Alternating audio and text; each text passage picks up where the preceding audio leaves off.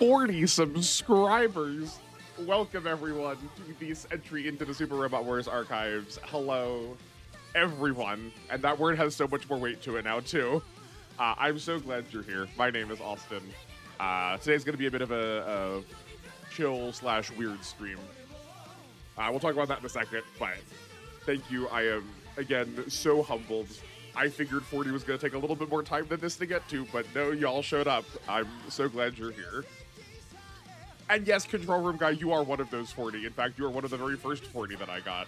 I think everyone before you was just someone that I knew personally. I'm very glad you're here too. Thank you for being here live. How are you doing?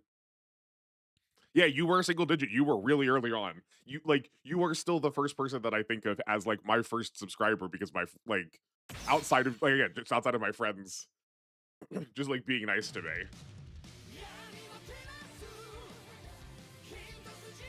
As far as I'm concerned, you're going to be a storied part of this journey for me. I hope today's going well. So yes, what are we doing today? I thought we finished Y last stream. We did. But if you have watched any of my R playthrough where I did some what I called nuts and bolts episodes where we tried to like explore the data of the game, I would like to do that as like a send-off for this game. So that's what we're doing today. And then we will jump into, we'll start W on this Thursday, next Sunday. Though I'm also probably going to crack into W today just to see what it looks like, how I have it set up. I'm not too bad. Got a lot of stuff watched. I read this week. I hope your day week has been good. I'm glad to hear it. Yeah, it's very satisfying when you can just like chunk through a bunch of stuff you've been meaning to do. My time has been fine. Can't say it's been great. It's been fine. It's the beginning of the month, so I gotta do my other job too at the same time. And that's been a bit of a bummer, but that's okay. I had plans. I wanted to keep a notepad up here at some point just to so we could look at all the things we were going to go over. I installed something that should theoretically, if I hit control or like that. What was it? It was Windows Control T is supposed to pin it, but it super doesn't. Was it Windows Shift T and I was just reading it badly? That seems something different. Okay. Yeah, don't know what that is. It would have been nice to keep up like what it was we were going to look at, but I can just point it out when it comes up. So, we had some questions about second attacks and support attacks throughout the playthrough. So I would like to handle those first right now. We can do them probably all at the same time, or roughly at the same time. So we need to find someone with Pierce. And make sure that they have both a second attack and can support attack. Okay, that's not here. Actually, here we're going to use that search function that I said I was never going to use. I guess I have used it for spirits. I've just never used it for like other things. But we need someone with. Wall Excel Intuition. Where is the word Pierce in here? Isn't it called? Oh, there it is. Yeah, I just so hard having trouble seeing it. Oh, circling back to something from last stream, since I remember everything, you asked about Z having squads in Alpha. Yes. Yeah. That is in fact a question that I did ask. Tell me with your steel trap of a brain, what is it you remember to ask me about? Squads have a storied history in Super Robot Wars. They have a 2-man and a 3-man squad. The first implementation was Alpha 2. Oh, okay. Which, fun fact, is theoretically possible to field every unit in the game on the last map. That's okay. I might need to try and do that. That sounds fun. Okay. Sick. Is the squad in Alpha a 2-man or a 3-man cell? I do feel like I remember at one point opening a game just to sort of see what it looked like. I remember it being a 3-man cell, and I was like, nah, we'll get back to this later.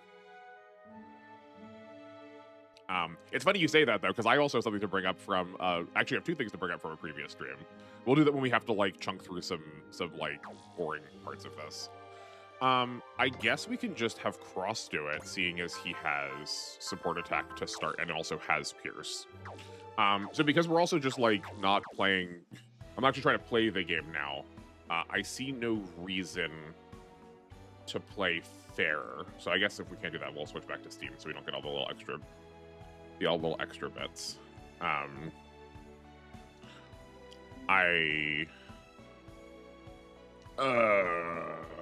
Okay, maybe I need to restart my computer for the always on top to function. Okay. Hold on. This was supposed to go way faster to be funnier. I see no reason to play fair, so let's just not.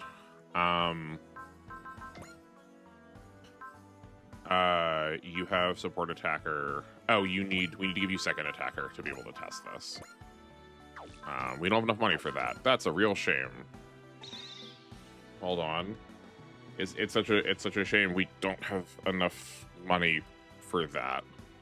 Oh, where'd all that money come from? How in the world did we get all that money so quickly? But I think there's no shame in doing this because the point is to test stuff. We don't actually have to like do it fairly, you know. Okay, and then we just need to increase his skill to make sure that we are. I don't want to have to be bothered trying to figure out whether we're gonna get the double attack or not. And that should be enough to make that testable. So let's hit. Sure, that works fine. No, I don't need to save that. Alpha 2 and Alpha 3 are 3-man squads. 2 is balanced around it. 3 less so much. It's also fun because if your squad includes an Excel, you can have that squad have Excel. Yeah, that is sort of what I was hoping you were going to say. That like, unlike when you have a unit that can separate, where if you cast a spirit on the unit that can separate, only the main pilot of it gets it. When you separate out, the sub-pilots don't get it. I was really hoping that you could like pass it to the whole of the squad. That sounds really busted. That sounds like a lot of. That's gonna be a lot of fun to like mess around with. Or if they have a repair ability squad, we'll have a passive H. Oh, that's really interesting. I think that's very smart to make it like slightly asymmetric in terms of what like each effect is doing for the group. And maybe it's just that one, but still, I think it's very smart. Funny enough, all handheld games are 2-man. Got it. Tricky, hi, hello. You are our new LTC teammate. How are you doing? Welcome to the streams. I'm happy to see you here. I hope you're doing well.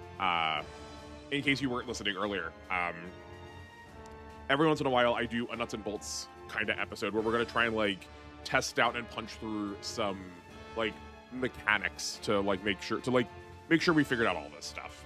Just arrived, perfect, and you are just in time. We haven't really done much yet. But yeah, I want to be an expert in literally everything about these games, so I need to like test mechanics to like make sure they actually work the way they say they are going to. So that's all we're doing today. We're not actually playing the game like fairly or straight. We're just here to test mechanics. Actually, here, I'll pop up this for you. So these are the 6 things that I want to test at least today. I want to look at. We're gonna do right now. We're gonna check how potential is affected during second attacks. Whether we can get Pierce to activate on support attacks, whether Pierce activates on second attacks. I feel like I'm pretty confident about the answers to these. But people had enough questions in the comments that I figured it was worthwhile checking them. I also feel like morale is just like is not affecting things as much as I would expect to, so I want to test how that's working in the equation. And whether or not enemies get morale in the middle of you making a second attack. And then I also want to check the stats for Cross and Forte. Seeing as you brought up to me that Forte probably can like do things that Cross can't in the LTC. So I figure I might as well check to see if we can like change Cross and Forte stats a little bit. And then if we get through all of this, just like the regular damage formula. Okay, the meta tends to be you want someone with Excel on someone who can fly. That makes sense. Being able to jump people is like probably one of the best things that you can do. Okay, let's do this for now. Also, we should save this to be able to like easily go back to this. Yeah, okay. Yeah, that makes sense to me.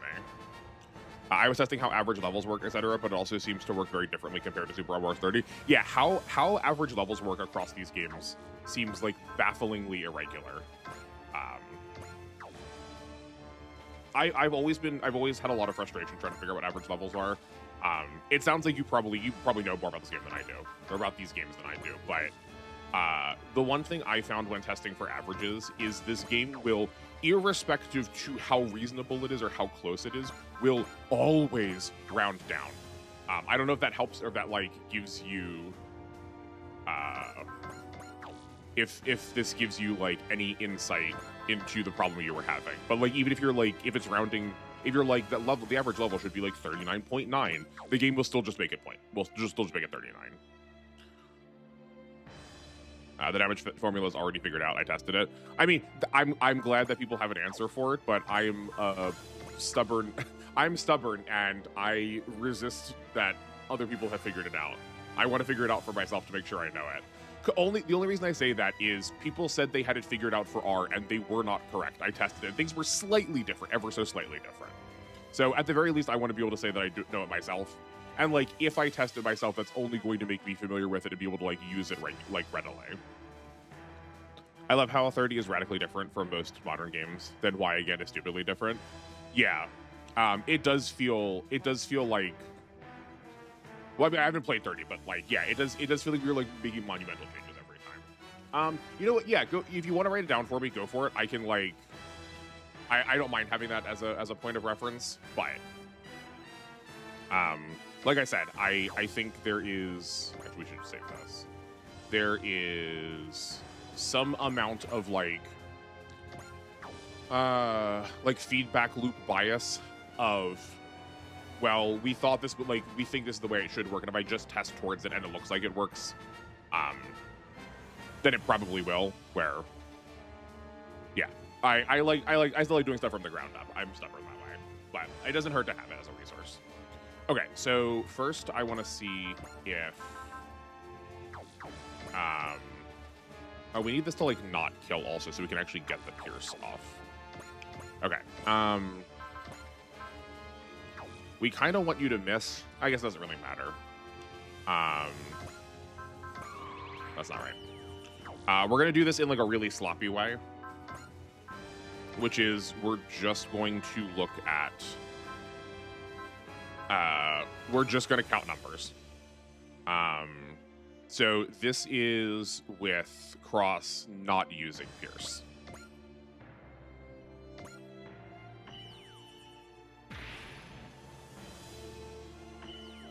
Yep. All right, Cross has dealt 3,560 points of damage.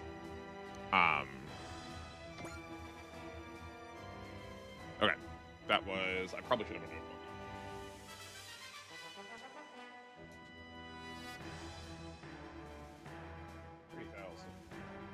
Also, I'm so sorry, the audio quality is going to be horrendous as I'm like moving around to like make notes and things. This is here. Thank you for, actually perfect. Yeah, that's true. I also do have a chat now. Can like help me take notes too. I'm so used to having to do all this on my own. Okay, then we're going to maintain the rest of everything else that we did to like reduce our variables. And now this is Cross with Pierce. I would assume that Pierce would work, but at least one person was confident that it wouldn't, so I figure I gotta check. Yeah, and he crit both of those times. And it didn't pop the barrier prompt, so that said 5,060. And 3,560 and 5,060 is 1,500 points off. Pro Photon Field says it reduces by 1,500 points. So that math all checks out. Again, we figured that was how it was going to work, but at least one person was unsure, so I figured we should check. Yeah, that works exactly perfectly. Okay, thank you for posting the formula. I don't feel like it's necessary unless we read that one out, but I will mark that down once we do these 3 tests, and then we can. I'll have that to play around with. Okay. What was the next thing I wanted to check? We want to look at Pierce on support attacks and Pierce on second attacks. Oh no, wait, sorry. We did Pierce on support attacks already. I guess we should test Pierce on second attacks now, and then I said I wanted to test potential on these, but it's actually gonna kind of be a problem without knowing what the damage formula is, whether or not potential is like ticking over. I guess if we're getting into no, we can figure that out. We can figure that out. Okay, so this is cross with no Pierce. And he has... We're going to switch this into something that has no properties just to be safe. This is Goryuga both times. Yeah, okay, this is cross with no Pierce. I can help calc damage. Thank you, I appreciate that.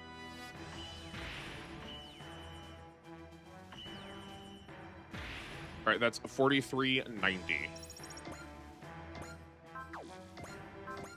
And again, so if it's 4390, this should be doing 5890 if Pierce in fact does work on secondary attacks. No reason it shouldn't, but I mean, even this is also doing more. Oh, actually, I guess this is a good, never mind, hold on. I realize in the middle of this, we're actually testing something else. So because we have an attack first that's happening here, this theoretically is going to consume the Pierce. I wonder if the Pierce will last for the whole attack or not. Like, we can just see that this was a printed value that was higher. So we know it's obviously working here.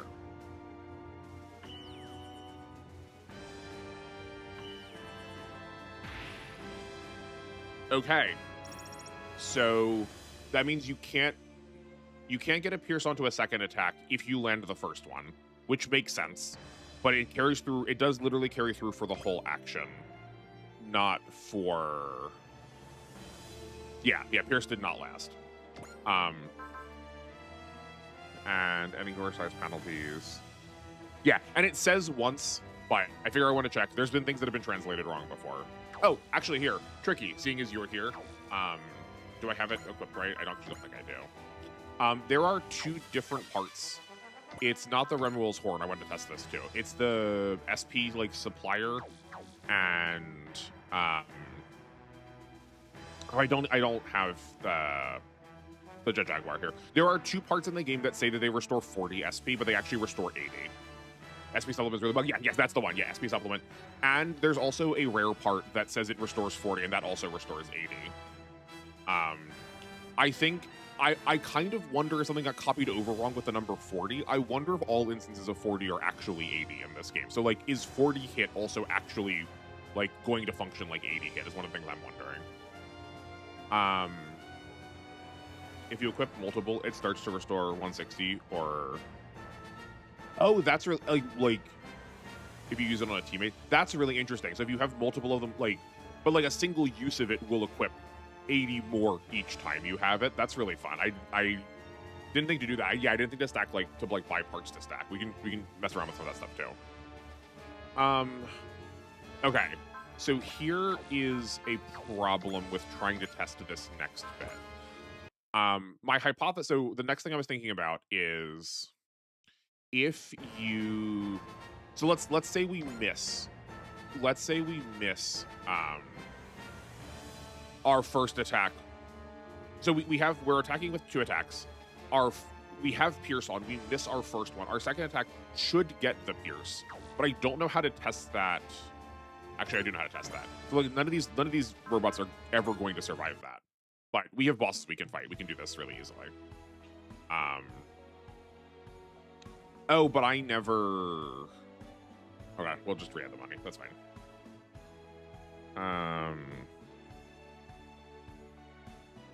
I'll save this as a new entry because I don't want this to accidentally... I don't want this to save over the, like, finished file for the sake of the DLC.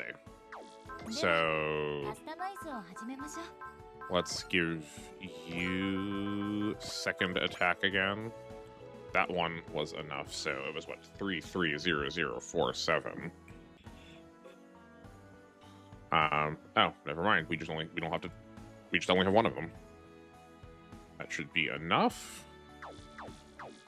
There we go. Second attack. And then nope. Yeah, sorry that was goofy of me last time. I will actually remember to save this time, so I don't have to keep redoing this. If you have Jagger with 3 times SP supplements and resupply part an ally, or I guess that's true. We can do that right now. Why not?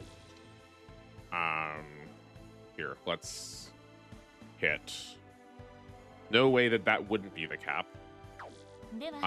That looks to be the cap. So that's what? 1, 10, 100, 1,000, 10,000, 100,000. It's 99 million is the funds cap. Because I entered in 999 billion. And it couldn't produce that. So I guess while we're here then too, let's do the other one. This is why I said this stream is going to be really goofed up, because I'm just going to do these things in like whatever order we come to. The damage cap.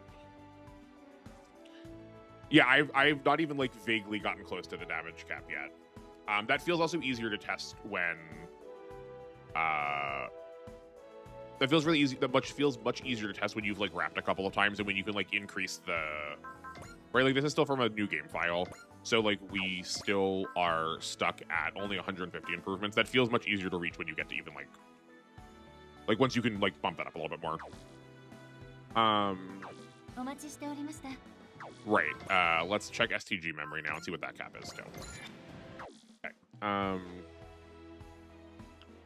That's going to 142,740. There's only one instance of that. I'm assuming this is going to be roughly the same, but let's put in that same billions value. Oh, that's okay. That's a little different. So because I have negative, it won't let me actually use it. I did not type a negative value in. I just typed a positive number. It's probably an integer overflow, I'm guessing. Okay, let's get this out of the negatives first. Great. Yeah, it was like actually at a negative. It was like reading as a deficit. So 1, 10, 100,000, 10,000, 100,000. Okay, that should be 8 values. 1, 2, 3, 4, 5, 6, 7, 8. This is theoretically the same. I've now entered, yeah, this is now the same showing as funds, but I entered this specifically. So let's bump that up by 1 more 9.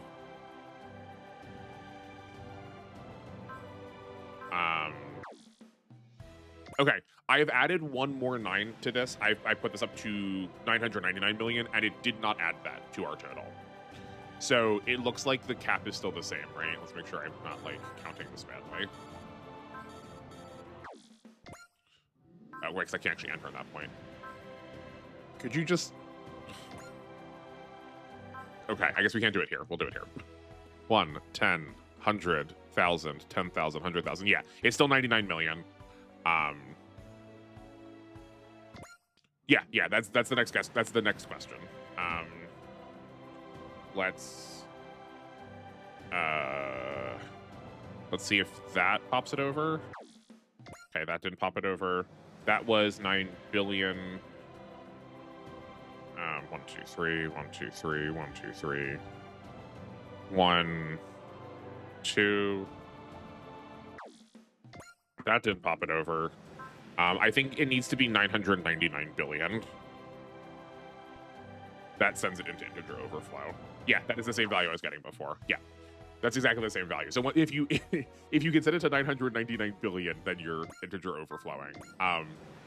Okay, we are at 72737. I mean, 9969 is enough that we'll see. Okay. It just treated every negative value it just treated the negative value as if it was 0 and then just added back. Like, yeah, it added back exactly the amount that we had. Right? So I'm pretty sure I didn't have... no, I would have had these filled out. So it seems to have eaten some of it, but not all of it.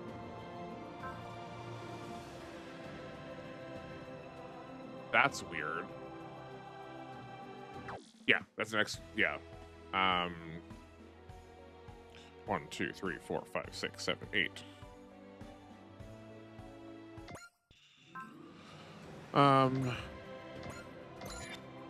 Unsurprisingly, nothing. We can't force it to overflow. Though, hold on. Let's see if we refund. Let's see if we refund a really massive amount though, all at once. Like, let's max out one of these, because maybe the number we were funding was too small to do anything.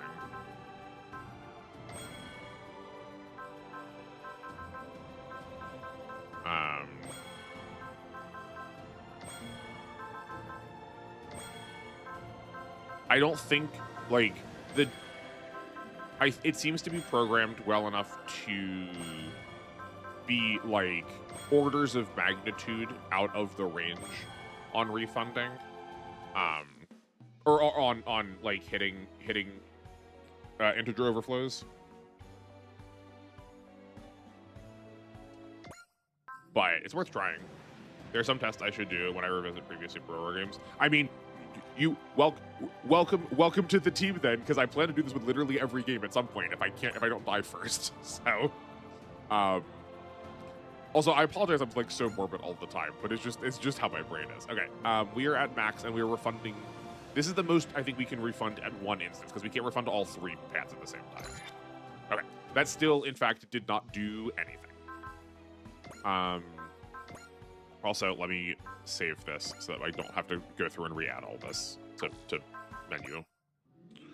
Oh, also in 30, we hit the damage cap by how combo attacks work in that game, but they've changed. Do we have... I don't think we have combo attacks in this game, or did I just, like, miss them this entire time? Also, sorry, for what it's worth, I haven't done this yet. So just give me a second to satisfy my, like, crunchy big numbers gamer heart. 30 is using the average of all teammates. Oh, like combination attacks, like, okay, sorry. I was thinking combo, like in what is it, J?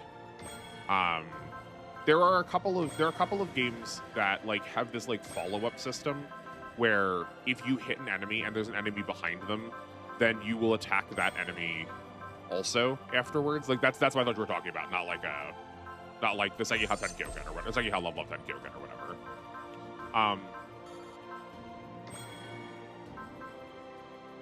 Yeah, okay, so 30 used the average of all the teammates using combination attacks. The rapid formation can hit over 12,000 damage per weapon power, then you give all other teammates 500 weapon power parts. Yeah, that makes sense, because does rapid formation draw from 6 people? Because I feel like the Ultimate Shuffle Alliance could do that too, seeing as it's pulling from 5 people. And then you stack 10% damage boosters on the one doing the attack and hit 1 million damage cap. That's sick. I mean, I'll gladly try and hit the damage cap today too if we want to try. I mean, why not? But it doesn't work in this game. It's just static. Yeah, I figured. Yeah, we'll see how high we can pump some stuff and see what we can get to.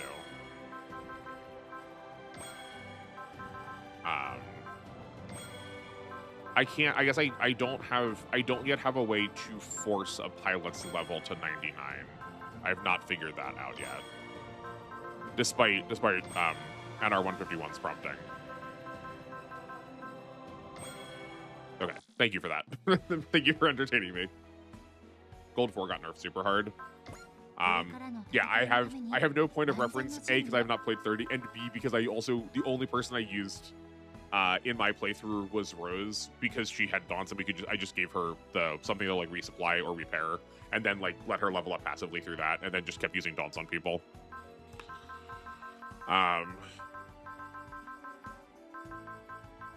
Where are they? Oh, over here. There's 3. One thing you can do is infinite resupply each other. Okay, that makes sense to me. That because this seems like it should be large, but it felt weird that it was medium. So that makes sense. That okay, good. One thing you can do is infinitely resupply each other. Yeah. I mean, there's a lot of stuff you could. There's a lot of goof stuff you can do. I think you were the one that also asked me using Hayate and why I cared about press.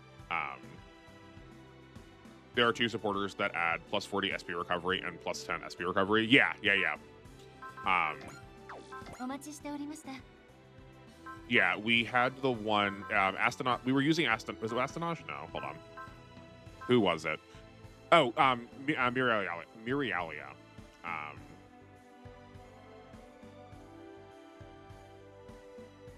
Yeah. So the trouble is because of how I played this game, so many of my pilots are so low level. Literally, the only person we have with Zeal is someone on the Dynazenon team. Yeah, I only have the Kaiser Grid Knight with Zeal right now. No one else on my team has it because we're such a low level.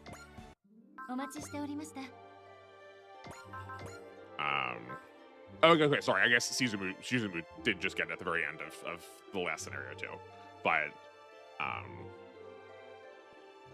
yeah. You got there slightly faster than I was able to in the VOD. But they are all level 60.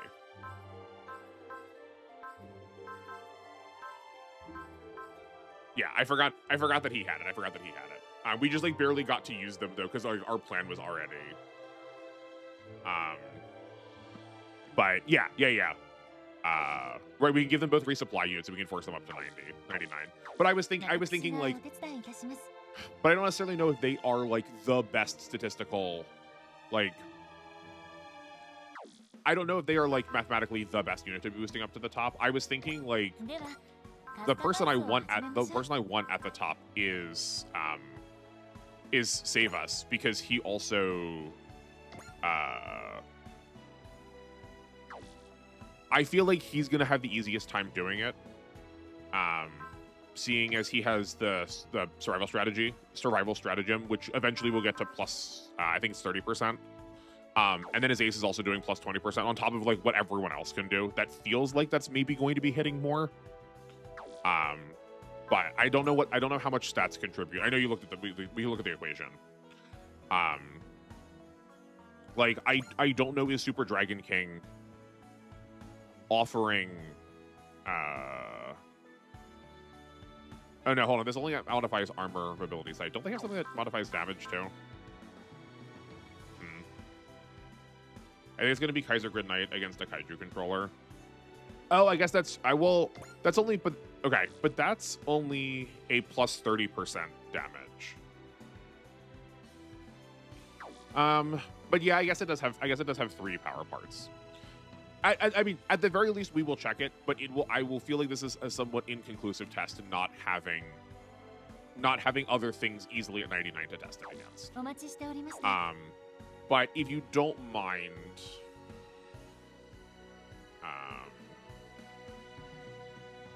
and the SR Spirit adds 20% damage boost. Which spirit?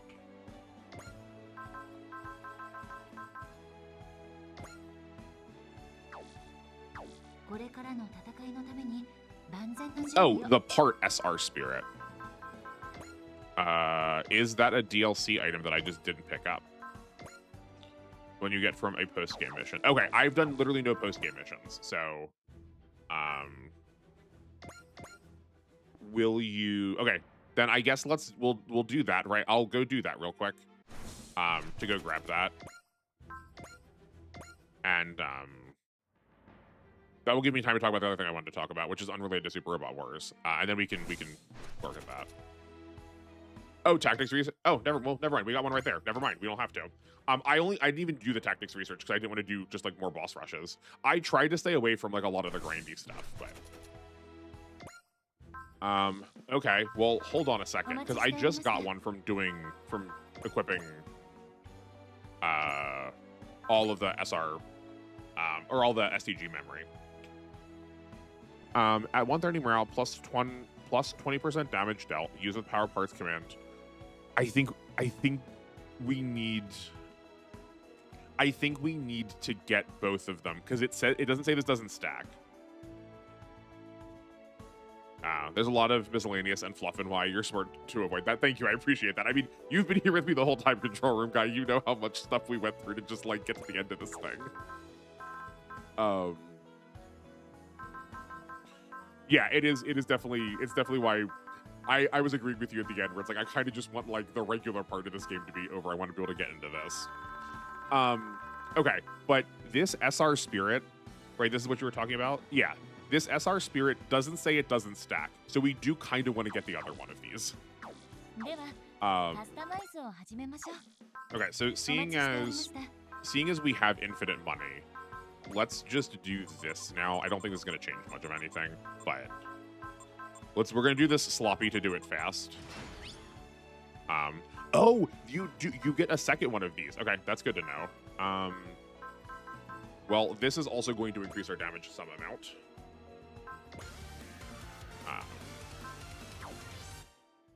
And then let's just buy him everything right now.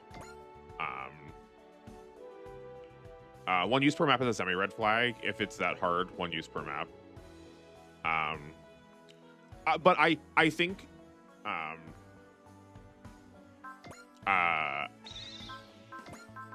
I think the 1 use per map here. Actually, hold on. We'll look at it. Let's look at it here. To maintain the Yu-Gi-Oh terminology, use with parts command to activate the Smash and Soul Spirit 1 use per map. I believe there's a line of text here that's stopping. This all is 1 use per map.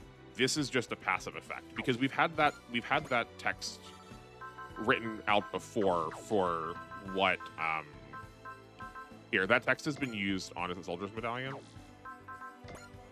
On Smash Hitter, here, this. All weapons gain 300 attack power. When we spent this, we still kept that 300 attack power. It's just that we couldn't use the Valor in Smash before. So I think this, like where my mouse is here. Let me make sure that's on the screen. I don't want to save that. Yeah, there's a line here that everything below this line is 1 use per map, and then everything above that is just a passive effect that's always happening. Is I believe the thing. You got okay, yeah. Yeah, exactly. But you know what? That's also like literally what we're here to test. So if that is the case, we may as well find out. Okay. We also don't need to do all of these. We can just do. I don't think we use gunfighting, but let's just make sure. Is there anything else we care about? That doesn't increase damage. That drops their morale. We can do that already. Persist, excel, gain, save energy. Oh yeah. The reason I dropped the energy cost is I wanted to see like how effective it was. I did figure that improving their terrain adaptability is like an extra 10% damage or something. That's usually what I've assumed it was.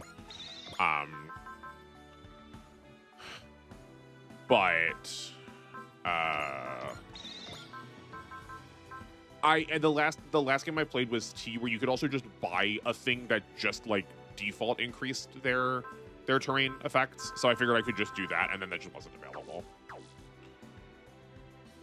Ignore size is actually new on the Kaiser. They don't have ignore size weapons.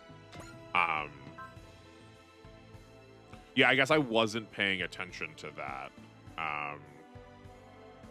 Yeah, maybe we were like even short on damage. We were like slightly shorter on damage than I realized. Do they really not? Oh yeah, no, they super only have barrier busters. Yeah. Yeah, I know. I did sort of take for granted. I did early on look at that part and then go, oh, we kind of don't need that because basically all the weapons have those to begin with. And I kind of just, or that part, that skill. I did sort of just write it off because I looked at like most ultimate attacks and just went, this is already here. Why do we need that?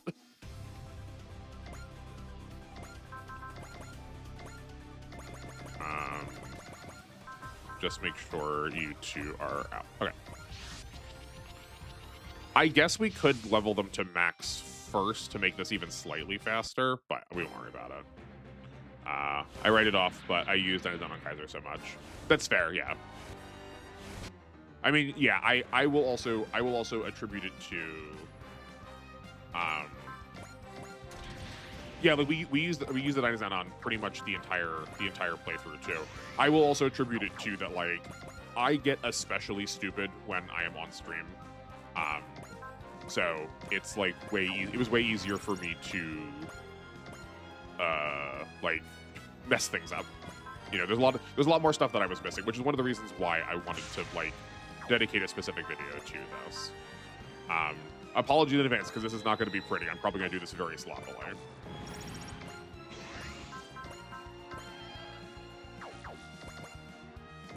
I also did not check if we got Olibe in here, but I'm pretty sure we got Olibe in here. But I want to just do this like as brain dead as possible to get through this as fast as possible rather than like strategizing for it. This will work. You gotta tell me one more thing. Go for it. You can tell me as many things as you want. Kaiser kills count double. Oh, so like, hold on. So you're telling me that like for Remuel, if we get 3 kills with the Kaiser, that counts as one of these extra assist charges, then we already have 1 towards the next one. Like there is one that adds +1 assist. Yeah, this, yeah. We're exactly on the same page. Fascinating. I did not catch that either. Largely because I would just use Hayate to clear out the generics. So like the Kaiser Grid Knight also just wasn't getting that many kills once we had Remuel. So I guess we just like never noticed. Yeah. Okay, so perfect. We just got our bump. So if what you're saying is true, we only need to land 2 more kills, and then it will give us our 1 point again. Or 2 or 3. I don't know if we hit it such that we were getting 6 at that point. Yeah. That's 1 kill.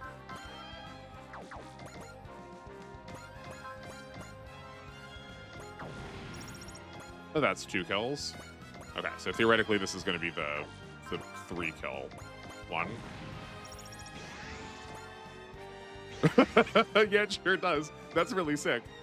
So because that one would have been when we got that would have been the one where we got 6. 2 more kills here. 2 more kills here will be enough to give us another point from Remuel.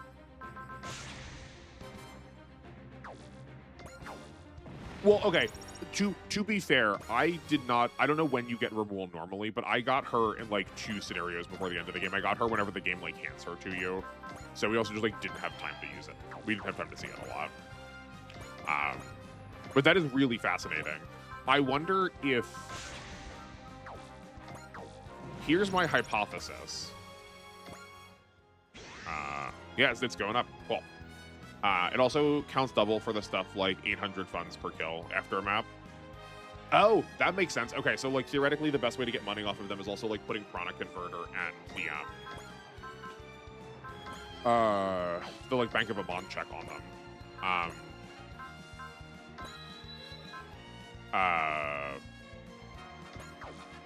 So here's my hypothesis as to why that's happening. We don't have another instance of that, but because this pilot contains 2 main pilots, I mean, I don't think the bank check counts for the double part of it, but like, if you're going to be putting Prana Converter on someone, you probably, right? But I was figuring, I figure if you want to give them, if you already want to give them the most number of kills that you can, because it's going to be counting double later, you also probably want to be putting on the things that boost funds, and you want to put Prana Converter on. And then, and if you give them Prana Converter, getting a Bank of Amon check, and then getting like a fortune on every time is giving you like 2,000 plus. But I guess it's maybe a small amount that you're not too worried about. I had 2 Prana Converters because you can duplicate them. That's really goofed up. I'll talk about that in a second, but I want to finish the other thought I was having first. That I suspect it's because we had pilots that that originally started as 2 separate pilots. So I was going to ask, like, because the Getter technically has 3 main pilots, does it work the same way for the Getter? But probably not, because the Getter's not combining. But if we had another unit that combined, I suspect the same thing would probably be happening. So, like, if we get into the DLC and we get a unit that combines, I don't know if we're going to or not. I don't think any of the units in the DLC combine that I can think of. That's fine. I just want to get this out of the way to do this easier. I would assume the same thing would probably happen. I also need to talk a bit about Rush Strategy Bug, if you're aware of it. I am not. I know practically nothing about any of this stuff. This is all just, like, coming from my own head, or just, like, things I've, like, thought to ask questions about from other games. The command from Ernest. Yeah, the Macross Battleship command. If you use Rush Strategy and then use Blessed Cheer, the Macross Captain, yeah. It will spread it across all teammates. Oh, if you use like either of the like hand over doubling effects on someone who has already been Rush Strategied, the game like still thinks you're applying Rush Strategy, so it gives it to everyone else. Yeah. We'll definitely use it.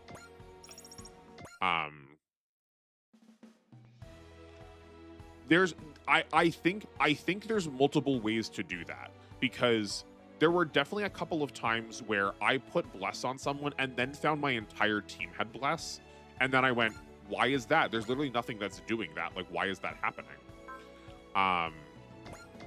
And we were not using, we only used them across ship. We only used them across ship the like times when it was force deployed. So I think there's a couple. I think there's a couple of things that trigger that. Oh, you know what? Here, we're gonna. I think I know another thing that will do it. Let's try it.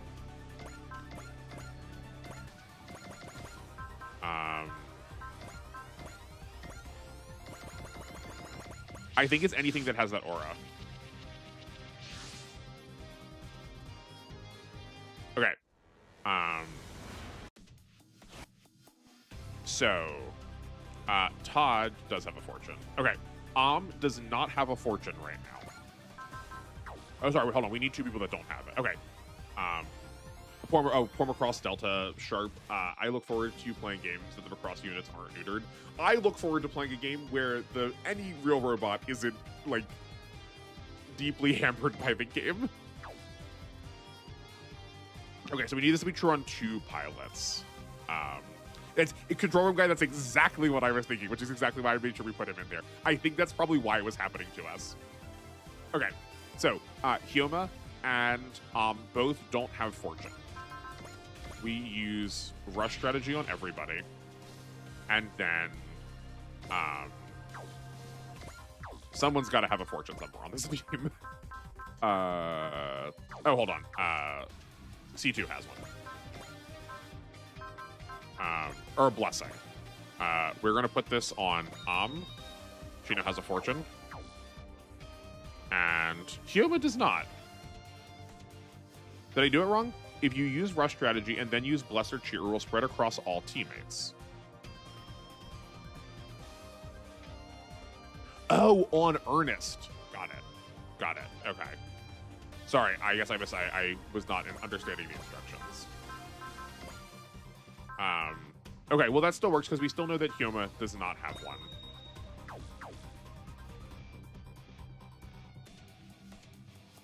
Interesting. Okay. Do you have to use it from him? Bless on Ernest, then use any of their spirits. On Ernest spirits or someone like or the person that we want to get the fortune. Use a spirit on Hyoma. Okay. How about a spirit? That's so weird. That's also like so many steps removed. How did you figure that one out? That's like a lot of really weird, goofed up stuff. Fascinating. Okay, so this is different than what we were experiencing. It has fortune now. There we go. Yeah. Okay, so this is different than what we were experiencing, where I wouldn't cast anything on that pilot.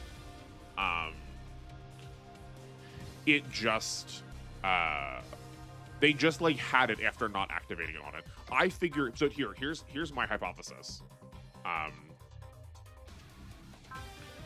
Let's try it with. We're gonna try with Lelouch also because he puts out a field like this, right? So, Show and Grid Knight don't have fortune. We're gonna put this on Lelouch.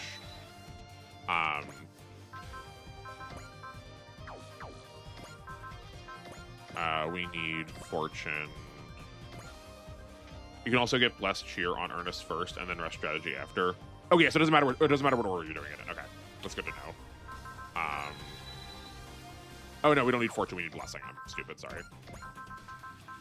Bless. Oh yeah, Ciala has it. Spirits. Bless. So we need to bless on the person. Oh, but they already have it. Okay, so we'll do a cheer then instead, and it'll test just the same way. So we need to put it on the person who cast the aura. So we've put it on Lelouch. And now someone who doesn't have gain, if they use a spirit, should theoretically get gain if it works the same way. Yes, he got gain. And then bless using a spirit on any of the units in Lelouch's field. Yep, it super does. He super does because Grid Knight did not have gain before, and it just did again. So I think it's anything that drops that aura on somebody, you can do this.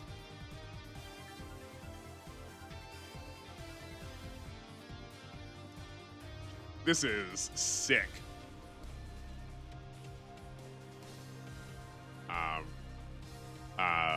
It is still the Earnest bug is still active, but I didn't put a gain on Earnest though. But I didn't put a gain on Earnest. I mean, for the thoroughness of it, we will like reload this without having used Earnest the next time we have to do one of these maps. But right now, I feel comfortable. I feel comfortable proposing the hypothesis that it works on anything that can drop an aura, and then we can test it.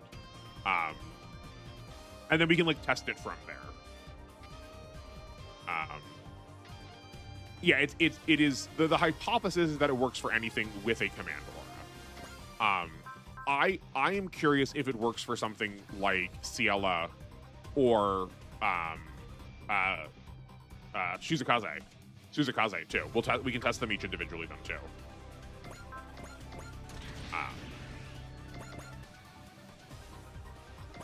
That makes sense that the bug is to do with the auras and how spirits interact with them. Yeah. Yeah, it follows to me that it would work each time, but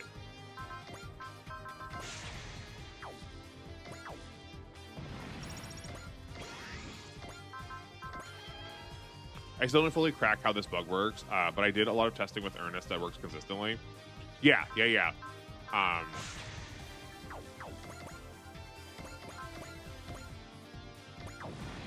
By the way, you got Bless and Fortune back each time. Did you notice that the Kaiser keeps getting? Yeah, let's... Yeah. They have both Fortune and Gain. Yeah, that's... Yeah, that's very silly, and that's like a lot... That's way more consistent, like, resources. Yeah. They're showing up down here. You can see them right there. They weren't there before, and all we did was cast Steel. Yeah, this bug is really weird.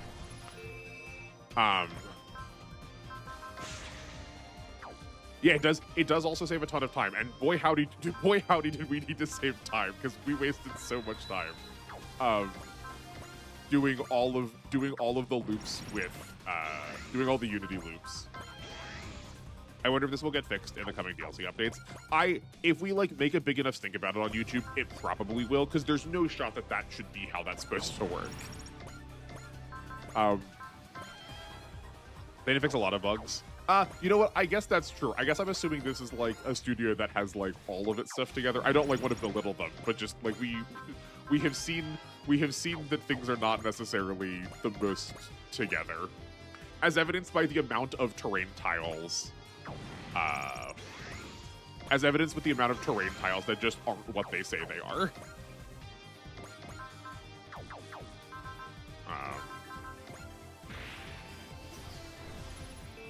Kaiser Good Knight and Ernest are really buggy. Yeah, it seems like any unit that has just like not it's a single thing by itself seems to be really goofed up. Oh yeah, no, it's delightful. Like I love this kind of stuff. I think this is really fun. But I also would not be upset if they removed it for game balancing, because that just means we have to find another way to break the game.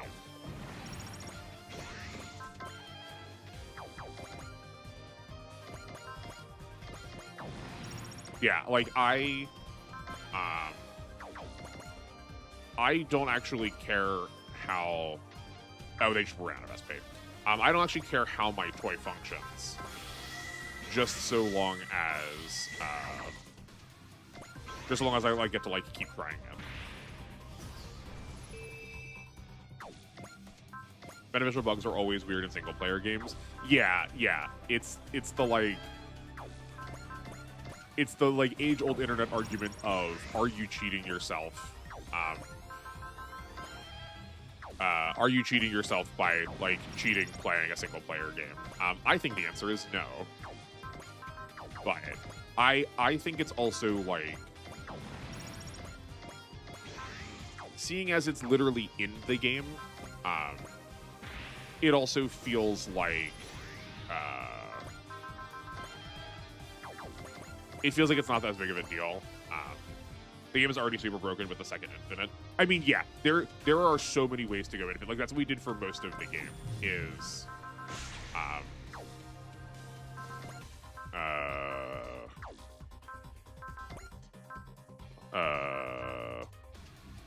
Here, we'll do extra damage. I don't know what Infinite you were thinking of, Tricky, but seeing as I think you know about more of this game than I do, so you probably know this already. But, like... as long as you have more than 200 SP and you have a Unity, that is Infinite with the second. That's what I'm assuming you mean when you say the second Infinite.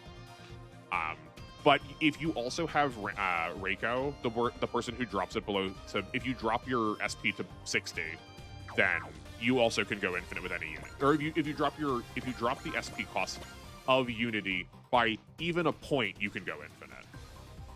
Yeah, there's a couple. I think Unity is the thing that is just like also probably the most busted spirit. There's someone that's left? Oh, there's a whole group down here. Okay. So how many people will just happen upon this interaction, and if they don't patch it, you can just choose not to abuse it? Yeah. It reminds me of the duplication bugs in JRPGs like Final Fantasy. Yeah, I guess that is like probably exactly the same thing. That too, Reiko. When do you get her again? Like one map before the final map. Yeah, I don't know when you actually get access to her. I intentionally looked at 0 secrets when playing the game just so I could play it as like fresh as possible. I figure those kind of secrets are good for like second playthroughs.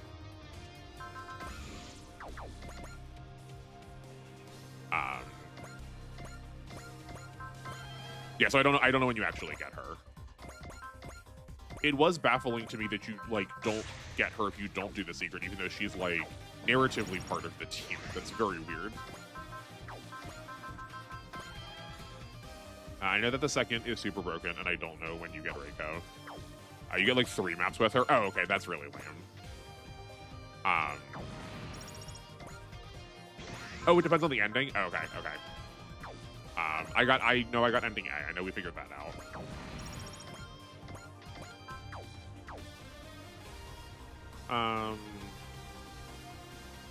I'm like doing this very sloppily. Do we have anyone that has parts for this? We actually have to pass the turn. That's really lame.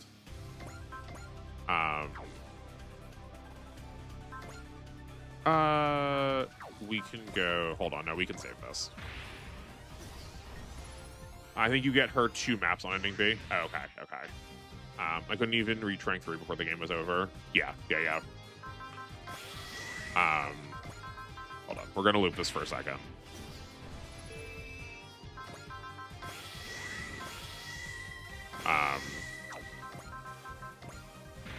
Yeah, if we don't have another way of like cost reducing effects, then I don't know how else we could. I don't know another way to do it. I guess also if you had like if you had enough pilots that had Unity and you cast like using Mirialia with if you had 4 pilots that had Unity and any one of them cost 75, Mirialia also goes infinite with them.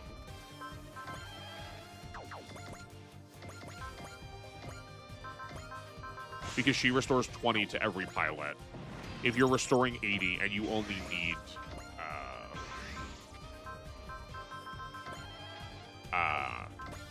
and you only need 75, like that's eventually gonna go infinite.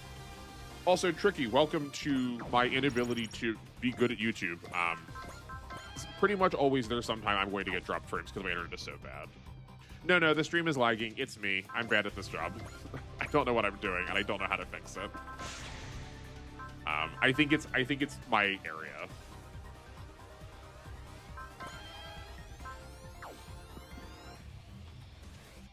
Are we still here? I can't tell.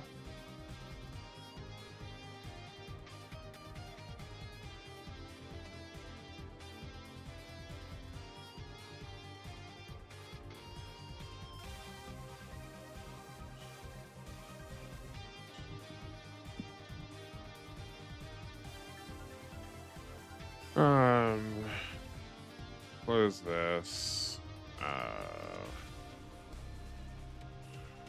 Don't save. What else can we close?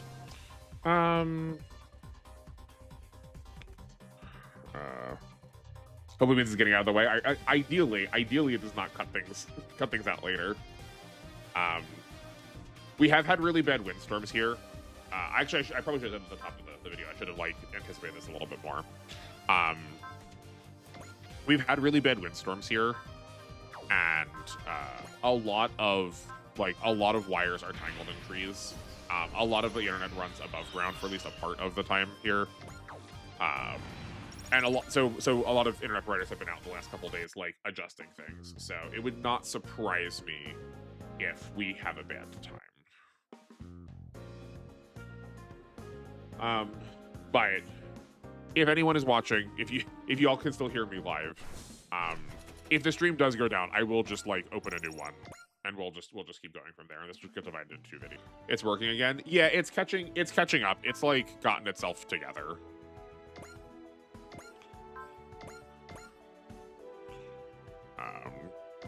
To be fair, I think it's gotten worse recently. Yeah, no, I think it has.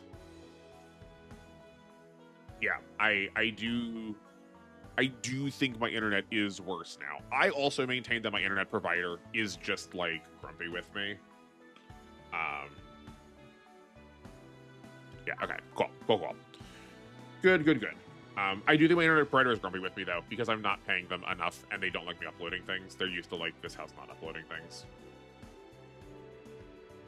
Is the SP supplement test been done yet? Not on this stream. I've done it live before, so I guess, but we can do it here too if you want.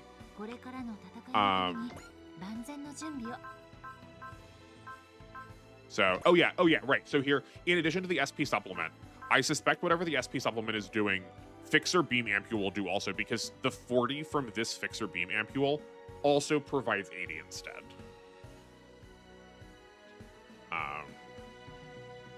Yeah, so we can try that.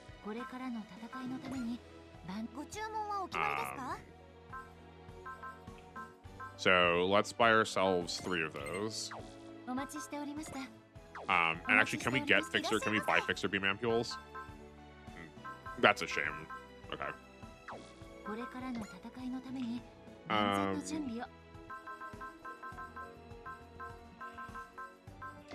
Okay.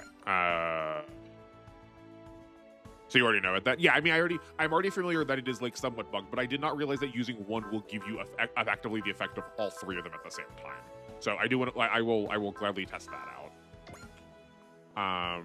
We need, we'll look at total. Yeah, so let's make this SP supplement.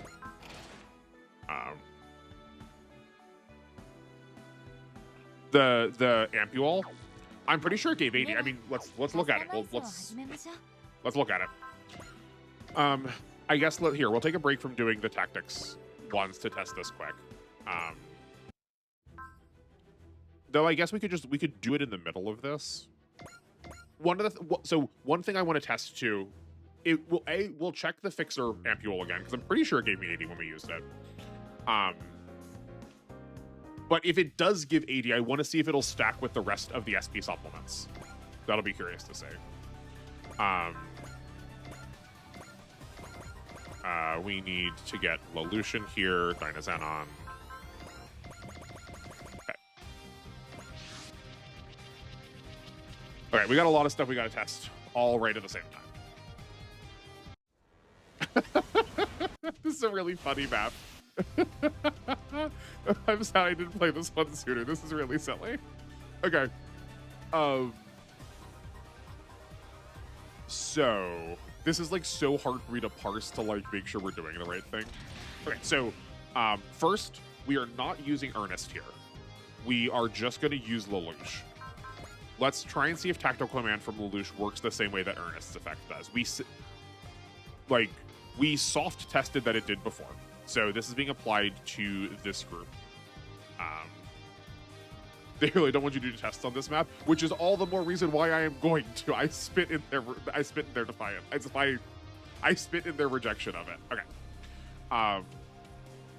We need to give Lelouch a cheer and a bless. He now has both of these. This is what we did for Ernest before, right? I'm pretty sure it doesn't matter the order you do them in. You can, but as long as you give him the 2 spirits that can be gifted to people, then yeah, the 2 spirits that can be gifted to people on the pilot who cast the command tactic circle, then anyone who's in that section should receive it. So let's have you take this attack. They do not have fortune and gain. They do have fortune and gain now. So yes, it does work with Lelouch also. Or at least it's showing that it's working with Lelouch right now. Yup, it goes on Shion also.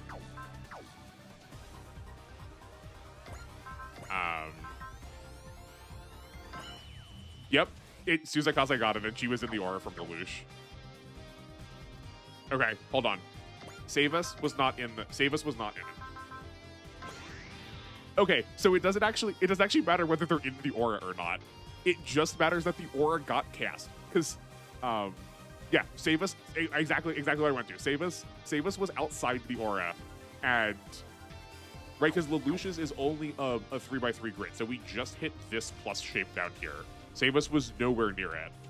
And he did just get fortune and gain. Here, we'll show it again. Olibe does not have fortune and does not have gain. She was not in the aura. She was too far away. I will cast, let's just cast Unity. And she has fortune and gain now. So it's just as long as you were using one of those commands. Well, we've already activated one for this map, so we can't test it right now. But next map, we're going to test Raise Spirits, and then we're also going to test Suzakaze's Boost Morale and see if it does it also. That it feels less likely because it's not putting a mat onto the map. It's just using it like a space. But we may as well try and see.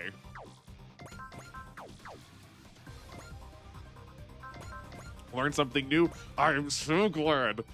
My goal is always to get people to learn new things. You came in here like a rip roaring ready with information, so I figured you were going to be the one exclusively teaching me things, so I'm glad that I got something for you, too.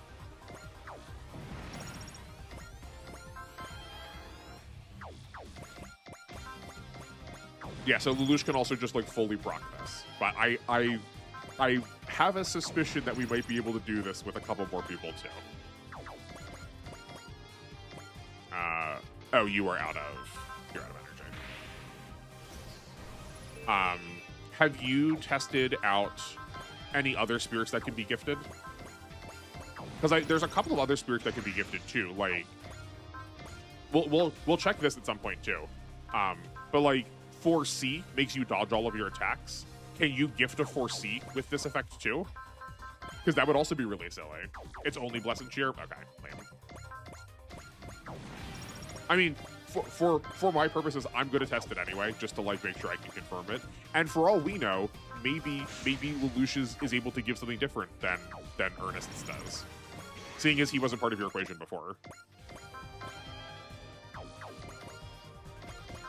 We have a new variable in the mix, so we may as well like try things again.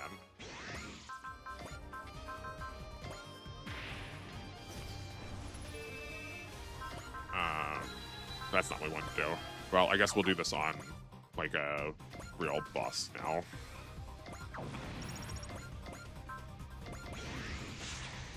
Yeah, the 30% on a kaiju is probably going to get us close to if we can see a damage cap.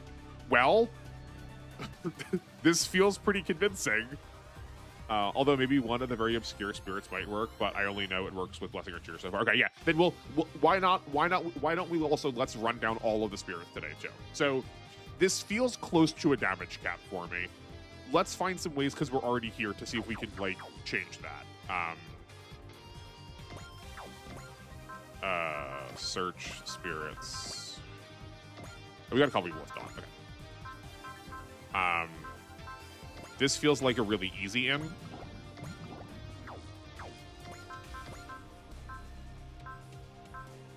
You're the only player that doesn't have it right now.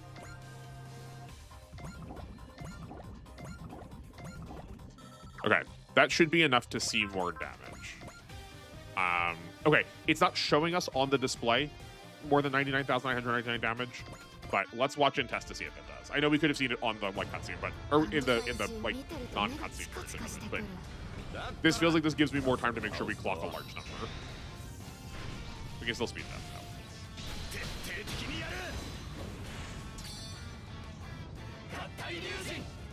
You can go far over 100k. Okay, okay. It's just that the display will only put you up to 99,000.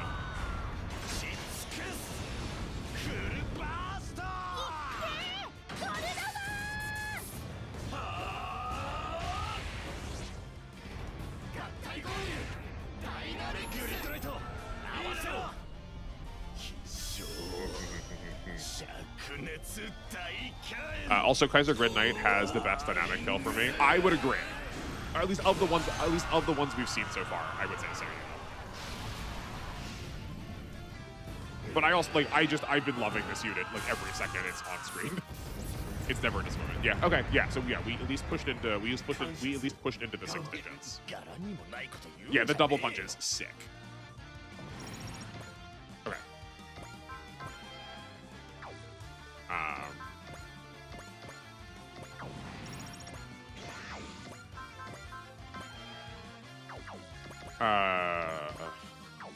You need to get some stuff. Well, where are you? Oh, I'm a doofus. I also just like never actually deployed the Jet Jaguar. Okay, we can do that. We'll do that next area. That's fine. We got plenty of time.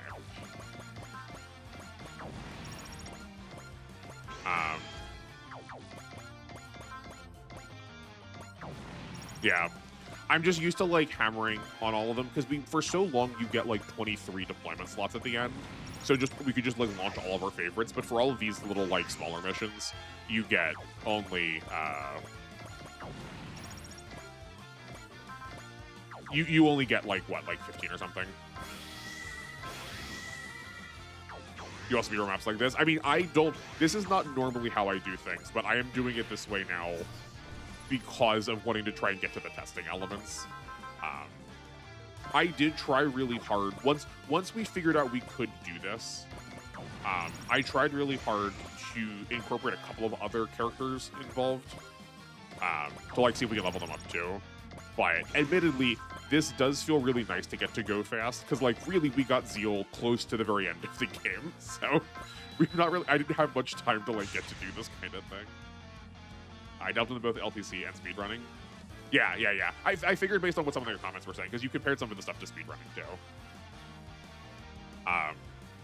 I guess this is worth noting. You probably know this already too, but I guess it's worth saying again because we tested this.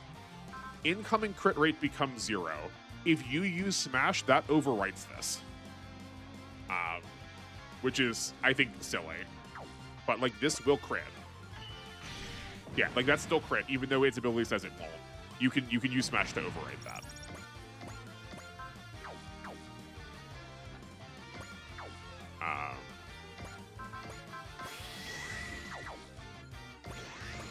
How have you found your time with it? You have 0 versus 100% and 100% wins? Yeah. Yeah, how have you found your time with both of them? Did you finish the NLTC? Like, do you have a turn count?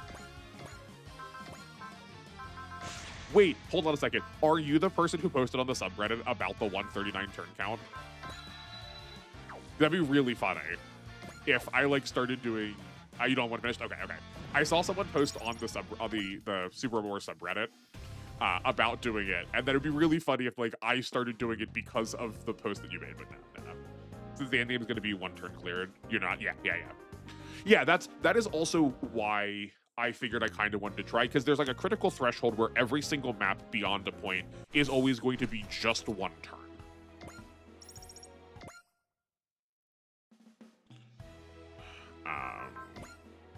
Nope, I don't want to load. I want to save. Okay. This isn't final yet, which is fine. Or maybe it is now. We'll see. We need to. We're gonna try the aura thing. We're gonna try the like command input next with the Grand Garan. And I need to make sure we also deploy. Let's make sure we get like all of our like regular support team in here. Yeah, okay, that's good. Okay. So chapter 3 is where almost all maps take 1 to 2 turns because the shop opens. Yeah. I think we hit it at chapter 4 because I didn't know what to expect out of the shop, so I just like did not have my money adequately set up for it. Okay, so we're gonna use Raise Spirits with Ciela. We're going to give Ciela a blessing. We're going to give Ciela a cheer. Quest does not have a fortune or a gain.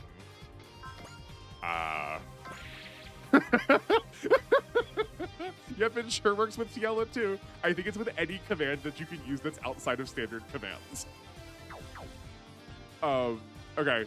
Savus was obviously not in that square. Savus does not have fortune or gain.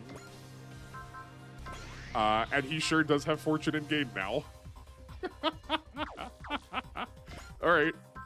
I'm going to put 4C on the Grand Garan. Hyoma has literally nothing on him right now. Darn, okay, he only has fortune and gain.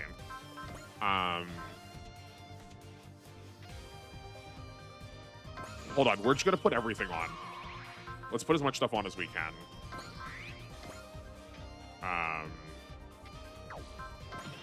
And see what else I can pass over. I don't want to pass over Mercy necessarily, but we should find out. Rain has nothing right now. And I guess let's give her a focus because that won't... Okay, we'll cast a Rouse and see if that does it. No, because it didn't put on herself. Okay. Because Rouse did not target her, the effect did not take place. Yeah, only the actual Bless and Cheer commands. Yeah, so far it seems like it. Yeah, okay. I mean, we didn't test everything, but I figured that maybe it was just anything that said like gives to somebody else. The problem is also that Wish doesn't even work. Okay. Yeah, so it must be however the game is reading specifically handing over Bless and Cheer. Yeah, weird. Okay. I mean, good to know that it works with like practically everybody. We'll test Suzakaze next map also and see, because I think Suzakaze should be able to do it too with her boost morale. So like anyone that has one of these will be able to. And Lucky Star doesn't work either. Yeah, because that's like, yeah, because that's not a, yeah, it's not a spirit. It's like being procced through a skill. That's good to know though. Yeah, I was originally testing Lucky Star to see if when you press you would still get it. It says round, but like other things have been translated wrong, so maybe it was like per turn. If you put Lucky Star on Ernest Lelouch, that sabotages it. Yeah, right, because it's getting it through the non-spirit effect first. It's always Blessed Cheer that creates these problems. Modern games don't like them. Yeah, the dynamo meter, yeah. Okay. The one that, that's the one that procs that after the press, not after a turn. Yeah. Okay, so we want to spend down all of our, we'll just spend all of our SP. Okay, we have 66 SP. This says it's going to give 40. I would assume it gives 80. So that would put us to 140 SP. How much does this give us? Okay, that sure gave us max. Okay, let's get Olibe over here because we could usually use all of hers.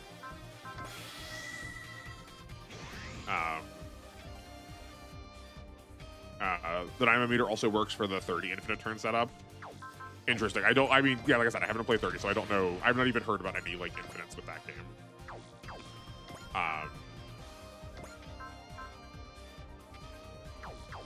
Okay, we'll deal with Olibe just to see how much it's exactly going to give later once we need to like consume these.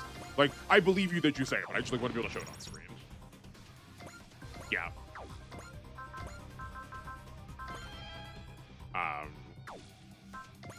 Yeah, I mean, like, it doesn't actually. I guess here we can do this with Ari.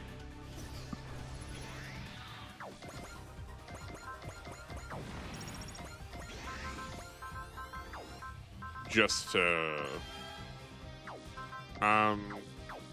here, we'll do one of these, then we'll use the smash hit just to like get it. Oh, actually, we might need to do it now. Great. I'm gonna get this out of the way just to like clear the menu up to make it a little faster.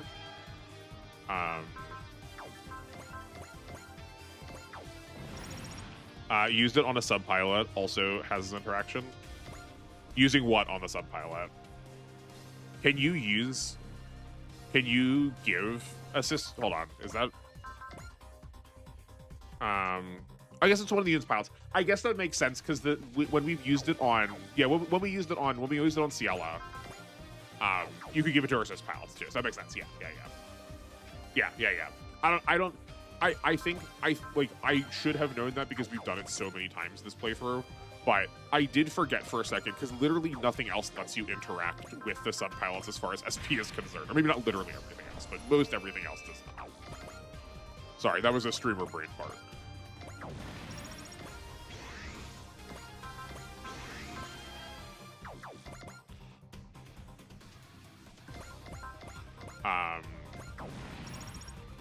If you tested one of the other plus 40 SP recovery, did you use it on yourself or your teammate? We were using it on our teammates. I was using the Jet Jaguar to use it on Olive.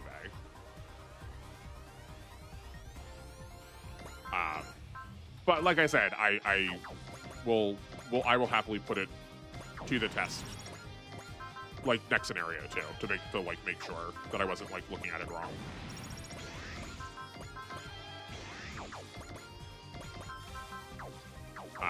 Because that theoretically will also give you something to look at in case, like, because you said you tested it and didn't get the same result. So maybe there is like a confounding variable in what I was doing, and either you will catch it or you can then. I'm not telling you to, but it seems like you probably want to go and test any of the other like variables around it to make it happen consistently.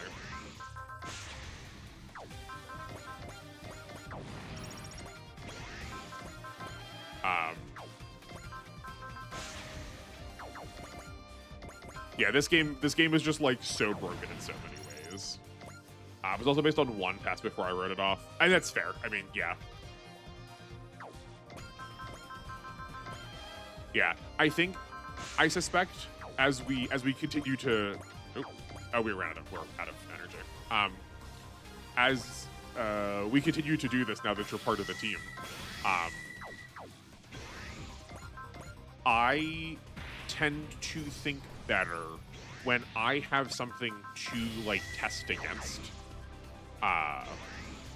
So I will regularly like make a statement as if it is true, knowing fully for myself that it is not, but I need to like remember that I am on camera now and that like that has more stakes.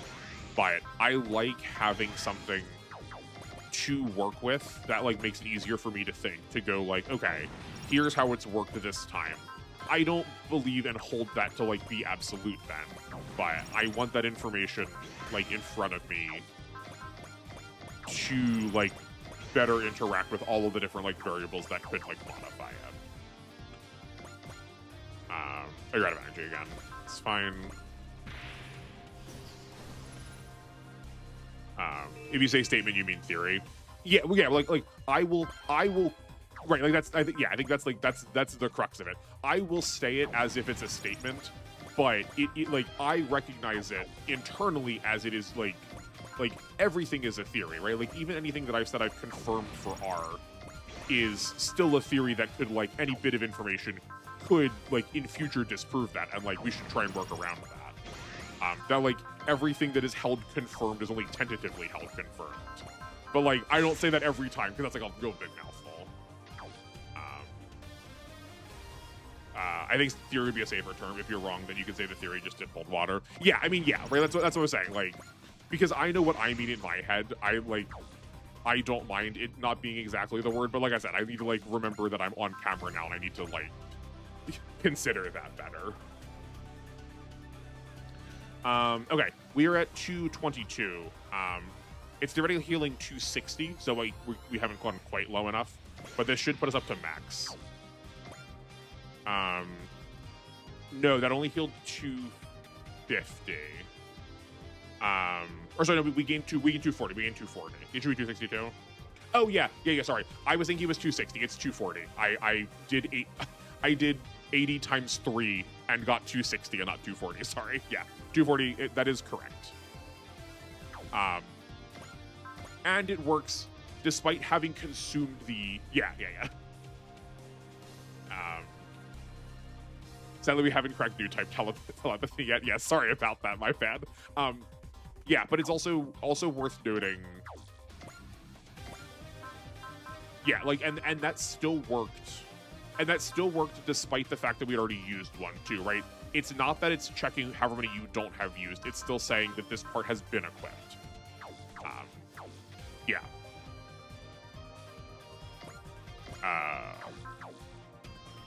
Yeah, and so I'm curious.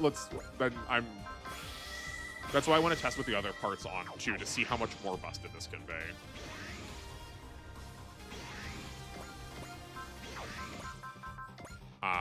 Does anyone get 4 part slots?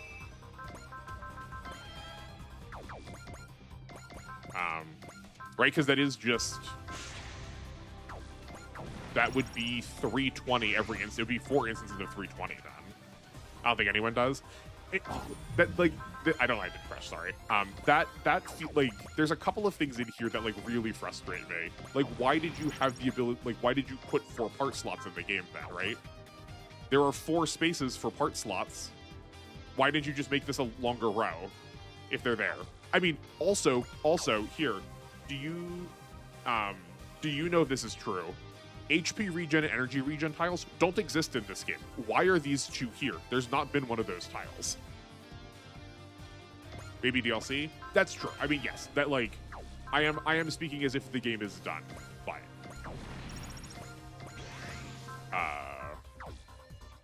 yeah, maybe we will get those tiles in DLC missions, or B, we will get a unit that has 4 part slots in those missions. But admittedly, the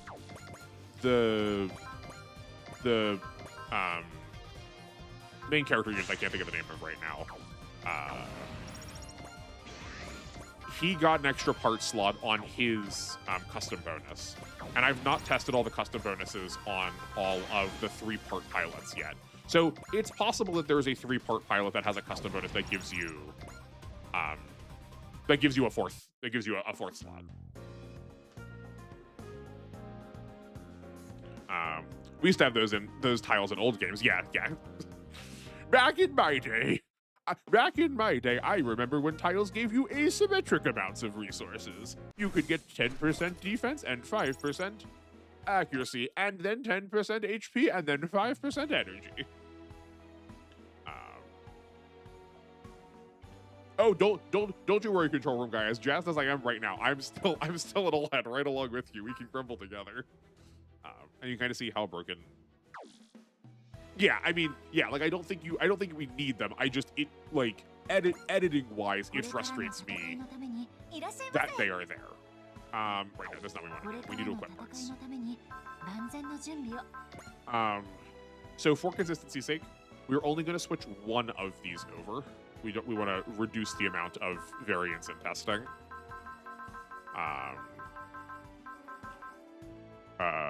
What's this do actually? Hold on. Assault adapter. All weapons get 200 attack power. All units and weapon terrain attribute are set to A. If equipped to a battleship, this affects weapons terrains, but not unit. Okay, that's fine. Yeah. These bugs will make New Game Plus and testing stuff a breeze. Yeah, no, that does make things a lot more efficient. Not that we couldn't also get infinite SP already through looping Unity, but it is faster. This is Fixer Beam Ampule. So we're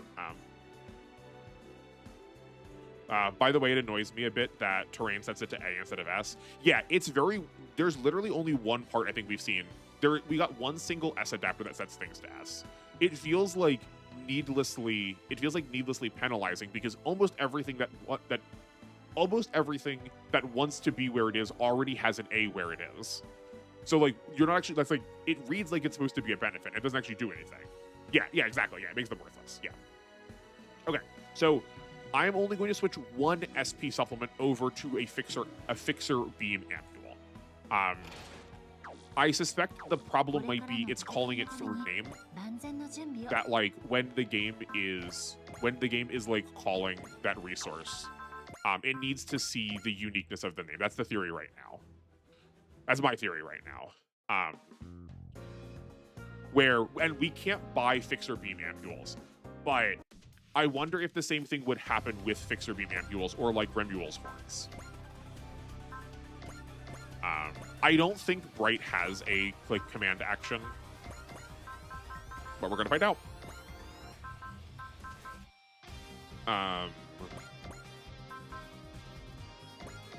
Here. I'm curious how it works. Yeah, me too.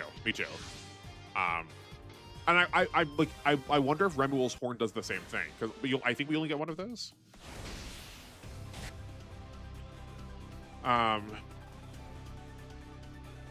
Okay.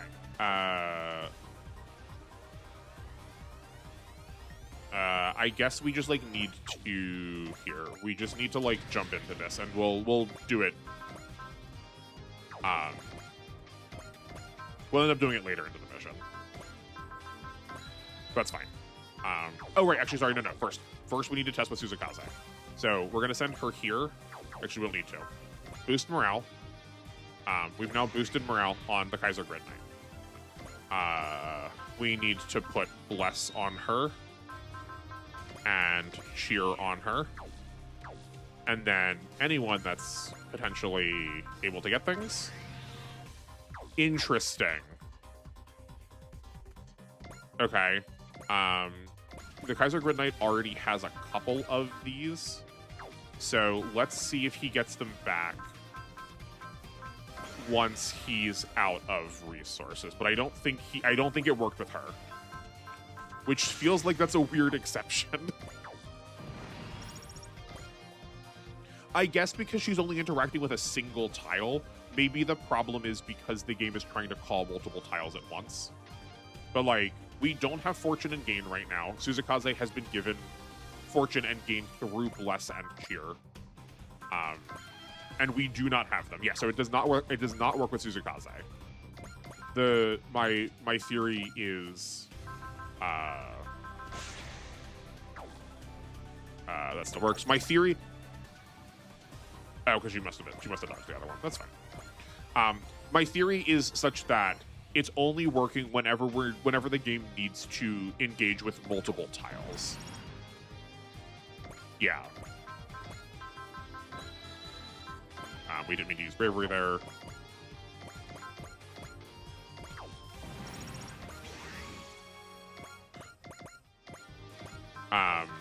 I don't know programming really well, but like like each of these tiles is probably given a coordinate that it's referencing, and the Q like when you put multiple tiles, when you put out an effect on multiple tiles that's intended to have multiple tiles, it probably says like this tile receives benefit, like X tiles that have been selected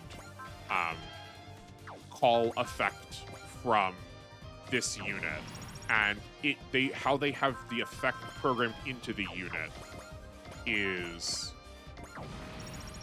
like how they have the effect programmed into any of the ones that do work is probably such that the game is seeing that those are internally, like they're internally on or active, and then they just need to like toggle them on or off, or toggle them like visible or invisible, and that they are always turned on. Rather than something like with morale, where because Suzukaze is interacting with morale, which is already an effect that is present on the battlefield, where like everyone already has morale. It's not a thing that's toggling on or off. It's like adding to a stat that already exists. Whereas all the instances of the other three are like you have stats already, but it's like layering over. It's probably saying like your stats are this number plus this number plus this number plus this number internally. So we can just turn the toggle on for whatever that like second or third slot is from the like command calls. Is how I would assume, but I'm saying this like as someone who has only ever very lightly dabbled in programming, mostly to put cards into online card game recognizer.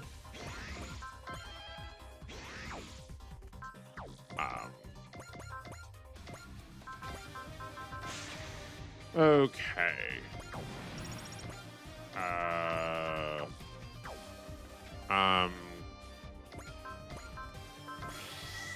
We can send 2 of these.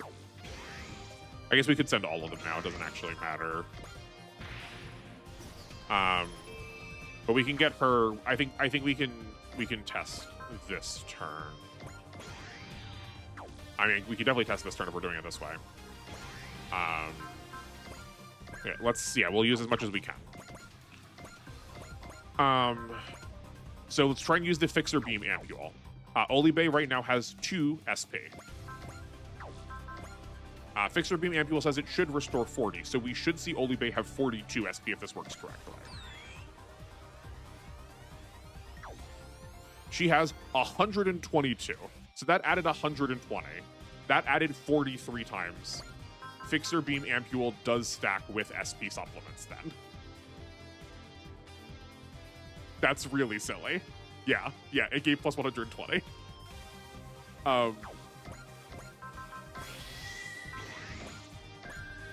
And then, just for consistency's sake, let's see if the SP supplements still work the same way, because these should also still be giving 120, so this should be going to 127 then. Wait, no, this gave 200. Oh yeah, sorry, no, yeah, it should be giving 240, right? Yeah, it should be giving 240. Yeah, so the SP supplements still see the Fixer Beam Ampule as a version of themselves, but the Fixer Beam Ampule, the Fixer Beam Ampule scales up the same way the SP supplements do, but at a rate of 40 instead of 80.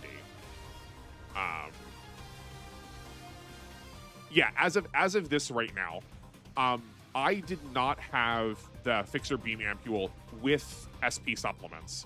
So I will test that next separately with the other 2 parts that I had on the Jet Jaguar before. I know he had an assist cheer, and I know he had the one that gives max SP. So I will put those back on to be consistent with what I thought I produced 80 on, and we'll see if I just like looked at it wrong. Fortunately, it was also on stream, so if like someone was like particularly enterprising, this is not me like prompting you to do so. But if someone was particularly enterprising, we could go back and find where I thought it was producing 80 to see if A, I just read it wrong, or B, there was like a confounding variable in there.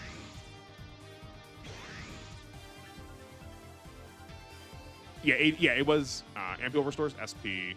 The cheer does not.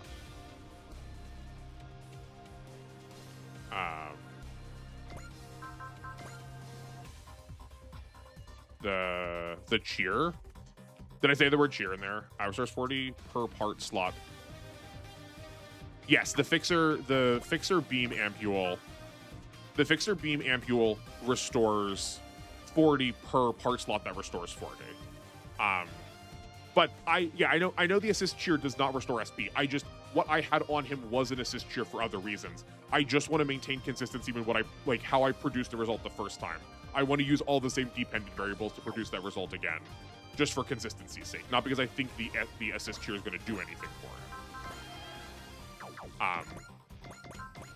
Yeah, so like maybe the reason the other one was producing 80 was because I had the one that was producing a full SP restore on it, and it was still just like scaling up in the same way, but only at a rate of 40.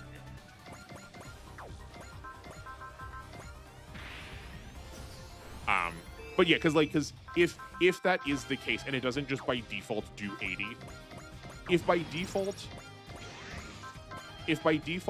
one SP supplement restores 80 and a Fixer Beam Ampule restores 80, a Fixer Beam Ampule exclusively by itself is better.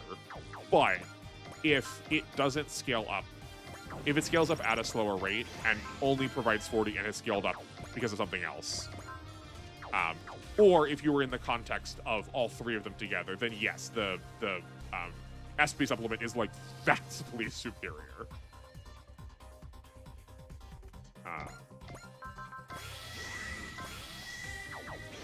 Because the HP and energy regen are pretty moot. You're applying them to a unit that doesn't actually you're probably going to be putting them on a unit that isn't going to actually need them, and any of the SP that you're regenning from that effect, if you like half of the SP that you're getting back from the better one, the SP supplement, could probably account for any of that HP or energy regen with using spirits, in addition to the rest of it that you're getting. Can you also test using the Fixer Beam Ampule on yourself? Yeah, we can do that too. Yeah.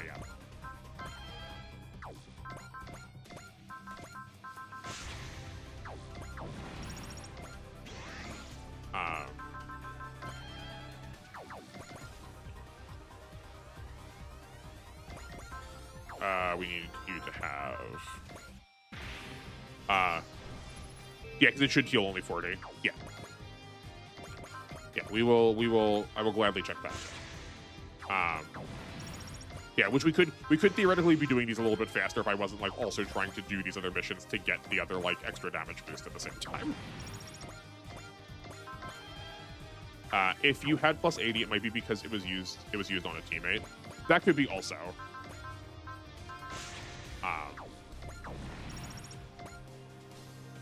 Yeah. No, there's still a lot of variables to test here. Yeah, I know we're doing this in like the worst way possible, which is trying to do 2 things at the same time. But I didn't realize there was like a really big damage buff at the end of these missions I didn't do. So I know you know that. I just like for the consistency of YouTube's sake, because I also just like can't let there not be talking. I think it's the best way possible. Okay, well, I'm glad I'm not like being like frustrating. I know a couple people that like would do this kind of thing with other media, and would get really frustrated if you tried to like do two things at once. This unit ignores energy costs and terrain effects on movement. Oh, that doesn't seem very good. Like, there's so little terrain. So many of these parts exist from previous iterations of this game that aren't what they are now. Like, practically, this is like almost every tile only has a -1 to movement penalty. It's a meme part? Yeah, no, absolutely. Well, okay, but that's what I'm saying. But like, if I had this in like one of the old handheld games, it would be great. But here, I don't know. I think it used to be for speedrunning. That's fair. That makes sense. In 30 sped up movement animations. Okay, that's fair. But like, actually, hold on. Sorry. No, that's not fair because that's locked behind. That's locked behind this mission. That's like so far. That's like so far behind things. Oh, and you also could just like set it from the menu. Okay, well, yeah. Yeah, like that feels like a holdover from a previous game that they just wanted to like. That they just like are still including for like the posterity and legacy's sake. Oh, sorry. We'll customize after this. You. That's fine. Customize. You can buy Turbo Penetrator. Isn't Turbo Penetrator also in the shop? I don't know. We'll look. We can look after this. I didn't think to look. Because if that is, then that's a little bit more accessible. That's definitely certainly more. Okay, so we are switching you to, you had an assist cheer on, and you had I don't know what the other thing is called. It's the one that restores everything. Spirit of Steel, no. No, that's the new damage one. I guess we theoretically could have on the Dynazon on now. We should move that over now to make this a little faster, so I don't have to keep casting Smash every time I want to do something. Ultra Repair Ampule. This was the setup that we had. Admittedly in a different order, but I don't think that should matter. Okay, we'll do this now. SR Spirit. But I think a lot of power parts aren't very good in the way we play SR. Yeah, no, I think so. I would agree. Yeah, the defensive parts in this game are also a real joke. Like halfway through the game, probably even sooner if you know what you're doing, not like me, you can just never take damage with like casting spirits all of the time. So like, yeah, like having defensive parts just doesn't matter.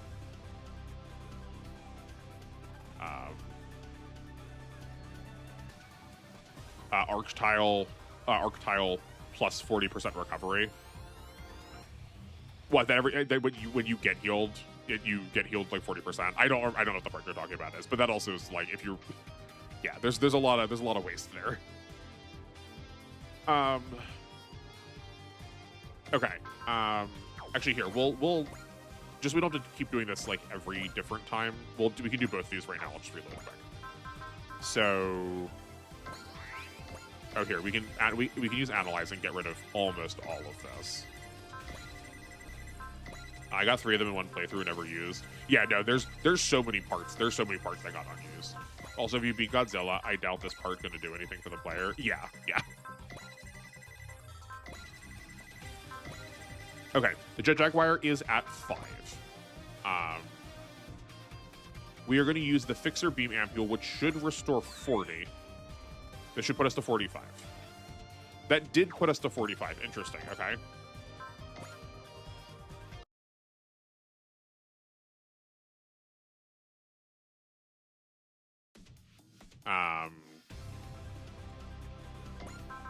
Okay, and then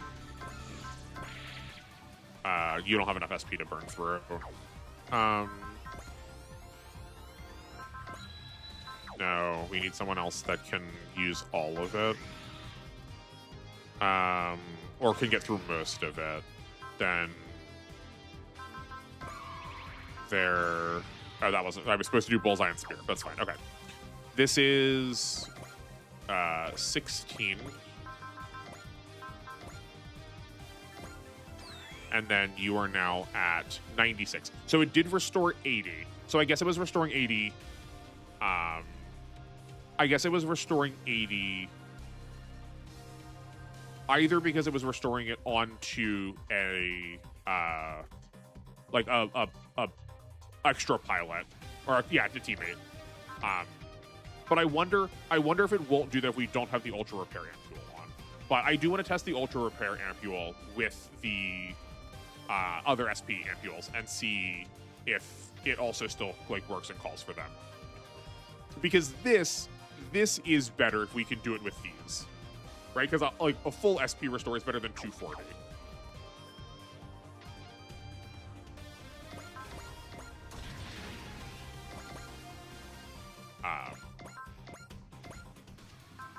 Why are you not? Oh, because we're not at max morale yet. There. Even that's still not lethal. That's a shame. Okay. We can do that next map. Yeah. I did not expect to have this much stuff to test. I figured we were going to be going through the. I was just going to like mess around with the damage formula a lot, but I at least before the night's out would like to test. I do want to figure out like a little bit more how morale contributes, because it feels like it's doing less than I feel like it has in other games. So, do you want to mess with damage formula next? Yeah. I want to get the SR spirit to test that, because I figure if we're messing with the damage formula, we may as well both like figure out how the numbers work, and then at the same time we can try and see how high we can get it. I guess we also don't need to one-shot them. We're testing, it works the same to me. I guess actually here it works the same to you as compared to what? I forgot to ask the usual questions because I sort of like kind of expected who you were already from your commentary. But how many other Super Robot Wars games have you played? How do you one-shot enemies with Hayate is still a mystery to me. I mean, I spent a lot of resources on him. Which could be said about everybody, but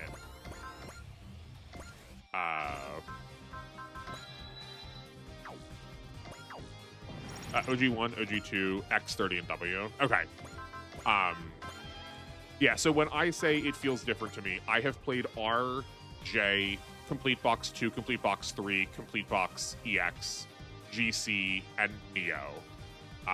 So, like, kind of exactly on the opposite side of the world is what you've been doing. So they do feel different to me there, which makes sense.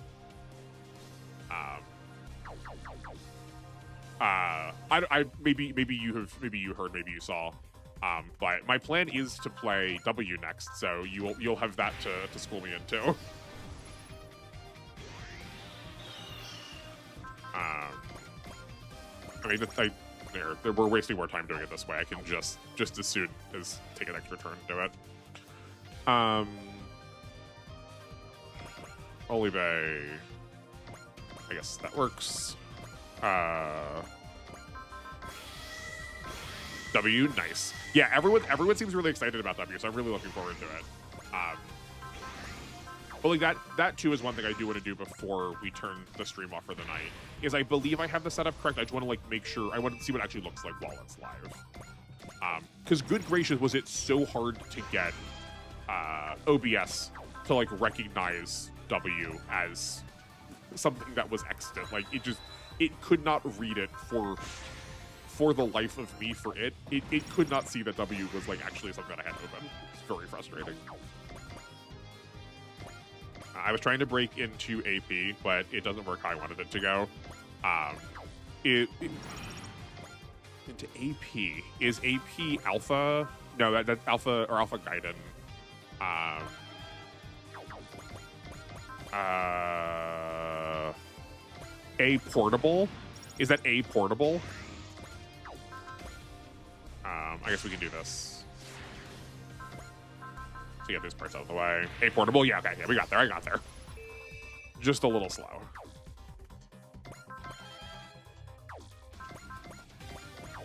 I know you all keep me on the you all keep me on my toes with the names. I've only ever just like seen them written before, so I've never like had to call them to mind. I was really questioning myself when I was looking at Shin and it was being translated as Neo. I played A portable because I don't like the BS difficulty. That's fair, yeah.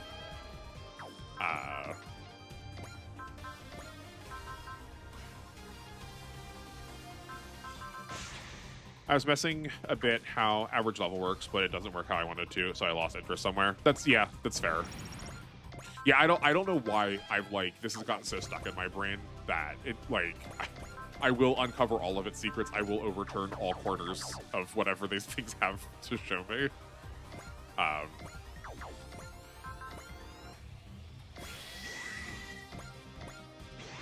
You have this. But like that's why it's a community too, right? I'll gladly pick up where everyone else leaves off.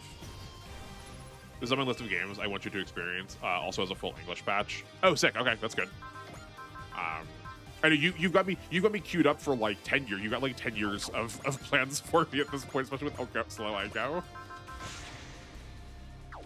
I played a lot of Fire Emblem, and some annoying games get easier if you find the right strat. Yeah, no, totally. I have said a number of times on this channel, if Super Robot Wars did not exist, this would be a Fire Emblem channel. I have technically never played a Fire Emblem, but I have watched like thousands and thousands and thousands of hours of different playthroughs of them. So like I know an unhealthy amount about them from watching other people.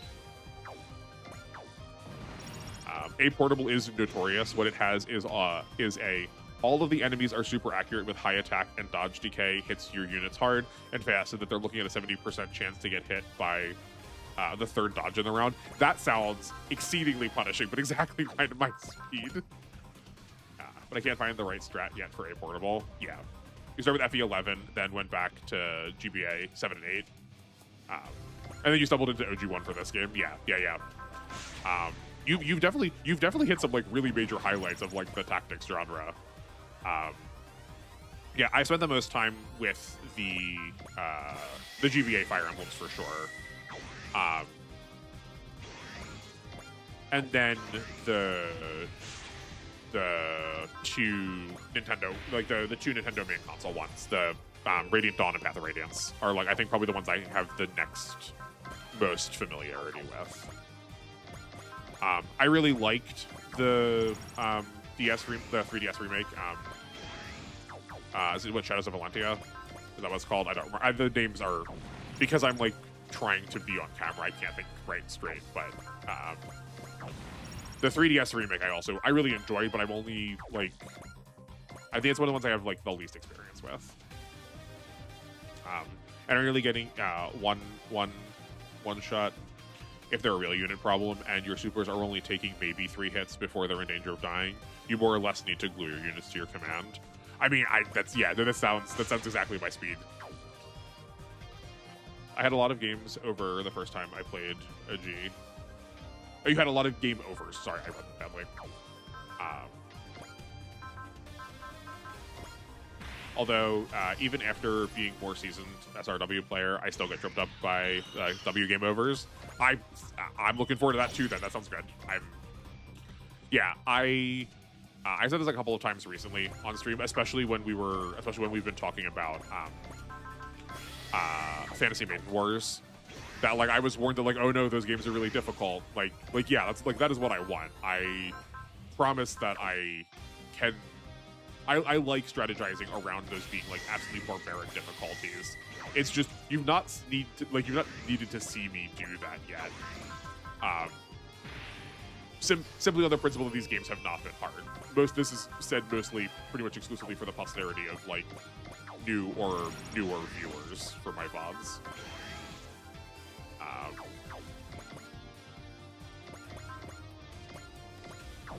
OGs really wants to be SRPG, to be real SRPG with difficulty.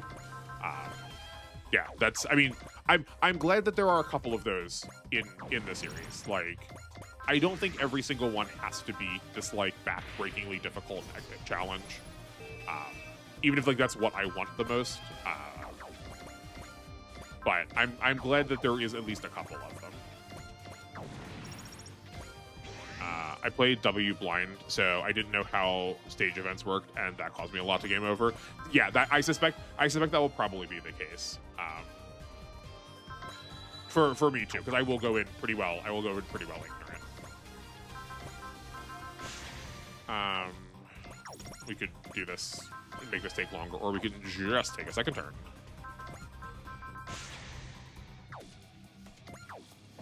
Cool.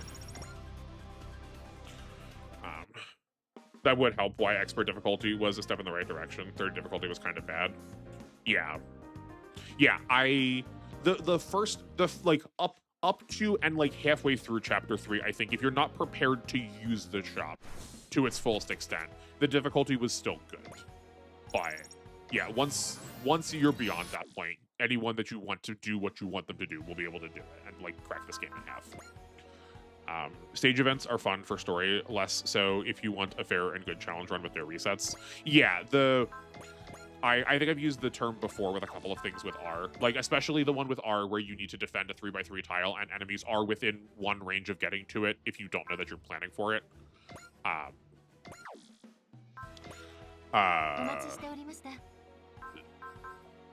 That there, I like the phrase I use is beginner's trap.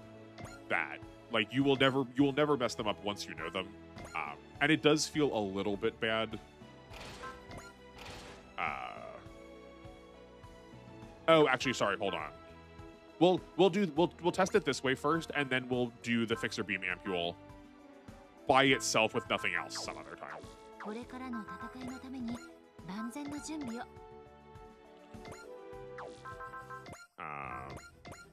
There's so many of these tactics research nodes. This would have been like if I tried to play these when we got them. This probably would have taken like 2 streams. This is nuts.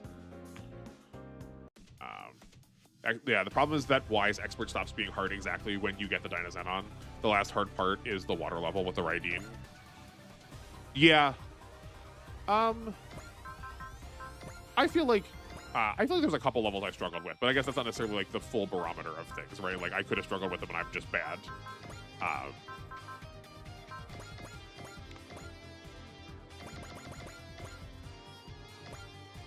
30 expert was too easy. Then they added super expert, which is easier than. Wait, why is super expert easier than expert? SOW, especially OG, love springing stuff on you that needs to reset to be ready for a plan, which is debatable in SRPGs. Yeah, the like,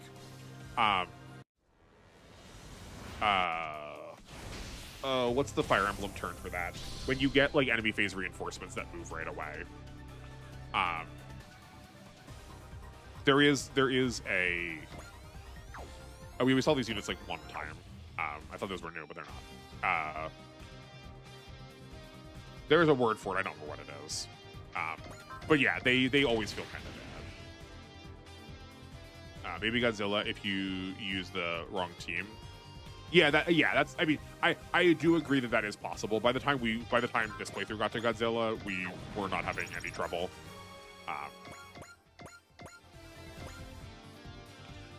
Super expert enemies are 20 levels higher, which means you get spirits faster and makes the game easier. Yeah, okay, yeah. Yeah, because like the most busted thing in these games continues to be having spirits, not like your stats will matter, but yeah, if you can just like artificially level up a couple of characters, really high, then. Oh, and also the level cap is 200. Okay, then yeah, 100%. Right, because enemies are not going to scale nearly. Your enemies are probably not going to scale nearly that high. Because like you're probably not spending your entire team up to 200. You're getting like your core team of like 3 or 4 pilots, or maybe like 6 pilots or whatever up there. Yeah. Okay. No, I do see why that would be like vastly imbalanced in your favor.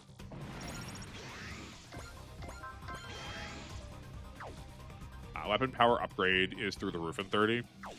I guess, yeah, that's true. I did see a couple of like screenshots of it that and you said before too, that you are hitting like absolutely ludicrous bombastic numbers of damage. 20 bar upgrades on new game, which adds 3,000 weapon power. Yeah, that's wild. I did comment early on that like weapon upgrades in this game are really minimal. They add what, plus 50 or plus 30 every time you upgrade them. So like even at a full upgrade bar of 15, you're adding what, like 500? Yeah, you're adding like what? You're adding like 750 power for some weapons. Like that feels so minimal. But weapons also just like have way higher stats, like have way higher damage to start.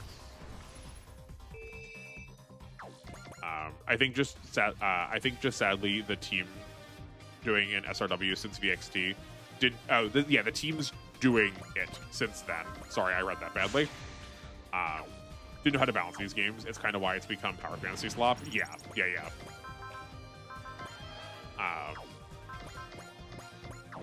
Normally 20 bars is locked behind new game plus. Yeah, I don't dislike the idea that you can get that if you want that. But yeah, having that on like just new game feels inappropriately imbalanced. Plus if you upgrade, so 750 after 15 bars. Yeah. Oh yeah. It just took me a second to do the math.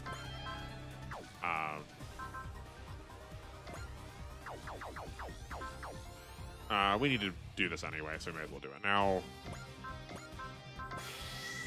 I much prefer the games before they started getting localized. Yeah, it is like a real conundrum, right? That the ones that are in a language where you could like have people talk about them with you are also the ones that are like less recommended to be played. It's a real goofy problem. And map attack scale even worse. Oh yes, yeah, that's true. But those are probably the ones I was thinking of as like plus 30 damage instead of plus 50s. I guess we can just turn this on now too.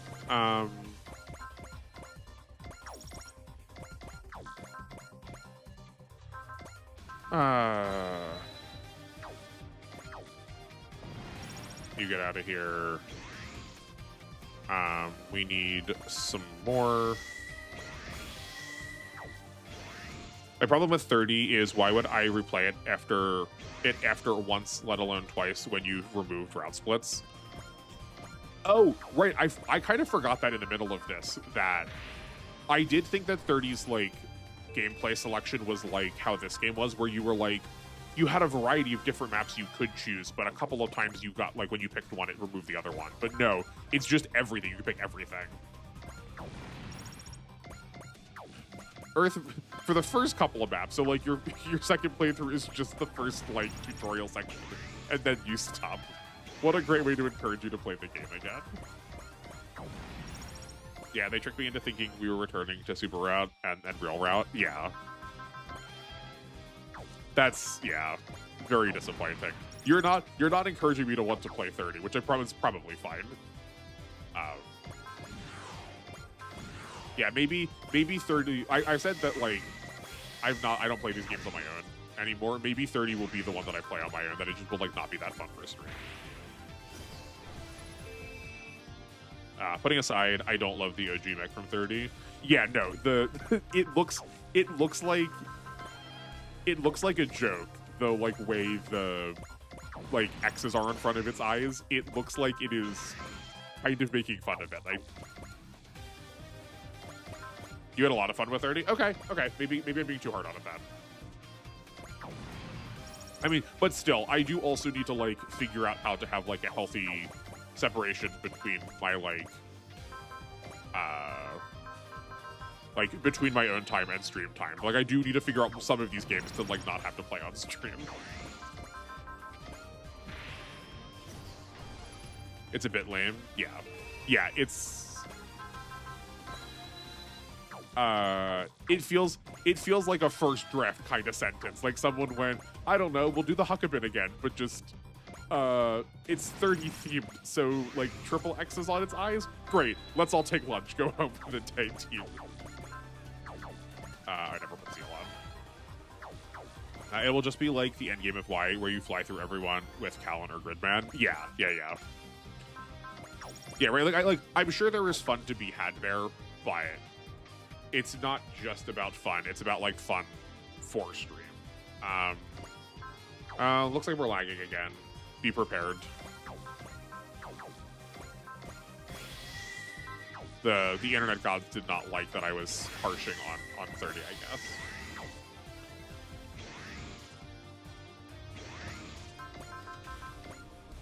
Is like a prototype of Y. Yeah, which is why I think at least here and maybe like just on the internet as a whole, we've come to the consensus that we're probably going to see more games in this style because it does feel like they're sort of testing towards this style of gameplay.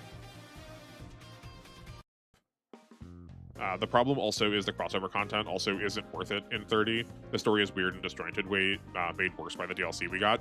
Yeah, I remember you saying that at the very beginning of it too. That at the beginning of our playthrough too, that because there is like no forward momentum, it's just taking a lot of like individual sections. You just can like never actually have a sincerely long form cogent story.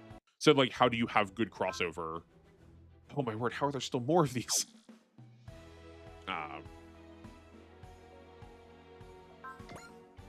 I never forget what they took from us. IPOs wasted in 30. IPOs in 30, exactly the point. That's exactly the point.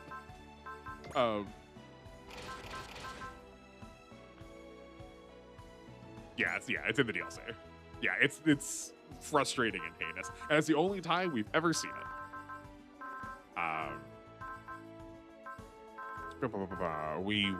We're just using the Fixer Beam Ampule now to test that.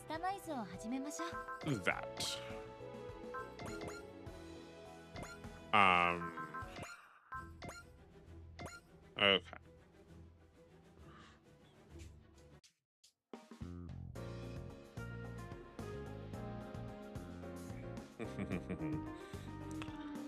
I think we're near the end now. Golly, I hope so. It feels like we've killed almost every boss the second time, so like I can't imagine there's that much more.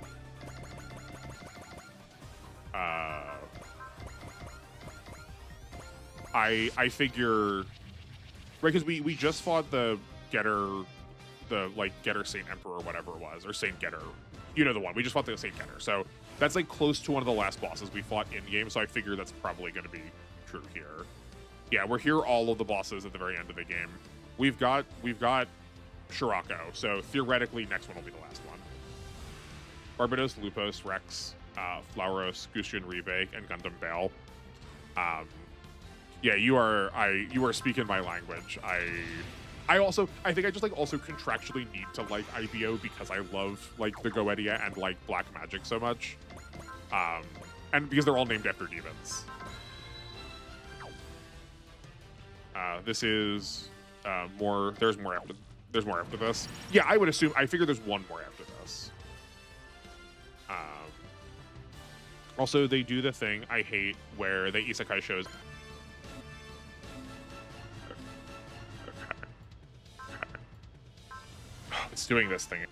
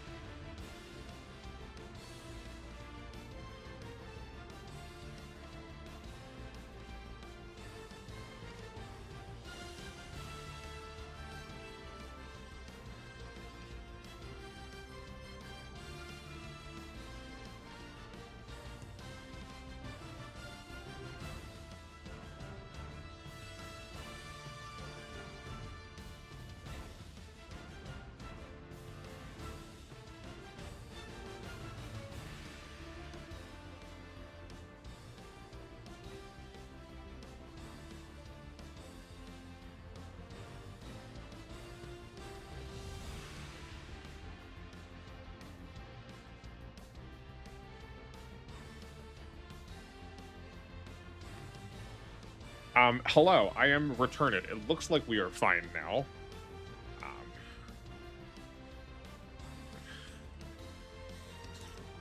If any stream day is going to be, this is the best one. I mean, I suppose it is like the one with the least consequence, but it also feels like the one that we're like, I'm the most happy that like everyone's here like engaging, so it's really sad. Hopefully it holds. Yeah, I wish I knew better what to do about things.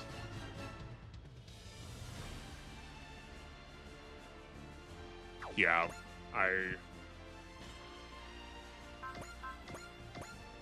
okay, well, we'll keep pushing ahead. The like hard thing is like I was able to like notify you all this time.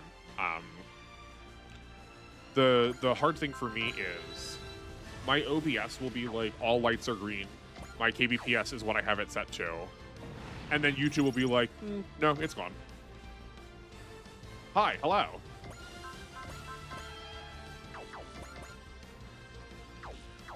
Okay, you said something.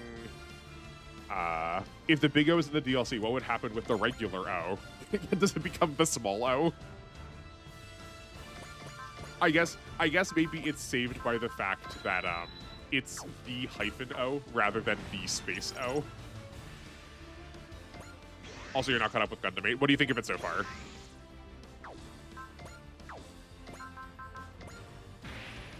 Hi, so what's up? Do you have unfortunate news for me? The big O is DLC. What would happen with the regular O? Yeah. I think the regular O becomes the small O. Is the joke I'm going to lean on.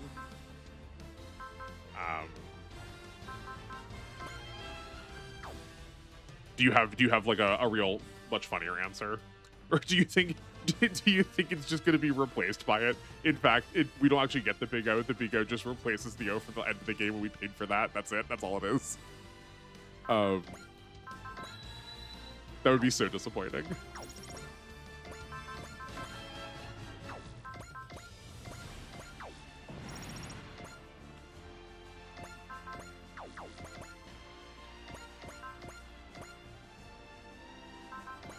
We want to smash. We also need some extra damage. Yep, that works. But yeah, if you have like an actual like funnier answer, like please, I want to know.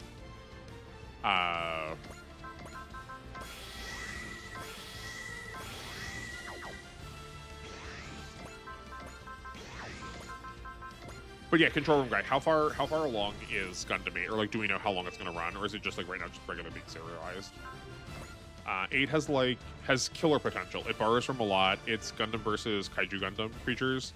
It has pseudo school like G-Witch. It has racism. 8th gen versus 7th gen. Okay, I mean yeah, that seems like the making for like top quality Gundam material. Yeah, I know we had talked before. I think last stream that we looked at. Or no, this was on the GC days. That it's very they use kaijus more than they use, or like they use aliens more than they're like typical for Gundam. Yeah, and the art does look sick. The art looks absolutely excellent. From the brief moment that we got to look at the feature Gundam for all of what 2 minutes before my stream started crashing. Nah, you don't. Okay.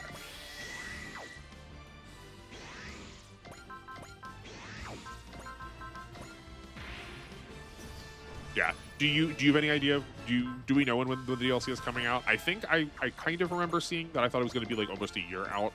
I'm not saying with any amount of certainty because I don't want to spread misinformation, but that's like vaguely what I thought I saw. Only like 3 chapters out, so caught up with that today. Then started Crossbones finally. Oh man, I really do need to get to Crossbones. That's like, I feel like that's the thing that a lot of like long-term Gundam fans are always sad that we don't get more of.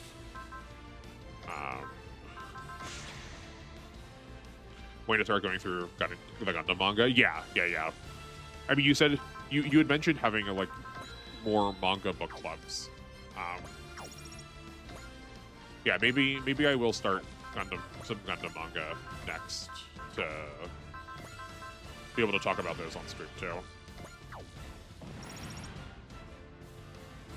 Was Midolo boss disappointing, and why? Are these the Midolo? Is that what these are?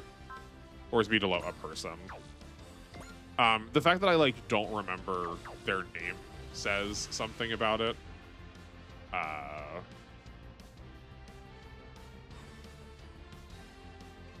I mean, the fact that I can't remember them like probably says yes, they were disappointing. Also, this is new. We didn't see this. Did they just like soft drop a new unit in the middle of this like side content? When we fought Legatus before, or we fought Dolgana before, he did not show up in his mobile weapon.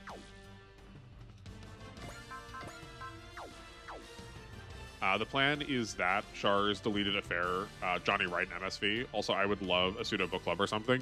Yeah, it would be sick if I could like, if this could be like my full-time project, then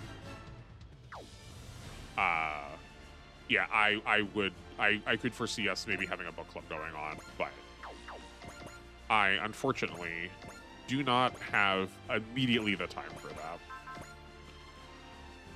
that. Do you know that you also have a teammate with Valor, Yomogi? There we go. Yes, yeah. No, I do. I used it on him every once in a while. Yeah, I was using it on Yomogi, I think, a couple of times. Midolo are like the alien kaiju creatures, gray and purple. That's the name is ringing familiar. Midolo is the OG boss that is summoned by. Oh, yes. The visual stylings of him are sick as anything. They were so cool. But yeah, like none of these bosses pose much more of a threat than any of the other bosses. They were kind of just like bigger stat blocks at a point. Okay, this is a fixer beam ampule test on a teammate with no other parts equipped. Let's see if this gives 40 or 80. We were at 47. We are now at 87. Okay, so the fixer beam ampule was giving 80 when we also had, it didn't matter, as long as it restores SP, it contributes to that scaling, even if it isn't the same name or doing the same type of thing. So because we had the one that gives, that gave 100% SP, that was also activating the fixer beam ampules, like giving to teammates effect. So yeah, the fixer beam ampule is probably the worst among all of the SP regens then. This boss only appears if you fight him, but you can miss the boss if you shoot down the prince first. Oh, maybe that was the case. I do remember intentionally saying I was going to go for him. But maybe that wasn't the case. Maybe I ended up losing track and then I didn't actually kill that boss.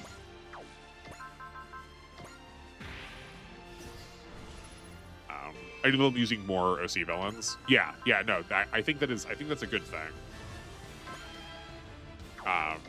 Rather than it just being like, rather than the only time you're going to interact with them being at literally the end of the game.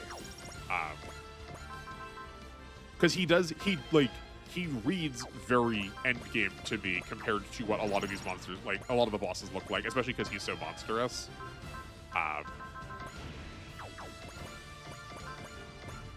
But he was not much different than because by the time we were fighting him, generally we were already like so souped up that he was just another block of stats. But it has like half the HP of the previous boss. Yeah.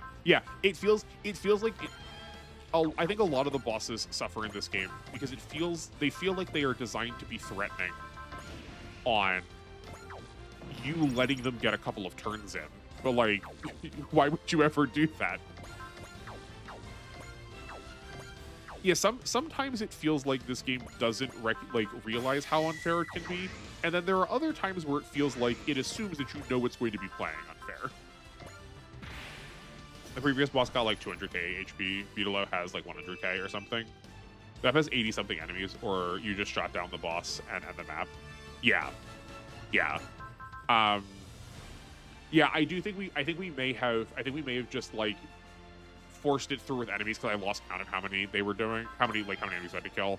I do really hate when the game tells you to track that it tells you to track based on how many you've killed, not how many are left. Like, that feels, it's very easy for you to lose track of what's going on then. I prefer the other way, so I think we probably just lost count.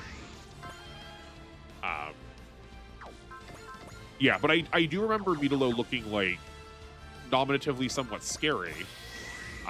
But I think it was, again, more just like if you let him actually like get to take a turn, then he is spooky. But like, just don't do that.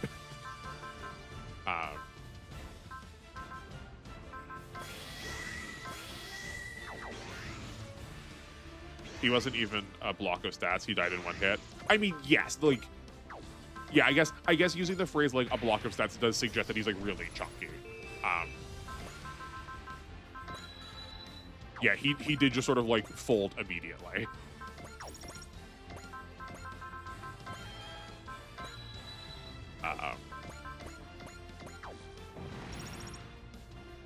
Yeah, I mean, like, it was baffling to me that we got to the end of the game, and like even in the final scenario or the penultimate scenario, that enemies on expert mode had like not even half of all of their possible upgrades. Like, that's like ridiculous. That seems baffling. If anyone struggled with Midolo, they might get softlocked by Godzilla 3 chapters later. Yeah, quite possibly. I mean, but like, that's also assuming like you're not going to like grind, which we did, but yeah, it just feels too easy to outscale. To use a phrase that one of my friends did about a different game, it feels like we were in an arms race with the developers, and the developers are losing, and I don't know how that happened. I do feel bad for Super Wars bosses. They aren't memorable unless they are a pain or unfair. Yeah, like, yeah, the only, like, the nature especially of tactics games is a lot of bosses either need to do something, like, actually, hold on, we're gonna start that sentence a different way. I think a lot of tactics games suffer from allowing you to like make a plan and then just getting to keep using that plan with no consequences. Plans are best when they get disrupted and interrupted. You have to do something else about them. And like, these games especially don't seem to have any interest in doing that. So like, you do need a boss that is like, wants you to play into the plan you already have had, and then when that doesn't work, and then when that doesn't work, it's like, oh, okay, like, I have to pay attention to you now. And yes, you are absolutely welcome to spoil the B ending. Please feel free to do that now. Now that I've played the game once, I could not care less about spoilers. Thank you for checking, though. I appreciate that. That was thoughtful.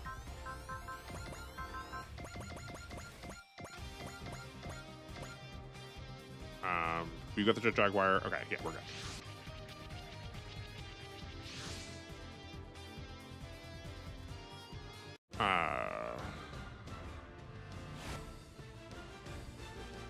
Okay, so it's this one again, and then there's one more after this, I guess. They didn't say final. Sorry. To be fair, though, Fire Emblem also struggles with this. Now, most bosses in Fire Emblem aren't memorable. At least their fights aren't usually their character is. Yeah. Or I think Fire Emblem also just ends up feeling, I think a lot more of those feel more memorable because the stage is more memorable, where like so many stages in Super Robot Wars, especially these later ones, are just like, all of the, like, the terrain in this map that's not even barely terrain is just like off to the side. Like, you're not going to engage with it at all. Where at least with other like games, at least with like Fire Emblem, you've had time to like sit and stew over the enemy because they've been like sitting on the map the whole time while you've been like slowly crawling towards them. So like, you can even like soft get yourself feeling hyped up for that boss. Where this is just like early colonialization style war, where you just like march everyone towards each other and just like mash them into the middle. You fight like 4 to 5 Beetlos in the final mission of the B route. It's basically a grunt enemy. That That feels like such a lame ending for them then. I forget if it's 4 or 5 since they die easily in one hit. Yeah, sure, like whatever the number is, it's like endgame with Elden Ring style where they just like started repeating bosses that you fought that were like supposed to be like climactic or consequential. And this is the final map, okay, or yeah, something like this. It probably is. They reuse maps so much in these games.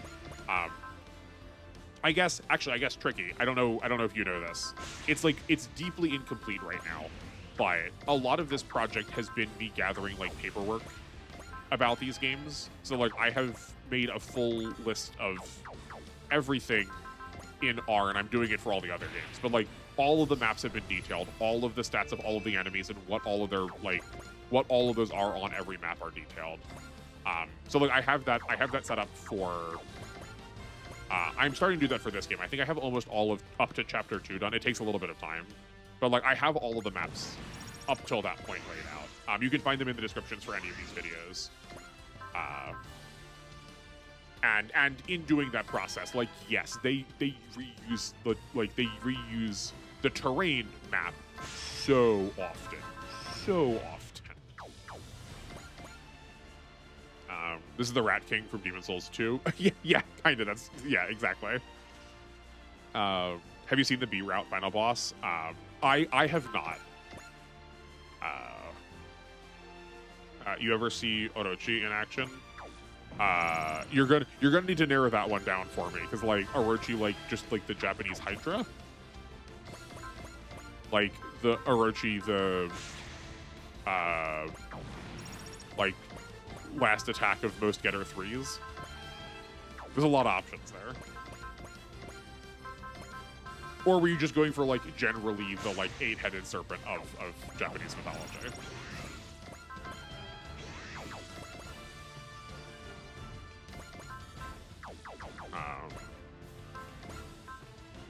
Here, we'll do this and we'll go to the back for this next one.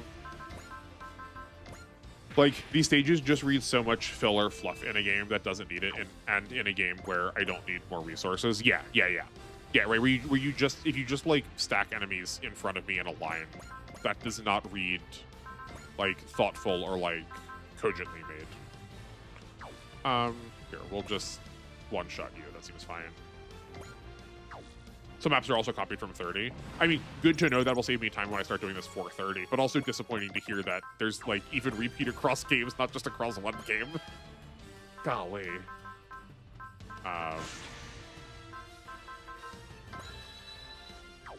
Orochi is the boss on this map right now. Have I killed him already? It's the mech on this map. Like the one I just punched.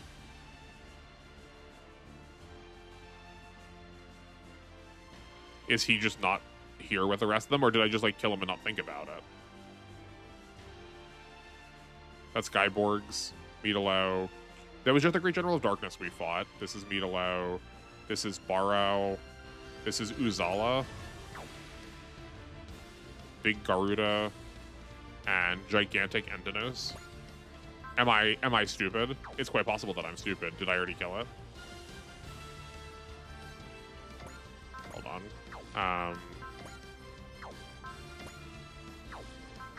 Can we not see it from here? Okay. I'll look at the units. I'll look at the units when we get back to the intermission. Or is like something just like being named incorrectly here? Oh, never mind. Okay, were you seeing something that was not actually here? You have the A route. Oh, interesting. Okay, so does this only show up like? Is this stage actually different if you took the B route? Because yeah, I did do the A route for the like main game. I got a different version of this map, I guess, because I had the B route. Interesting. Okay.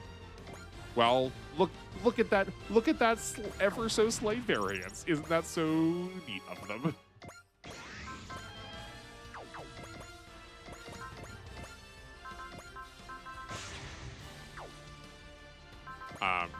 Which is because I guess because we're doing this like post game.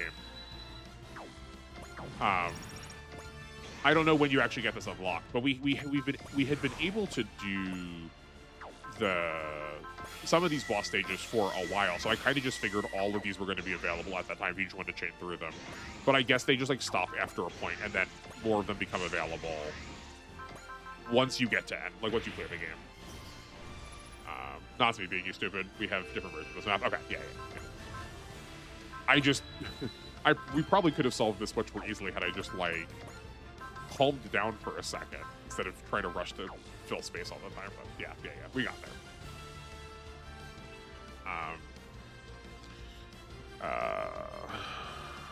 Usually with as little thought as they put into them, especially in the SRX's case. Oh yeah, with the like boss rush maps. Yeah.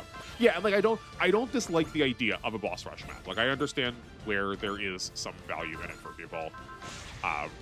But yeah, I agree that it feels like it should be more side content. Like this should not be the reward for beating the game, I don't think. Because it doesn't feel like much of one. Premier Virtue is on this map, who is the final boss in the B route. Got it, okay. Yeah, okay, so I guess I also would be able to just like, I wouldn't be able to look at him in the unit viewer then. Okay, well, what were you going to ask about him if I could see him? Were you going to like ask about like visual design or just like how difficult I found the boss? I'm happy for any small variants we can get with these modern games. I mean, yeah, like that's fair. Like I shouldn't give them too hard of a time by it.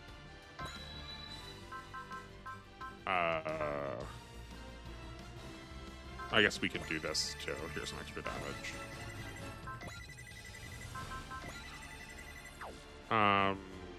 What are we missing? We have a Valor on. We aren't critting yet. People seem to have struggled with Orochi. I mean, I guess. Like, I don't want people to, like, suffer, but also, like, I'm glad there's some amount of challenge to the end. If YouTube comments are to be believed, which is a dangerous game. I mean, yeah, that's fair.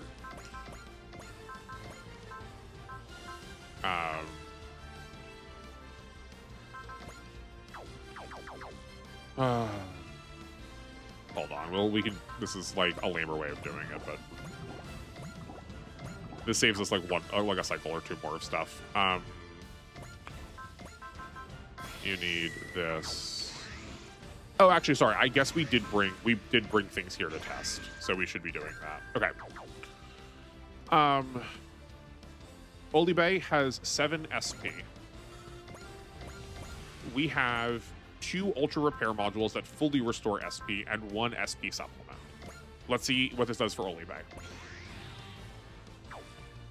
It is still 240. Okay. That is what I figured, but it's still worth testing. Orochi doesn't heal 100% of his HP, so you can just wear it down. Is it really such that Godzilla heals 100% of his HP? I could see that he was healing a ton with like the setup he had, which felt really cool. It did feel like it kind of forced you to like you have to like sort of all in on him. But I didn't realize it was going to be like actually fully 100. I haven't seen the Reddit consensus, but judging by LP's streams, attack highlights, comments on YouTube, almost everyone I know are talking about Godzilla and how many retries they needed there. This is like that seems so wild to me. I don't begrudge people if that was their experience. Like, of course not. But I don't know. I don't remember the last time that we had to have a reset. Like, Godzilla did not seem that scary. I guess there's probably something we could have done to, like, slightly maximize that, but that's fine. I think the trouble is I spent too long thinking about them, where we could just, like, match through these faster.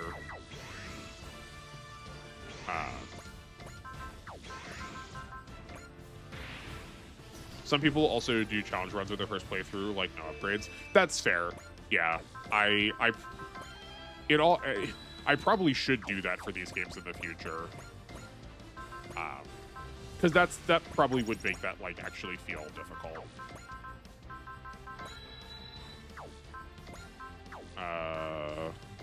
Oh, we didn't Zeal yet. Whoops. Godzilla has two 30% HP regens and Archetype, which heals 40%. So yeah, that is 100%. I don't think I realized that Archetype healed 40%. I did see the double 30% HP regens. I was like, oh, that's fun that they stacked that. Also, in general, I don't think SRPG players play these games like fans do, so there's a selection bias. That's fair. I guess that is true, right? Like, I'm coming at this as someone who's like won money playing like board games or like strategy games before. Like, I'm coming at this with a sense of like mathematics. So yeah, like if you're playing this because you want to see the like cool robots do the smashy stuff, then like yeah, I get it. Also, if you can't deal 255k damage in one turn, you are kind of soft locked. Yeah, I mean, like I get what the barrier would be. It just feels like this game like hands you hand over fist ways of doing damage. So I guess I was more going like, how in the world, like how are you not doing that much damage? It feels like I feel like the number of times late game where there was a number of times late game where we accidentally did more damage than we needed to because I was trying to save them for something else.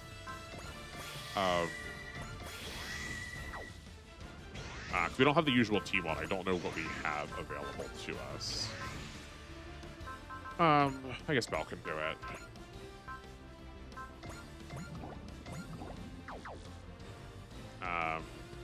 Which should be reachable unless you're just boycotting supers and never upgrading them. Yeah.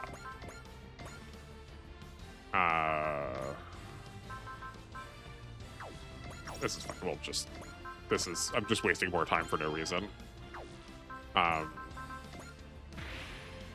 Do you know that Godzilla also adds minus 500 weapon power penalty on your max? Yes, I did see that.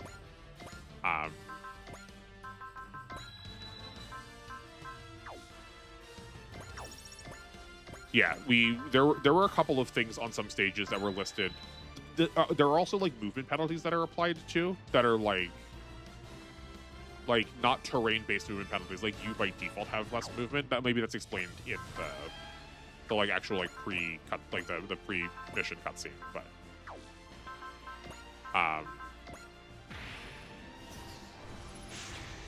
yeah, and like I don't mind that idea. Just like tell that to me so I can plan around it. Yeah, I think one of my gripes with a lot of the bosses also in this game is that so much of their mechanic is just like a flat status effect, right? It's 30% healing, or they always get plus 20% extra dodge, or they take there's SR Spirit. Sick. Is there another one after that?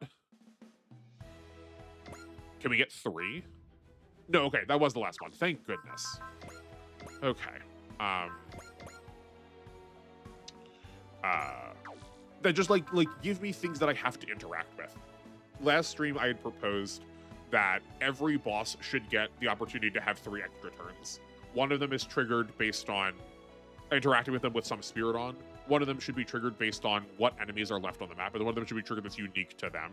I think that would be fun if you but if you showed that information to actually engage with it.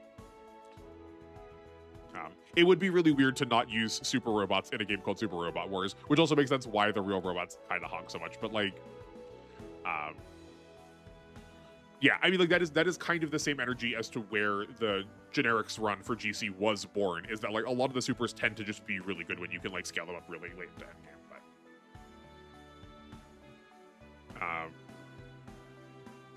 nice Unos to 2, good eye. Thank you. I do catch some of these things. Because at least in those cases, I could roughly knew what the damage was, or like because we were using because I'd been using Hayate and I had just gotten Hayate to the threshold, where he was killing things, and then he suddenly wasn't on that stage, and I was like, what's going on? Yeah, like the damage fall off was noticeable with him because I guess we used him so much. I guess in the same way that you had been talking about with Denizen at the beginning, right? Where I had just sort of like intuited what the number was. I was like, that seems like it should be too low. What's going on here? I don't know if I don't know if we ever like mentioned it on stream because it's like it didn't actually end up changing anything. Also, why is probably a lot of people's first Super Robot Wars game. That's true. That is fair, because it is like one of the earlier ones on Steam. So like if you're not used to playing around, even if this game isn't difficult by comparison to Super Robot Wars, like playing a new game in a genre for the first time, or like playing a new game in a series, does just have like growing pains to it. This game has G Gundam, the new Gundam anime, G Witch, and Code Geass. Yeah, I mean, yeah, like we talked about this too, that like a lot of these are ways that they're going to get people to pay attention to them. It's called Super Robot Wars, but boy, do these games have a Tomino bias. They really do. I mean, yeah, like these games were originally just Tomino plus oh my word, who makes Devilman? You know, the guy that made Getter and Mazinger and Devilman and like 30 of the other shows. Okay, so we can't. So next we need Go Nagai. Thank you. That's the one. that hurt me that I could not remember his name. So let's check. Let's figure out how max damage is going to work. First things first, we need to get the Dynazena up to max level. So for that, we need the resupply modules. This might take a little bit of time, which is fine, because that'll give me a second to talk about something else that I want to talk about, which is fully unrelated to these games, but that's okay. Code Geass got a lot of neat additions in this game. It definitely got some like fan additions to this game. I guess you haven't been here for this, but we've talked about Code Geass a lot. One whole episode was just basically a podcast about my thoughts about the whole show. Usually at the end of every episode, we spend the last half hour talking about like unit design. So I've talked about all of the Rose anime units. We've talked about those a lot. We have spent a lot of time with Code Geass here. I did not love the like overframes that they put on Kallen or Suzaku mechanically. I always wanted to shed the one on the Gurren so often. I don't hate that they're being used. I just like wish that they did something differently. Or like maybe I'm using them poorly, but okay, you need an external resupply device. Okay. And then I actually don't know if we have... Do we have the other person that gives extra SP? This is probably Code Geass's best appearance outside of the Z series. Yeah, I do think we talked about Z being a good instance for them. Yeah, I'm looking. I think Z is probably like somewhere down. I don't even want to say anywhere because we're so far out of the way now. But like, yeah, I do think I'm looking forward to Z a lot too. Also, we didn't get Cornelia's new mech. Yeah, that's right. Oh yeah, because the Cornelia mech was what started us down the road of me doing like unit art analysis at the end of scenarios. I was gonna say tricky, but I guess like either of you, for Control Room, you probably know too.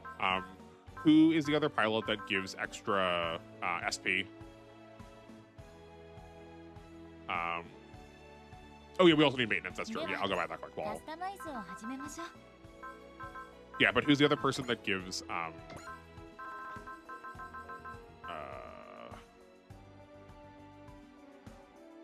Wait, hold on. Why do we need maintenance?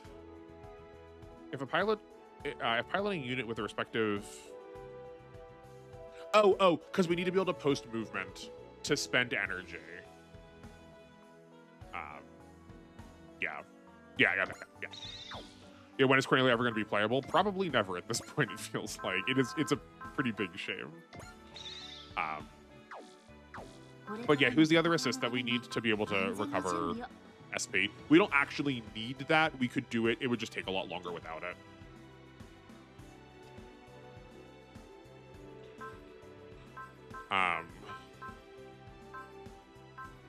Though I could... Chan does it? Okay.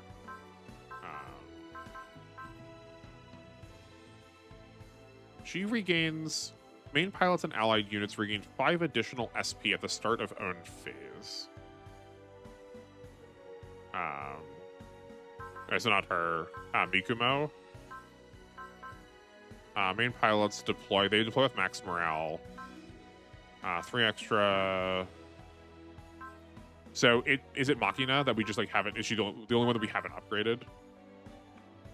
You need to waste energy. Yeah. I figured it out. Okay, so we also just like need to level her up quick. This is gonna take a minute. That's fine. We can do that.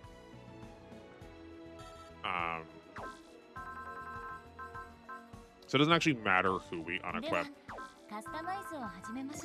So yeah, let's Machina. Yeah. So I guess let's go grind her. We're gonna go get her some levels.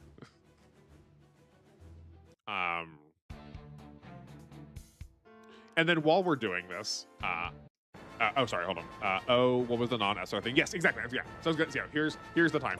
Tricky, I apologize if you were here just for SR stuff, but this channel's also sort of just become like a low-key podcast space for like my thoughts about lots of other media. So I guess I hope you enjoy. Let me make sure there's nothing else we need to bring with us, but I think we are good here. I mean, I guess we may as well do this.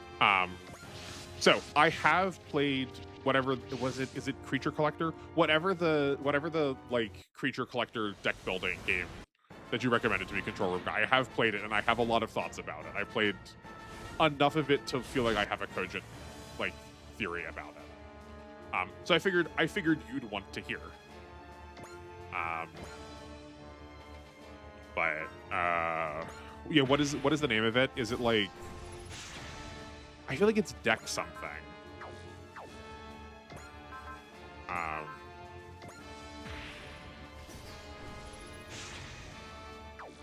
I do want to get the name right. Hold on a second. Let me open up my Steam quick. Just so everyone can follow along what we're talking about. Deck Tamer. That's fine. Thank you. I'm glad you were amenable. Deck Tamer. Deck Tamer is what I was looking for. What should we discuss next? Yeah. Yeah. So I will share my thoughts on Deck Tamer. It's a card game that I played recently on Steam, and because Control Room Guy had asked my thoughts about it, we've been talking about other game recommendations, and I like card games. Like my favorite kind of game is a card game. So. Or are you asking after that? Because this will probably be more than we have time for. I'll probably have more thoughts about it than we have time for grinding. So first, I guess I wanted to get the name of it. So like, if other people have not heard of it or they want to follow along, it is a game. It is a creature collector roguelike deck building game. Yeah, I think those are like all of the buzzwords for it. We need to do 3 of these missions. Oh yeah, I have a lot of thoughts. Don't you worry. That one. This was. I'll do one more to make sure.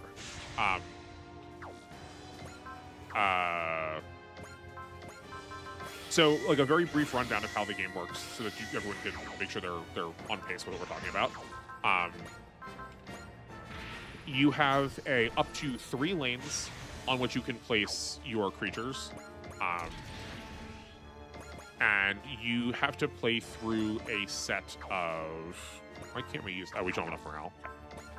You have to play through a set of... like, between 3 to 5... 3 to 5 different, like, monsters you have to fight. Yeah, there's a free demo board on Steam right now. If you want to go try it out, I recommend you trying it. I don't think it is for me, and I'm going to share some reasons why, but I don't think that makes it a bad game. I just don't think it's doing necessarily the thing that I want out of a card game. So yeah, you have 3 lanes. Each of your cards only interacts with that one lane.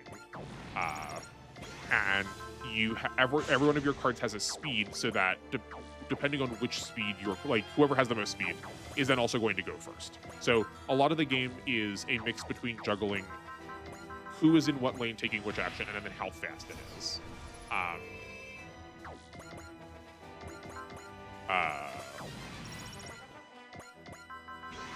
So and then you also can catch all of the monsters that are on the other side of the screen from you and add them to your deck.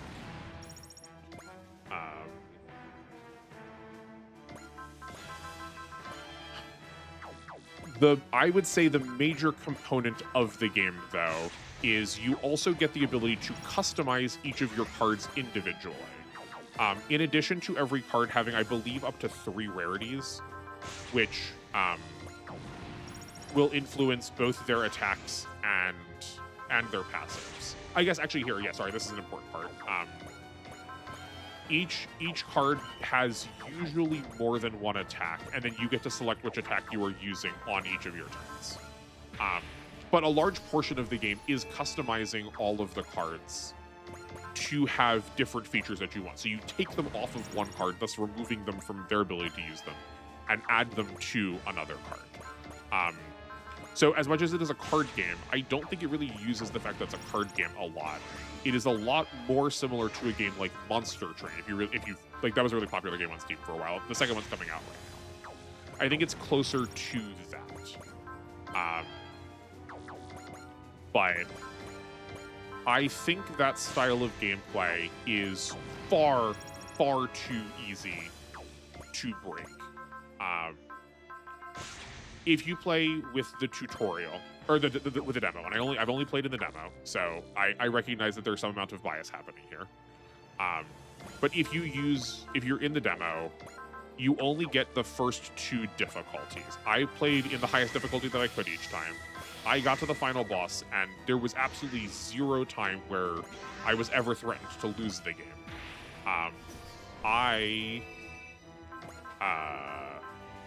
Largely.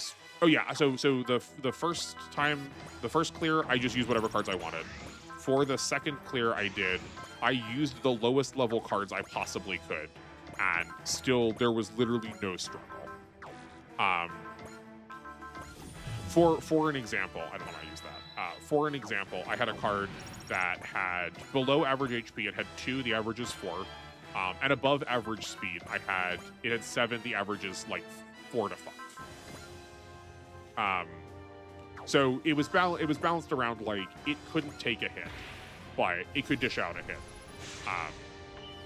quickly. So it starts with a 3 damaging attack, which is 1 short of one-shotting, like, what basic cards are doing. But because you can customize it, you can take off a card that you get, like, you can take off any attack and give the, which is going to end the turn just to make this faster. You can take off any attack from any other card and put it on that card. It is a slight cost, but it is one that if you do, it like wins the game for you. There are other cards that you can catch that are like more designed around being enemies. They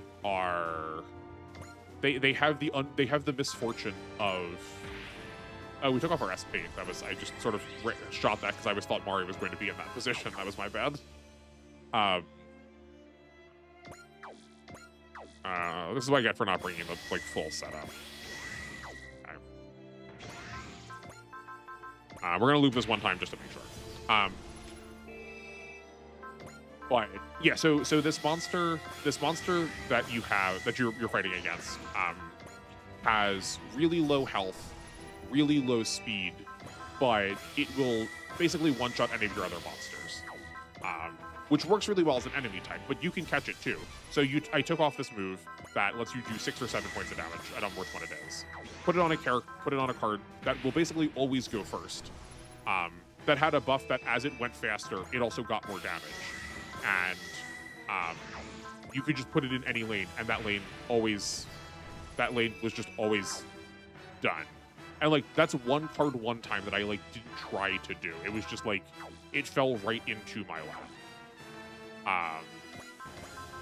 And it's way too easy to produce effects like that, where if you are willing to look at how you're going to combine effects in the game, you can easily never struggle the rest of your time playing.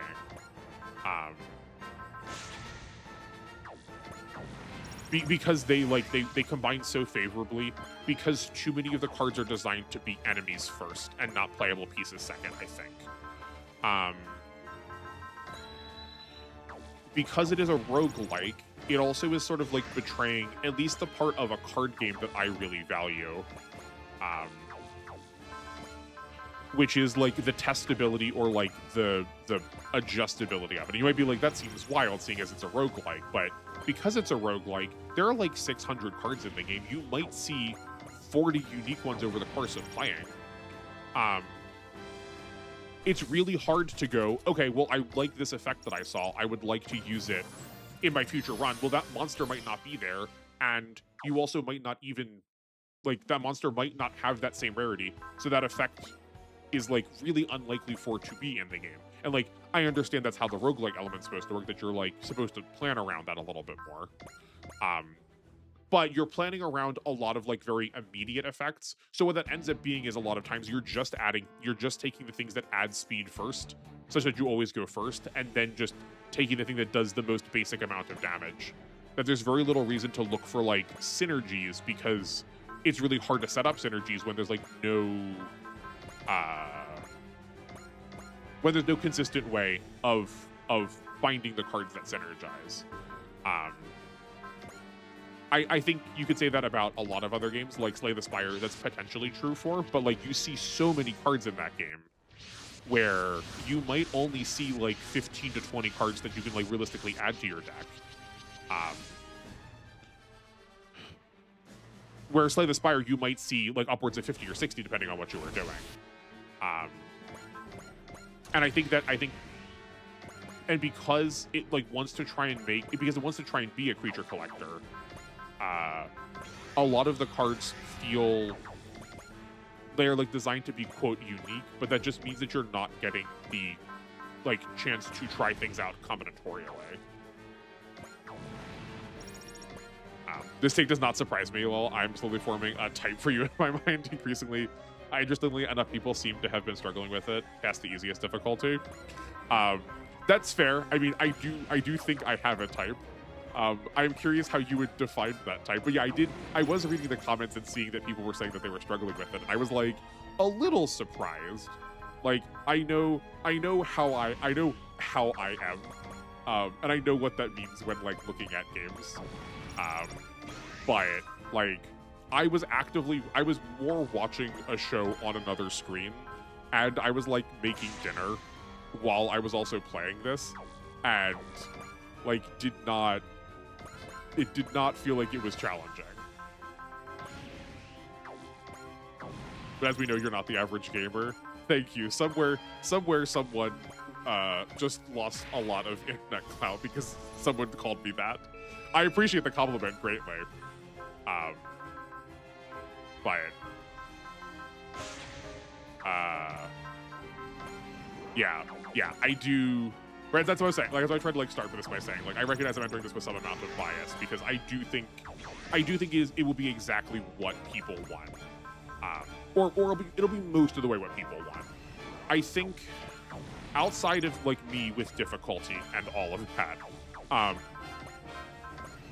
I think there's a little bit of betrayal of at least what I think of when I think of the creature collecting format. Because cards don't grow, you are, largely speaking, modifying them with other effects, but you can, like how you can buy things in shops, in Super Robot Wars games, where anyone can get anything. The, like, identity of the cards themselves kind of get lost in a, well, it's kind of just, like, the art on the card. It's kind of just the art on the card in addition to like whatever effect you want to put on them. And that feels a little bit less creature collectory to me, where to me, like, that means I'm going to have this monster that I'm raising and like trying to engage with the way that that monster works in respect to, you know, any other monster in the game.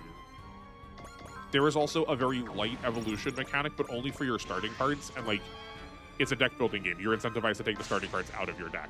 So it's quite possible you won't even see the ability to do that, assuming that it even gets randomed into the pool of possible like effects you see at the end of like during each node. It also doesn't have unique nodes in the way that something like Slay the Spire or Hades does, where like you can choose between a lot of different events. The only type of node is just fighting like your next pool of monsters, and I think that variability adds a lot of replayability to these games. That you need to be able to like pick and choose between how you like what you want your run to look like to make a deck build, to make a roguelike game good. I think for the deck building element of it, because your deck is also exclusively monster cards. Like if you played Yu-Gi-Oh before, imagine playing a game of Yu-Gi-Oh, but like early 2000s Yu-Gi-Oh, where you only have monsters, or you have like the most basic of effect type monsters. And that is your whole deck. Like that there are no other types of cards. All of those are found in the actions on your monsters. So there's just like also not a lot of like gameplay interaction, you know? I found a way to break the game or figured out the meta.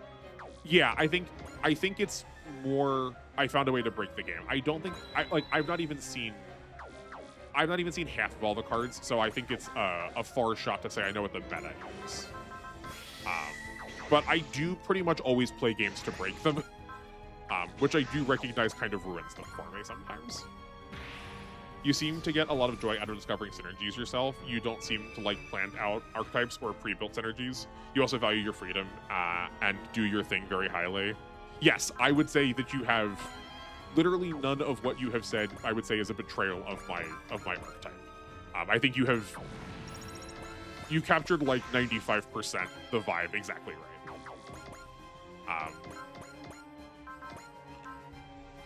I like maybe this was implicit in your mind to it, but I think also for me, the like other element there is also always cranking whatever the difficulty knob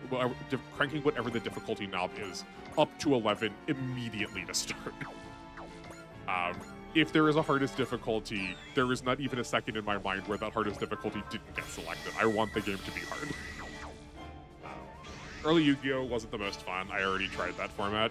Yeah, I think if you are playing with someone who actively wants to engage with the meta really aggressively, I think that there's a lot of fun. It's a very much like a chess style feel to those early games.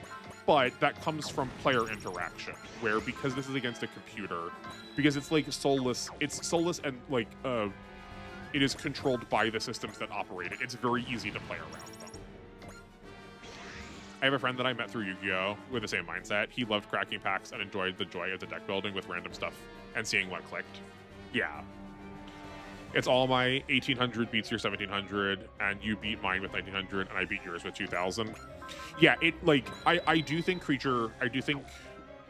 can't remember what I call it already. Deck, whatever the name of this video game was we were talking about, does have a little bit of that vibe. Damage does persist across turns, but like there's no reason to when you can also just one-shot everything. And if you one-shot stuff because you took a turn before they got to take a turn, like why would you ever not do that? Goat is boring. If you want a legacy format, I would try Edison or Genesis. Yeah, I would say I agree that Goat is the right direction. I have not played Edison yet. Buy it. Does that stack? I accidentally used that twice in a row. I'm curious if that stacks. But yeah, I do think Edison is a good instance of it. But I like I said, I think Goat is a lot of fun if you have someone specifically you want to play with that you know knows the game well and is interested in engaging with it with you, such that it feels a lot more like a game of chess.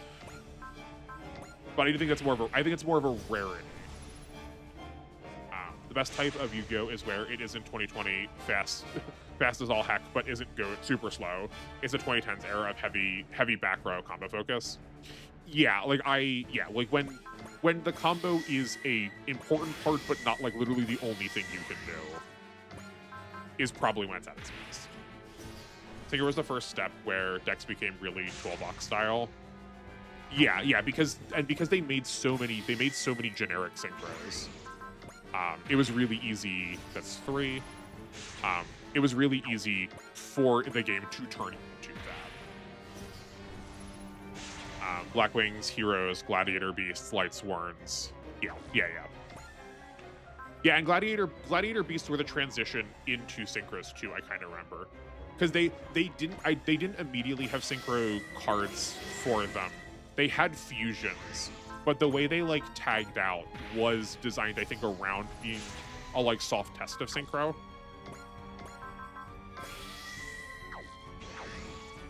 Synchro era is also what archetype started getting pushed a lot. Yes, yeah, because like Duel Monsters era did have some amount of archetype to them, like the Gravekeepers or like Heroes. That's the Duel Monsters era, but like before synchros, or like Archfiends or Dark Worlds or like all of those. But they were not like the main call to order in how you played your deck. You could do that, but there were a lot of other. Theoretically, there were a lot of other deck archetypes that were happening. Okay, that was 1, 2, 3, 4, 5, 6, 7. We need to do that 3 more times.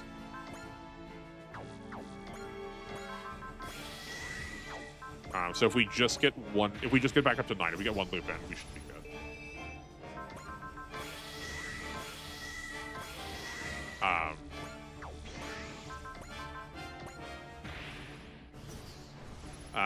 I think it's better when it's more of an engine than a self-contained archetype.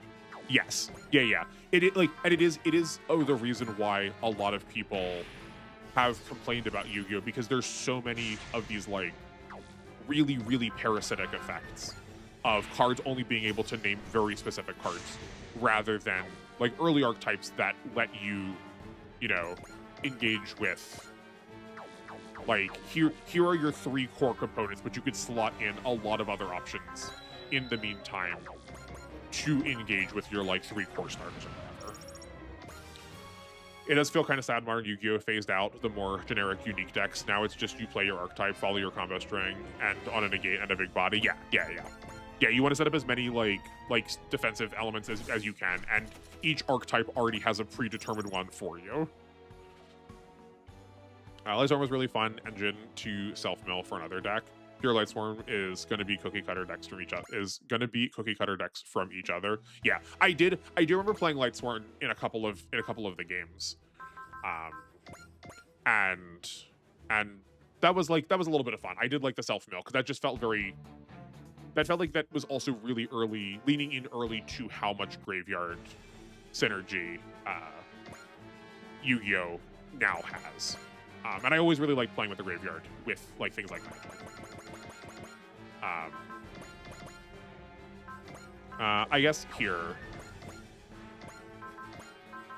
we'll do this with Hayate just to like prove the point. Now this is going to be hard. So for everyone watching, they reset like who all is in each of these. Fascinating. For everyone who's watching, in case you missed this previously, assist pilots can only gain 99 levels in a given mission. So Machina got 99 experience from that last mission, even though she should have gained 100. So we just need to do one other mission. We don't need to actually activate her at all, because she'll gain 5.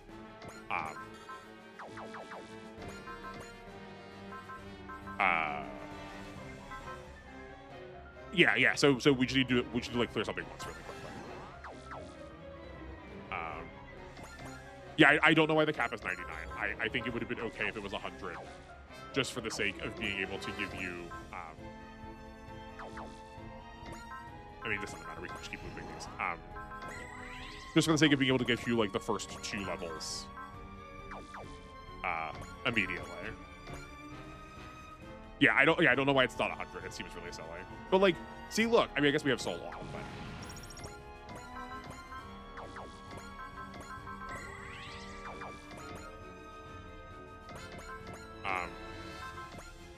I mean, like, even with double attack, right? And because press is so cheap, it's really easy to then restore his SP and then just keep doing this. He also has one of the highest movements in the game. So I had the dynamometer on him for most of the game, so that whenever he was moving, he was fully restoring all of his energy with every move. So he never needed to actually like get his energy restored. Admittedly, in this case, because of how tough these enemies are, we aren't one-shotting them. But for most of the game, when we were doing like 25,000 points of damage, we were one-shotting things. So we didn't even like need to go into the second attack. So like he was never getting risked at all. But if you're gonna restore him anyway with the second, it doesn't actually matter because you can just heal off any of the damage he's taking. I don't know if we still have the dynamometer on him. You capped his stats too to deal that much damage. I mean, yes, we did cap his range. We did put like we invested a lot of the stuff into him in the same way that you do with a lot of things. But we were doing this with variable combat for most of the game. We were doing this with assault maneuver for most of the game. Like, this is true for these two also. You don't need to use the overburst maneuver. Yeah, it's just that. So every point of assist at its cheapest is valued at 25. If you use Mari, she gives you 2 assists. Or sorry, she costs 2 assists and gives you 50, which is 25 per assist. And Unity is the reverse. Unity at its cheapest is 75 and gives you 3 assists. So I've been rating every point of assist at 25 SP. Press is 25 SP, so that's 1 point of assist. And I compared that against the press of all 3 of your press assists, and those cost 3. So I was like, well, this is 3 times cheaper. Let's just invest into Hayate, so let's try it. Yeah, it's very economical. But like, if you're going to like, I don't think that you can disqualify him through by saying, well, we invested into him, because if you invest into everybody, like we're going to be giving investments into everybody. Maybe other characters can get to that amount of damage sooner, but they also then don't have the benefit of being able to take an infinite number of turns really efficient. And like, we are spending more SP now because we need to keep casting intuitions. But like I said, up until all but the last 4 stages of the game, Hayate, using variable combat, not even overburst maneuver, using variable combat was one-shotting everything. Are you looking at getting Hayate to one-shot to take advantage of the press Mari? Yeah, that's exactly how we did it at first.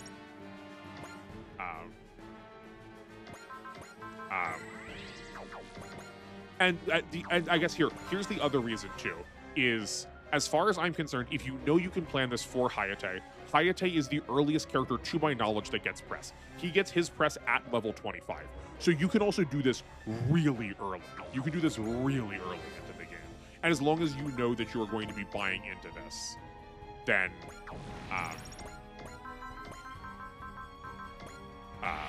you can set him up. I think one of the other reasons I was pro this is he has Defiance. He gets an extra 10% damage if an enemy has higher skill, which is how that usually starts. We then bought him up to enough skill to be able to double attack, so he turned off Defiance to turn on double attacking. So we are admittedly losing a skill, but it is an extra free 10% damage that he has on top of other pilots in his base kit, which is like how he started climbing doing damage. He also just this is not the greatest of ace bonuses. It's fine, but we already kind of wanted Freya on the team anyway. So like just 15 free range damage or 15 free ranged stat was also like better than what a lot of other pilots were doing. Although my goal was getting to Chapter 3 ASAP and Hayate wasn't helping me. But after Chapter 3, I should look into setting up Hayate. Yeah. Right? Because you knew what to expect out of Chapter 3, it sounds like, where I did not. And I admittedly did not. I think I used him not because I had planned on it. I forgot to press him. Oh, well, that's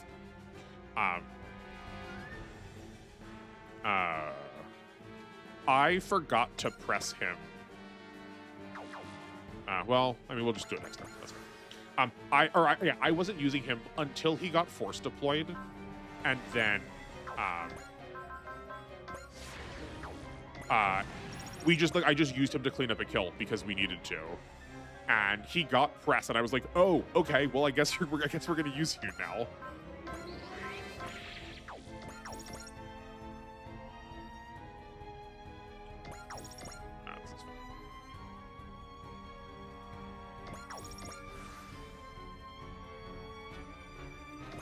But like all of these things, like I find it hard to fathom someone being able to do better than being able to take an infinite number of turns. They might be able to do something equally as good, but yeah, he is just so aggressively on rate. That's at least why I swear by him.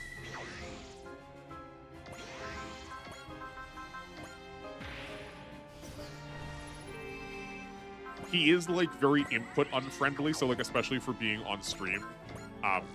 I think we had the most resets just because I like accidentally forgot to queue up a press, so then the like combo just ended.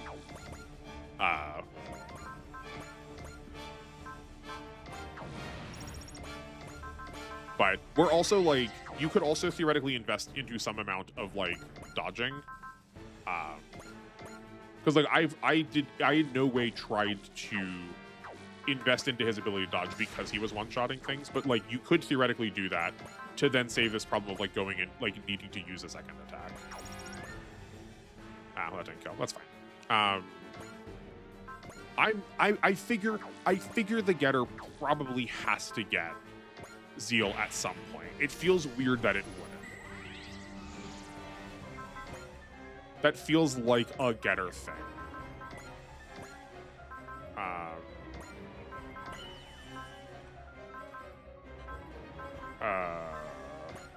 Oh, they already have the game on. That's like no levels. Level 65. Okay. I'm glad I clocked that right though. I'm glad I clocked that right. Because I feel like every other time I see them, they get either Zeal or is it called surely it's not called Arouse. Awaken, whichever. It's the Zeal that you're allowed to cast on other people. But at this slow of a rate, at the slow of an EXP rate, we'll need them to level up with the like resupplying strat that we had suggested for everybody else. We also just like didn't have them doing full damage. That's fine. It is Arouse is a spirit. That's unfortunate.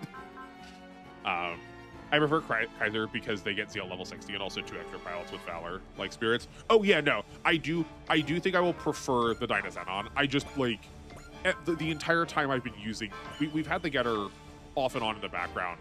One of the other regular chatters had said they really liked him and recommended him, so I figured I would try it.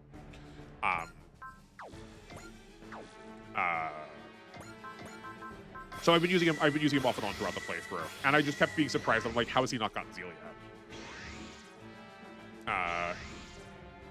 Yeah, I think it is also sometimes translated as Rouse. One of the things that I was really trying to do with a lot of the paperwork that I was doing was try to unify a lot of the names, because I do think sometimes it gets like there's a couple times things get translated weird, like Bullseye, Sure Hit, Lock On, and Strike. I think are how that gets translated 4 different times. Yeah, Rouse in this game gives 10 extra SP or morale. I guess that's probably what it does in R2. I do maybe like the Bleed Box game. Yeah. Or yeah, Potential versus Prevail. Yeah. Yeah, the Getter Con feels weird to me because it regularly has the highest morale requirement out of all attacks. with a Daisetsu Zanotoshi. This one is a little different, but you said ammo attacks? You mean the Getter Missile? Because this still costs energy.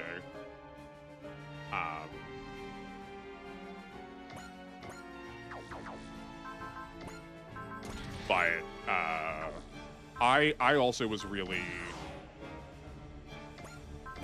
I've also been really upset generally with the like definition of characters that everyone just has a like really expensive energy cost attack at the top, and whether that makes sense or not.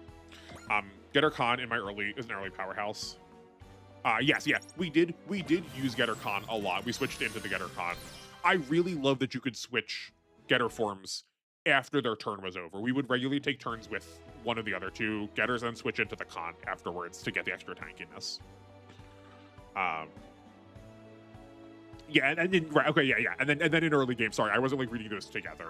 And then in early game, yeah, the Getter Missile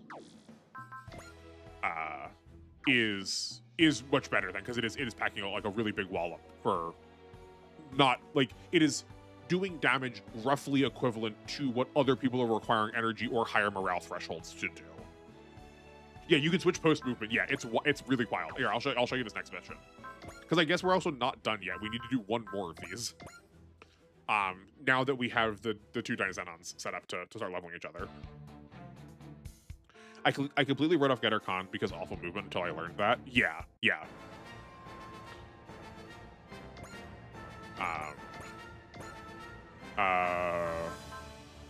I guess we kind of only need like these three, because that's gonna be, we're getting 50 now. Zeal costs 60, so we'll need to restore it at some point, but very slowly. And I guess getting levels in the meantime will also account for it. So here, now I use Kirk Arc to move forward, switch to Khan afterwards. Make better use of this mech. Yeah. Okay. So,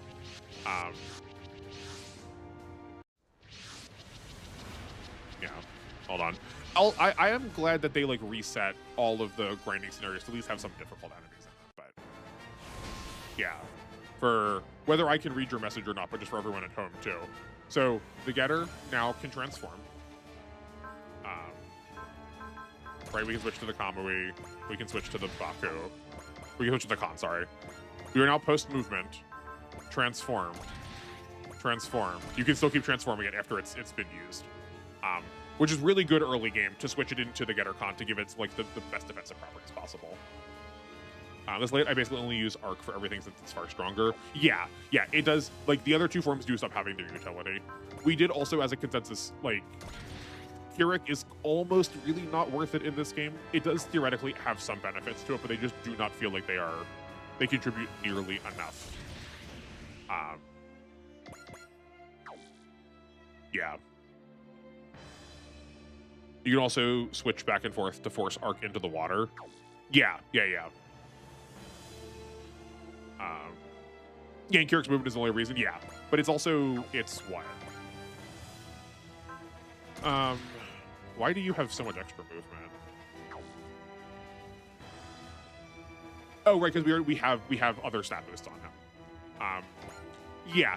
The real use of him is just being able to pull off a support attack early game and then switching out of him, not actually like using him.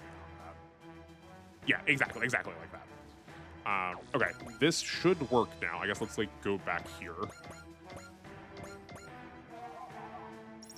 How long is this? Is gonna take forever.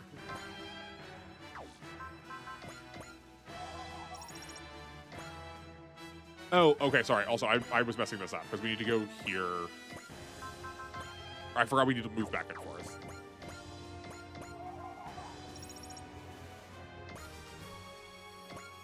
So this is mostly going to be it's mostly going to be the relive getting experience first. Yeah, no, I know it's based on level difference. I had forgotten how much more level the Kaiser Grid Knight had gotten since we'd done all those other turns. Oh, okay, never mind. I thought Zeal was costing 60. I don't know why I thought.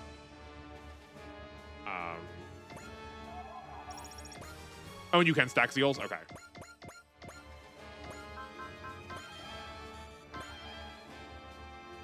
Oh, right, because the Zeal turns it on for the first time, and then it stocks one. Yeah. Yeah. It's probably more efficient to use Zeal twice. Yeah.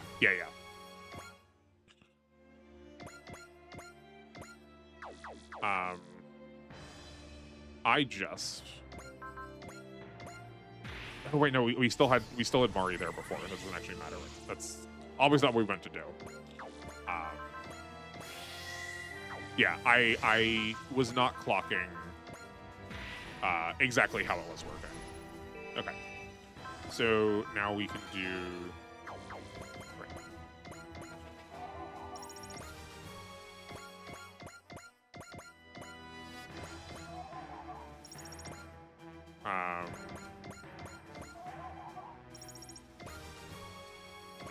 Yeah. Double. I never actually did this, but it was something I theory crafted. Oh, okay. Well, turns out your theory was correct. It's just going to take a while to get, like... Yeah, we're getting about 1 level on the relive every time we do this.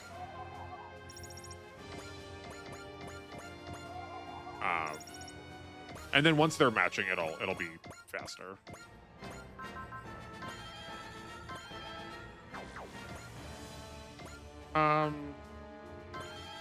It does feel like we are going down on SP this way, though.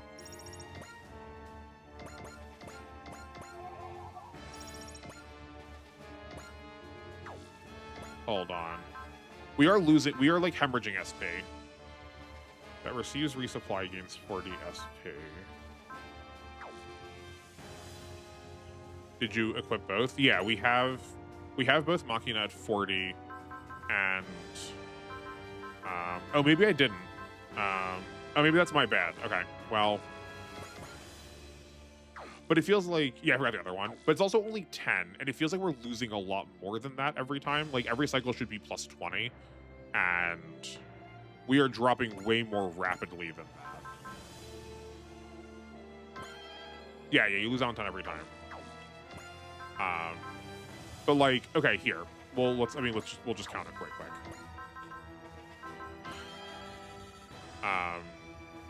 Every cycle is minus 10. Yeah. So the Kaiser Grid Knight has 140.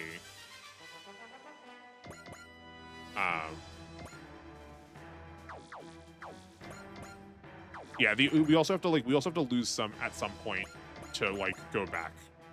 Okay, so they're at 140. They're at 43. They're at 83 now. What I was trying to figure out was, is there something weird about them not actually like seeing an end of turn, like seeing them grayed out?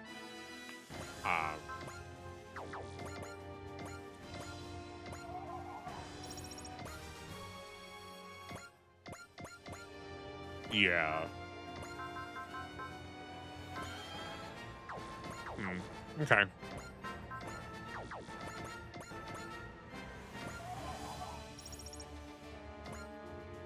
Yeah, no, I guess it's fine. Okay. Yeah, no, I guess it is just the minus 10. Okay.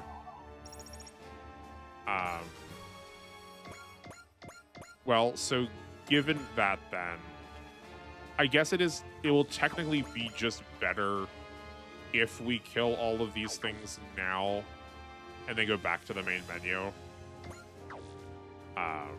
That's my bad. We can't just like quit. We can't just like soft lock. We can't like get out of here. Yeah. Okay. That's fine.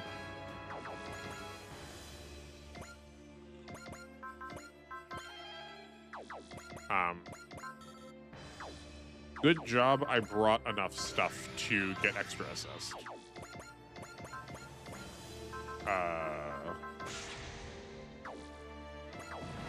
Okay.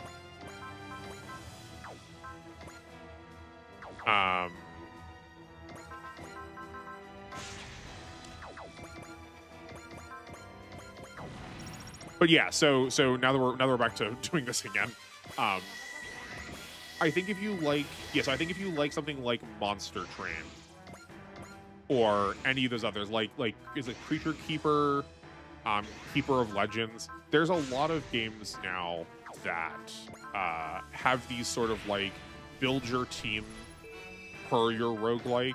They feel like they're taking off of Darkest Dungeon.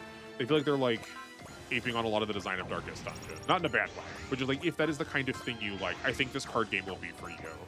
But if you are looking for a card game that feels more like something like, you know, Magic the Gathering, I don't know if this is quite the vibe.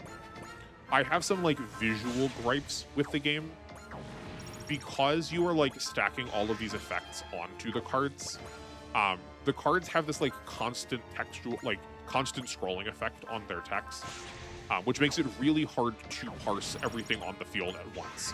You need to like look at every single card and then scroll through it to make sure you're accounting for all of the things, which I don't love as a requirement. I think because it is a digitally implemented game that it should have that scrolling effect to make use of it, but like the game assumes you're going to be doing this, and some cards by default, because of how they have it set up visually, require a scroll, and I think that's pretty heinous. Like the card art is taking up a lot of room on the card, and like I'm not so jaded about my like love for mechanics to say like get rid of the card. Like I'm not saying that, but you could probably shrink it by like 1/8 the size, 1/10 of the size, and that would, I think, alleviate the problem of just the default cards requiring text to scroll to be visible. The hand overlay just also has your cards not displaying for you. You highlight over them and you can see them, but by default your hand is covered such that you can't see what the effects are, and like you can see the picture, but the picture doesn't change if you've added effects to cards. And if you have like if your starting deck has like, you know, 3 of one card and 3 of another, and you've added an effect to one of them, you need to highlight over to see which one it is. So like there was just a couple of extra steps in between to be able to parse what every card in your hand was. Just like let me see the text to start. Or like if that isn't your speed, like you don't care about that, that's fine. But let that be a feature I can turn on or off.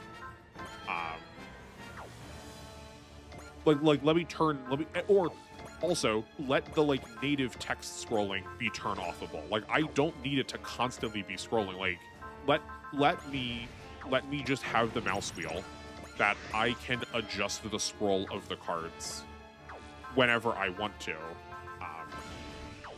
Because it is perpetually in motion. It's not nauseatingly so. It's very slight, but you know,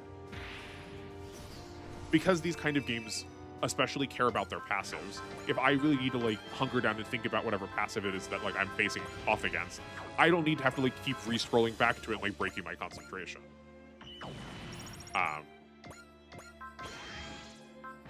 But like maybe it isn't quote that kind of game. Which is fair. The art is lovely. It is Control Room Guy, I believe you described it as being like Magic card art adjacent, and I think that's very accurate.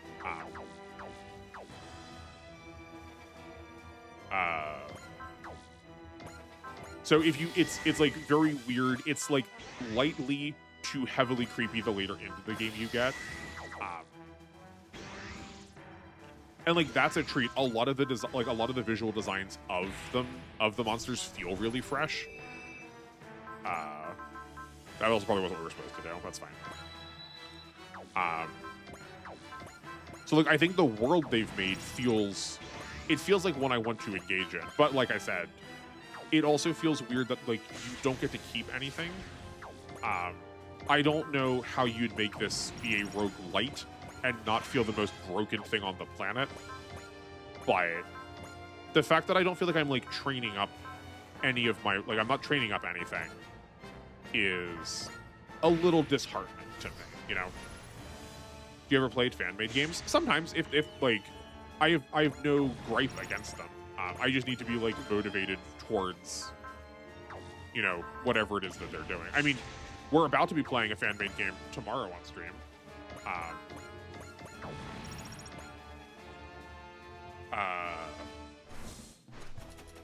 The Fantasy Maiden Wars is like technically a fan-made game, like all Toho games are. And we'll be streaming that long term. Like it's gotten like I think probably real funding now. So I don't think that's exactly what you're talking about, but do you know Super Hollow Wars? Yeah. Yeah, oh yeah, no, I'll be playing, if you want to come and watch me struggle, I'll be playing Fantasy Maiden Wars on on Lunatic difficulty on New Game, starting tomorrow and every Friday, and like Fridays moving forward. Regularly, I alternate off and on Fridays just so I can have some like time off. I'll be off the following, like tomorrow I'm on, the week after I'll be off, the week after I'll be away, and then the week after that I'll be probably doing it every Friday. Yeah, if you don't like it, there'll be VODs. I will not be upset if you aren't here live. But if you are here, I will be glad to have you.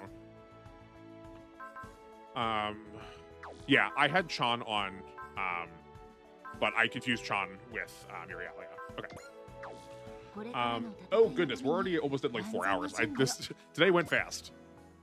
So I guess we will try and hit. Well, I guess we'll just try and hit max damage, and that'll end up being it. Is it roughly the same time like today? Yes. I stream Mondays, Thursdays, and Fridays from 4 to 8 p.m. Eastern time. And then on Sundays, I stream from 5 to 9 Eastern time because I have a thing with my friend beforehand. Super Hollow Wars, I think, was one of the first couple not Super Board games, along with the Type Moon one. Yeah.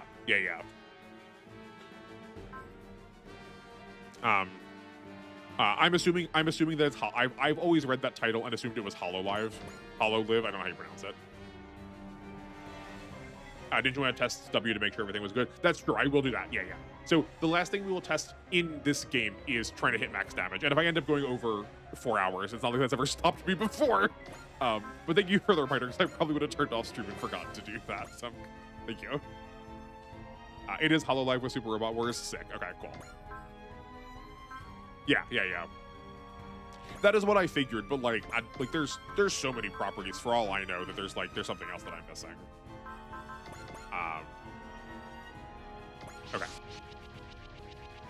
Now we should be good. Yeah, or we'll see how close we can get to max level quickly. I don't think it'll make that much of a difference. Like, it'll definitely make some. It'll for sure make some. But okay, you can go here. We also need these guys to get it more, so you know, and they're also really close to they're really close to the Grid Knight now, so this will probably go quicker. This will, yeah. We'll escalate soon.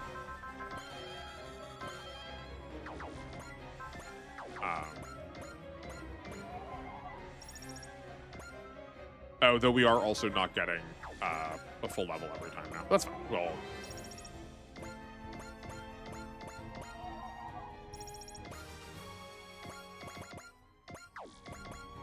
I guess they also have all of their spirits at this point, so we're not like seeing any particularly exciting spirits. Can I talk about the ship balance and why? Absolutely, go for it. Now factoring in what we know about other about the Grand Garand being able to do the same thing. The Rakai Loom feels severely underpowered compared to the other ships. Oh, vastly so. I was so pumped when we first got it because it had such a massive amount of command. And early game that felt really valuable, but with how good all of the other ships are, it feels deeply, deeply outclassed.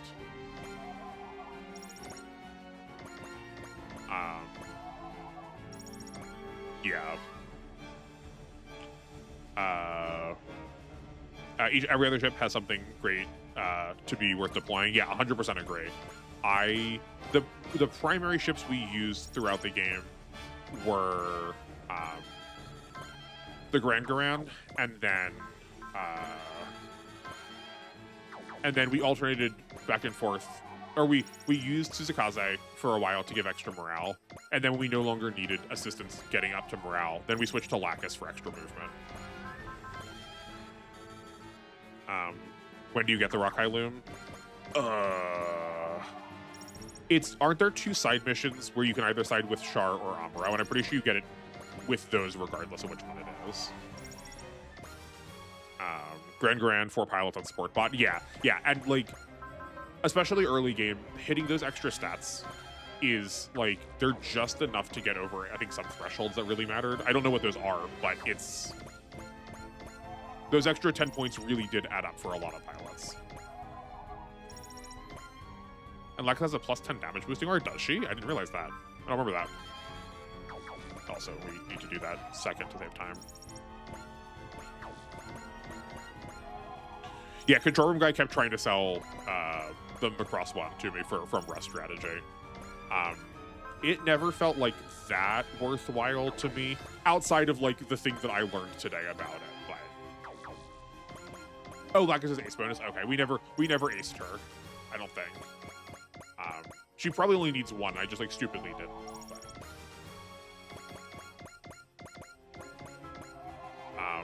And if it's plus 10 to adjacent allies, I probably didn't care about it that much if we did get it, just because like we would usually just send 1 pilot off, like Hayate, and just like go to town off on his own. I think a long-term goal, obviously not anytime soon, given today's happenings. Maybe multi-streaming is a thing to look into, especially with the Hull and Super Wars over there. Yeah.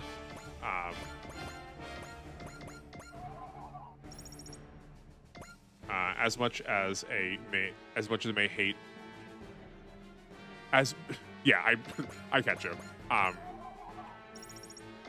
Yeah, I probably should think about getting streams going in multiple places. It's true.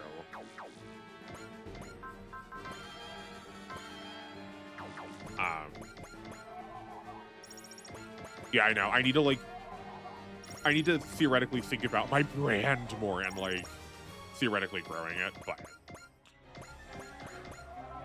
I guess that is a passive way without needing to like announce stuff as much. Those games do better numbers than I'd think on Twitch, especially Super Wars 30 and Y's popularity. Yeah, I would not have assumed they would have done well. Okay. But that is good to know that you say so. I don't like Twitch, but it's good to catch both audiences. Yeah.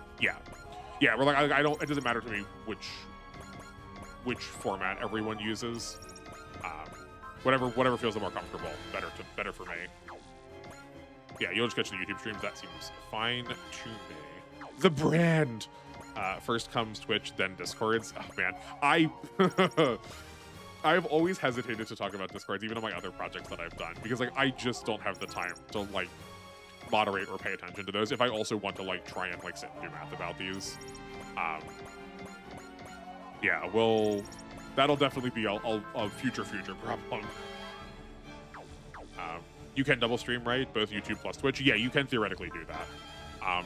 If you ask me to do it right now, don't know how to, but it feels like I think I could probably learn pretty quickly.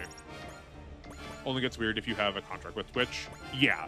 If you get partnered with Twitch, I think it gets weirder. Okay, this is theoretically infinite, but this is also really heckin' slow. I was really hoping they were going to like keep pace with each other a little bit better.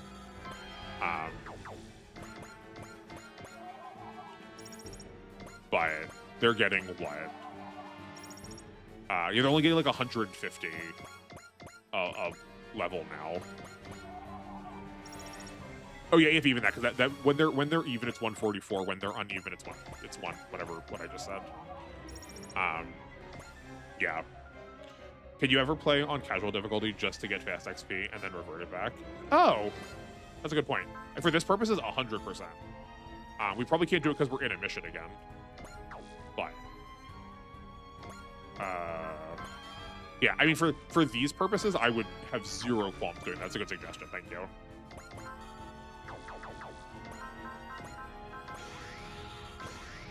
All right, one more time with feeling. Yeah, we'll definitely go later than 4 hours. Hopefully that is not a problem for people. If you do need to go, I perfectly understand. No, I'm not going to keep you here.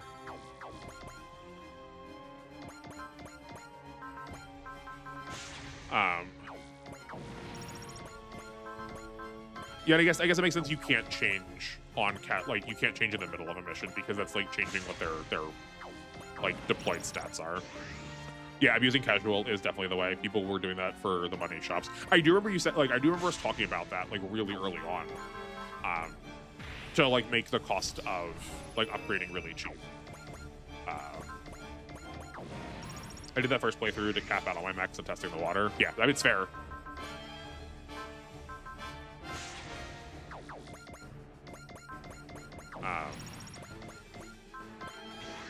Yeah, I like, speaking of writing things off, I just sort of entirely forgotten it because, like, why would I be thinking about it? Would you allow it for LTC or banned? I think I would just call those different categories. I think I would call that like LTC any percent if, like, literally as long as you are staying internal to the game, any tool that the game provides you, changing difficulty, using upgrades early on, that's fair game. But at least for the one that I was theoretically doing before, I was keeping everything on expert mode the whole time. Yeah, but like I do think that's like a potentially worthwhile question. Because like even saying like a casual mode LTC is like probably a worthwhile question. It'll probably be a really low turn count because you can probably hit the critical thresholds really early.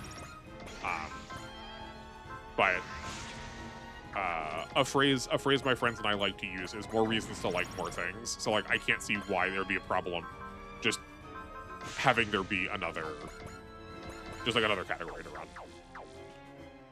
I want to use the same rules as you want to use for the LTC. That's fair. I appreciate that. Yeah. Just so we can like have the same thing to talk about. Oh yeah. So I didn't see whether you responded to my comment or not yet. But so in the past, what I was doing was I was doing LTCs on Friday, but now because another chatter who is not here, who if you're around, you'll probably meet tomorrow, at our 151, had asked me to try Fantasy Maiden War. And he's only around on Friday, so I was like, well, I can like adjust my schedule now. I may as well try it. That's why we're doing it then. If you want me to keep going with the LTC, like when, in a weird twist of fate, when is a better time for you? Like, is there a preferred time for you to see that stream? Because if there's interest in it, I want to keep it going. I have fun with them. I really like them.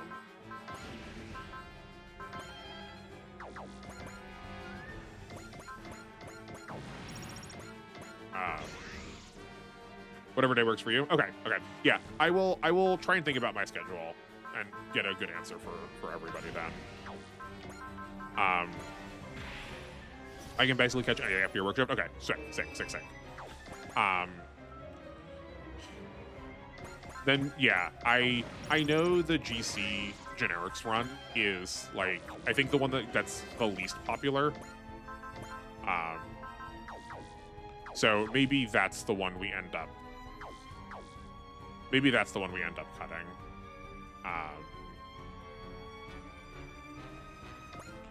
Or just, not like cutting, just like putting on hold for a little bit. Because there's we are not close to ending. I forget how long that game is.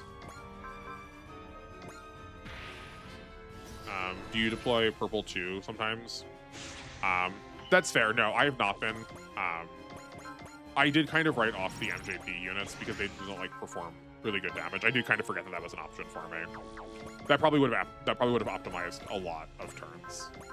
I was putting rope it in my assist slots for that, but that is like way slower than just having a unit slot that we could have been putting on for like just the resupply. We could have given them a resupply part in an assist charge and like had them analyze. That would have been helpful. Yeah. That's fair. I did not think of that. Yeah, like those kind of small optimizations I love. Nope, that's not what we wanted to do at all. I tried to start arrowing, but that didn't happen. That's fine.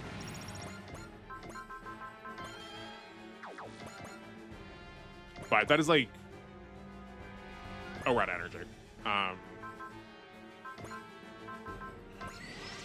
That'll work. 124 deployment slots, that's nothing. Yeah, no, that feels like a really worthwhile use of cost. Especially because for like my playthrough, probably half of my slots were support units that we turned into support units using the like equipable parts. So like it doesn't actually matter who that was. I'd put them on some people because I wanted their spirits, but like that is effectively taking the same place as spirits by that's effectively taking the same place as spirits by like casting Analyze on like 40 people. It's like 480 SP basically. I had to play Choo Choo because she has 3 part slots. Yeah, I was using Choo Choo at first for a little bit, then stopped before I realized how good equipping people with the like turn them into a support bot. Turn them into a support bot parts were. And then we just after that point I just started using other people. You here 1, 2, 3, 4. Okay, let's undeploy somebody in here.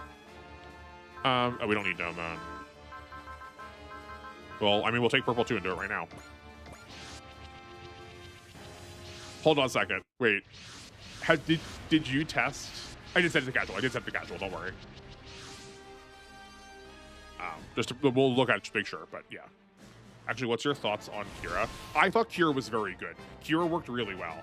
We did at the very end push him a little bit more such that he could clear a lot with his map attacks. He's like one of the few pilots that can use a lot of ammo. There's so many ammo parts, and there's no one that really wants to use them other than that and like one of the Gundam pilots. Or the other, like the UC Gundam pilots. But hold on. Let's make sure we are... Yes, we are on casual. Yeah, Kira's map attack is ridiculous. Yeah, absolutely. That he was the first pilot that we he was the second pilot. The Dynazanon was like the first good one we had. Then we got Kira into this incredible state of clearing lots of stuff. He was who we were using until I just like accidented Hayate into having Unity, and I was like, okay, no, we're on board now. Do I have this? Oh, I do have this. Okay, yeah. I guess because it was just adjacent allies. It wasn't. We didn't use it in Lux. We were just never close to her. I feel like we forgot about Kira and then had to bring him back up for stuff. Yeah, it was exactly that. Well, it just was like there was never a reason for it once we, once we could like kill stuff with Hayate already. Okay, that might be even better to stack than Hayate. Yeah, I think now knowing a lot about the game, that probably is the case. Giving him all of the resources, just because he can clear like as much as he. One press off of Hayate was killing 1 enemy, but if we can spend 1 press of 3 assists and that kills 4 enemies, that is still more kill efficient on assists. It's criminal. There are some very funny shorts highlighting it. Yeah. Yeah, we'll need Lacus both the Grand Grand. Yeah, 100%. I was that. Yeah, thank you. I got distracted because I wanted to like respond to the Kira stuff, but I was gonna say, yeah, we need to include Lacus in this. Okay, so here's a thing. I know that Kay is going to apply this to enemies, but because this is like a command, does this work? Does this work about passing things around?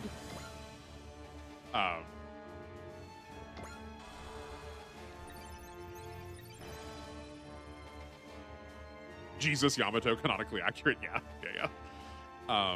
Probably no. It's fair, but like, let's find out. While we're here.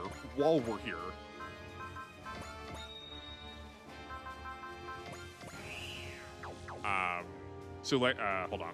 Char has nothing on him right now, and we have put both a focus and a gain on K with blessing and cheer respectively.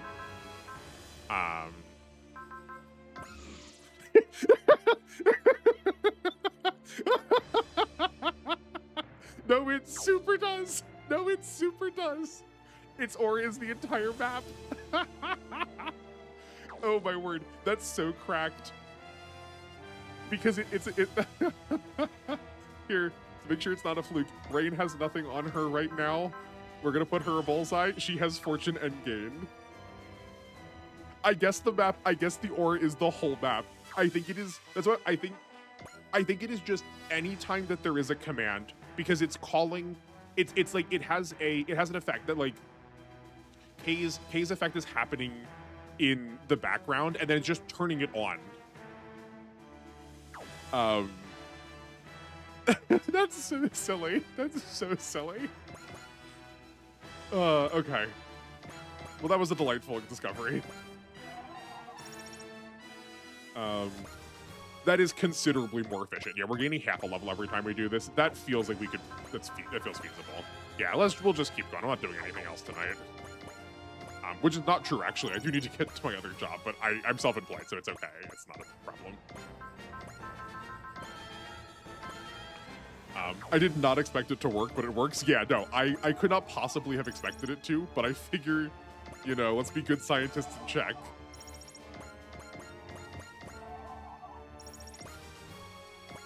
Yeah, so instead of saying it gives half a level, it's that every cycle we do of this, every cycle of double zeals is giving us a level.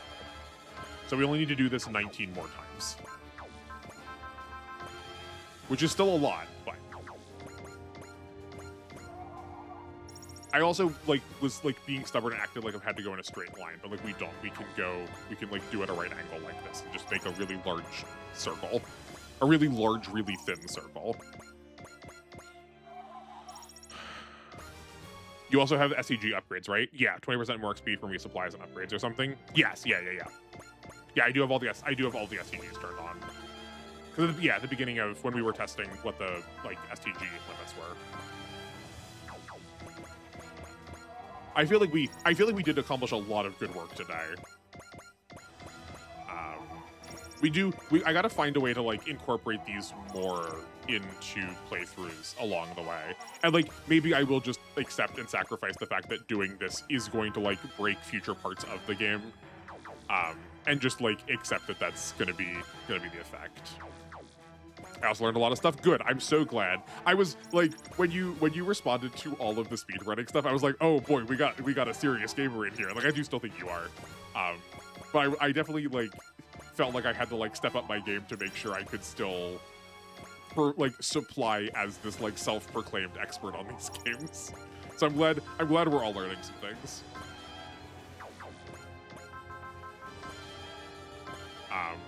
I guess we also learned how stuff worked with the SP, what all the parts work with the SP. Oh, actually, we actually didn't test how Remuel's horn interacted too. We should test that. We're learning from each other. Yes, exactly. Which is exactly what I wanted this space to be, right?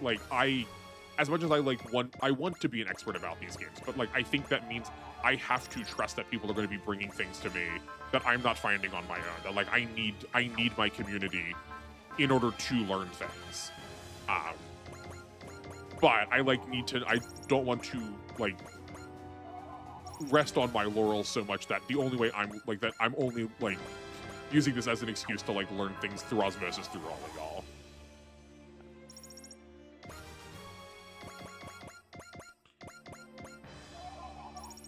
You know, I always need to keep the pressure at my back. But I know I know lots of YouTube communities especially have names for their chat. I feel like referring to us as the archivists collectively matches really well, because I suspect we're gonna draw even more people that are interested in finding these little crunchy nuanced bits.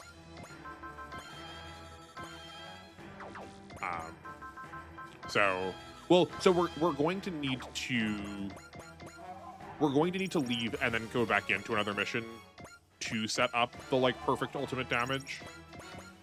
So when we do that, we can also test with Remuel's horn and see how that scales. Since I think, have you planned speedrunning too? No, I have not done anything with speedrunning yet. Since I think LTC and speedrunning have some overlaps. Yeah, I do think a lot of SRPG. I think a lot of SRPGs do have a lot of overlaps between those two things. But this is probably going to start by sounding really dismissive, and I 100% do not mean it that way at all. But I feel like speedrunning is less thinking, or at least less thinking in the kind of thinking that I like to do. Like, I fully understand routing is really thoughtful. Like, I used to speedrun a game.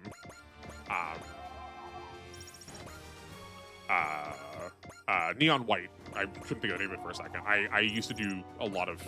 I spent a lot of time on Neon White. So like it is still very thoughtful. It's just like not the kind of thinking that I necessarily wanted to do. I think that's a very good name. Thank you. I'm glad you like it. The overlap is what we need to know about rocking stage events. Yeah. Well, so I guess I am contributing to that by, like, that's what my map testing is going to be. And I will get really deep into that once I'm finished being on break for my like vacation at the end of November that I mentioned. But like I did that for R, where I think I have all of the flags for every event on every map checked in all of the ways that they happen in that game. So like I guess I will contribute to the speed running by like getting those maps ready for people.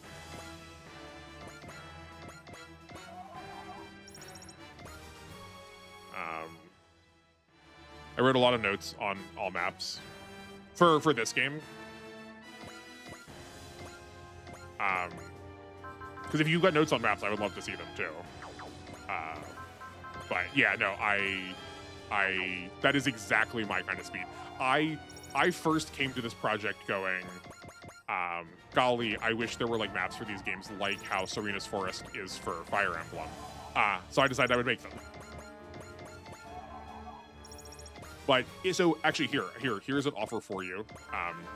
If you ever, and like this is true for like any of these games, you can always bring any question here and I will happily try to engage with it.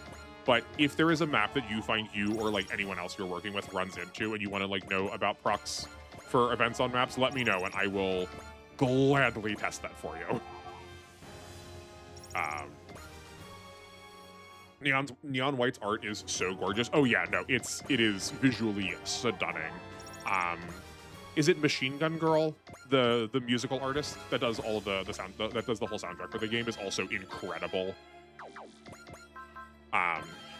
If you've not played Neon White before, it is it teaches you how to speedrun with a lot of like really small course clears.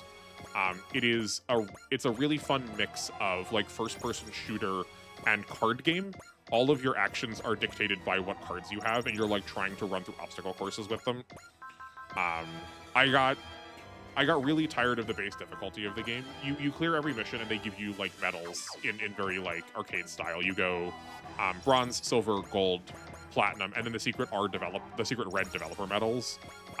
I got all of the red developer medals for every scenario, and then was like, that's too easy, and then found a small community of people who made 3 more medals after that, and got a lot of those too. There's one super obscure one I want to know, but needs 2 Game Plus. Okay. Machine Girl? Yeah. Okay, I mean, like, hit me with it. What are you looking for? I will take a note and see what I can do.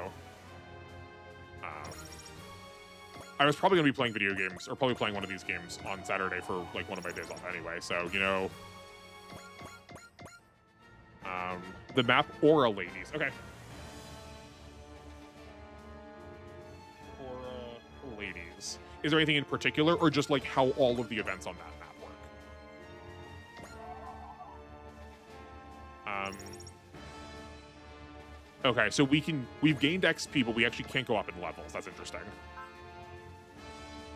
Yeah, okay, so it looks like 99 is the max. Okay. You know that Drake is on that map, but he leaves before your main team arrives? Yeah.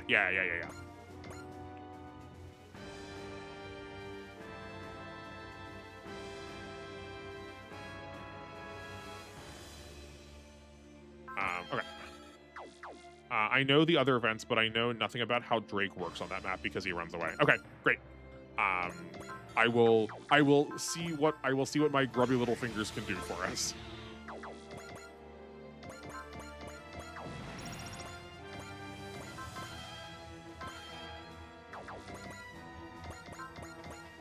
But we don't have parts that give But we don't have parts that give press or zeal, right? Not to my knowledge. I don't believe that is an option we have.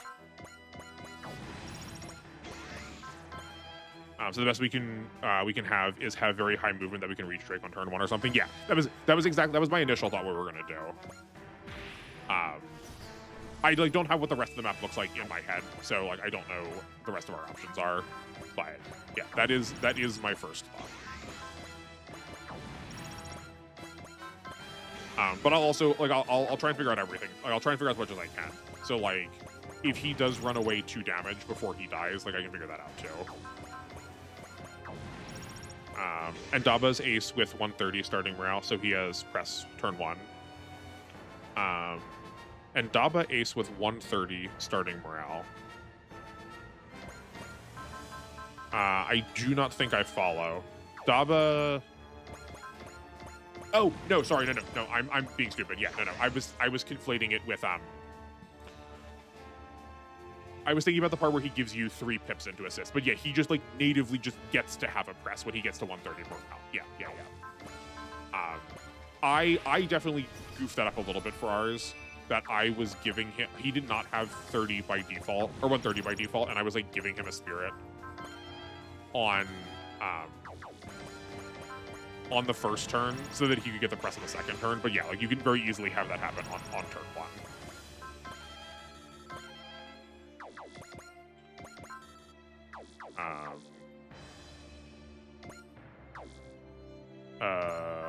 Nope, we don't need to go on the ground. That's fine. Go quickly. We already hit level 99. Yes, we did already hit level already, even though we're 15 minutes over. But yes, we already hit 99. Yeah, it went way faster being on casual. I suspect also if we are on casual, we will do higher damage. I feel like that's not going to be as fun. So I figure we're assuming we're going to be still on expert to try and max out the damage to see how much damage we can get to. Or how much damage I can get to. I don't know if I'll get the highest. Also, I'm still being silly. We can do these in groups of 2.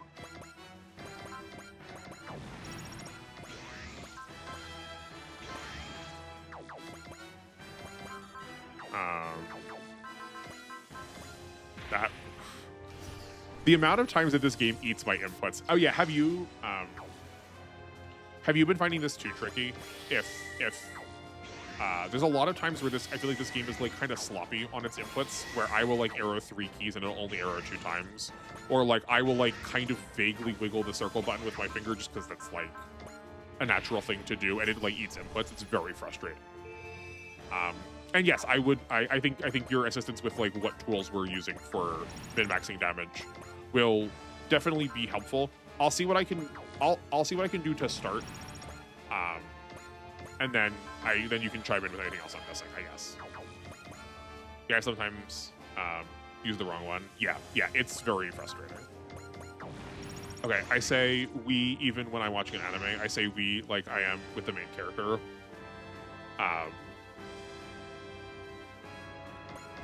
Was I using the royal we a lot? I saw I say we like I am with the main character. Yeah. I do collectively say we a lot. But I think it's also just like the nature of how like streaming stuff is that I think we're used to trying to think of it as a collective. Right? Because like I do acknowledge that like I am not the one that's just here, right? Like you all are participating too by being part of the audience. Okay. Do we have to use 6 times green support assist? Yes, let's look at that first. Let's figure out what our assists are going to be. SCG memory's maxed out. You head out. Oh, I was sorting and I was being stupid. Yeah, okay. Right, so I want to look at what all of these do. Morale on sortie, definitely not that. We can do that naturally.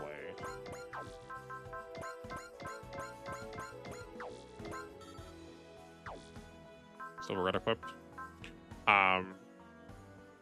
One of the troubles is going to be if I need an assist leveled up to max 10 SP. Nope. One of the troubles is going to be if I need one of these assists maxed out to get there, and we don't have them done. Main pilots and sub-pilots of allied units deploy with max 3 morale. Yeah, okay, so that's like 3 extra points. Yeah. Okay. Oh, it doesn't scale up more than... Okay, I hypothesized that it scaled up more than that. So, I guess so yeah, we then just need to pull... It's 6 green and then 3 of whoever else is best beyond that. Okay. Cookie doesn't matter. Reina doesn't matter. It won't matter for Lloyd and Cecile for us.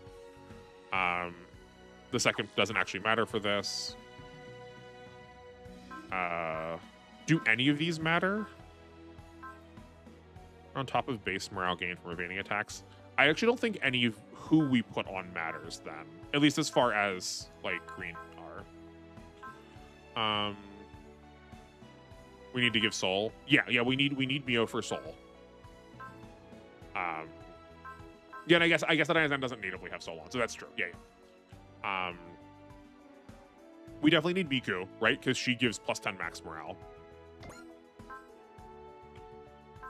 We don't care about the SP regen. 5 additional repair, take damage.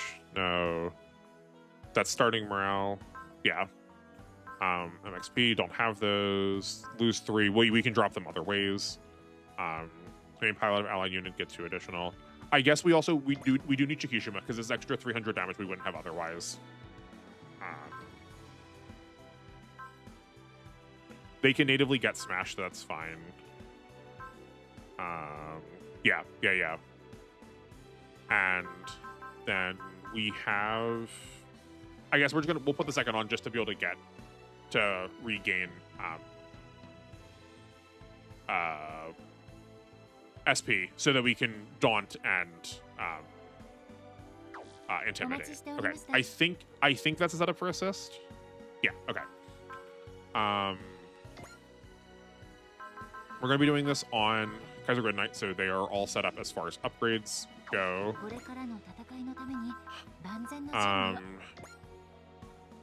Okay, are there any skills we are missing here? I guess we can just it's a little annoying that it unqueues all of these, but I don't think any of these should matter, but let's just, it can't hurt to have them. It can hurt a couple of things, but not in this case. There's too many of them, right? This is a waste of time. Okay, morale break doesn't matter. Persist, excel, gain. We can apply all of those. Morale attack, that doesn't matter. No. Potential does not increase damage. We can guarantee a crits, that doesn't matter. Okay, yeah, I think all of these are good because, yeah, okay. We need to upgrade this because we still haven't done this yet. Right, and their best attack is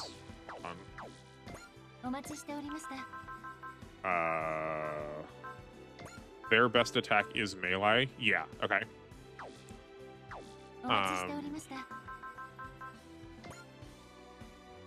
Okay, I think that's set. We need to make sure that they have...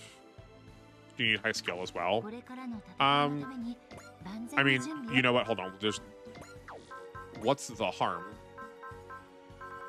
This will take seconds to max out all of them. We may as well just do it to be sure. Oh, actually, here's something really interesting. The game counts to avoid pressure. That's a fair point, yeah. So here, take a look.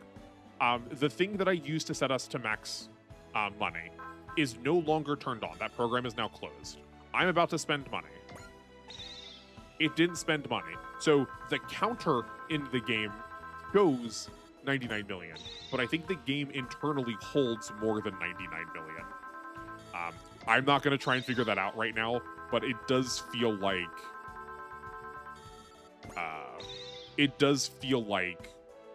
you can get more than 99 million then.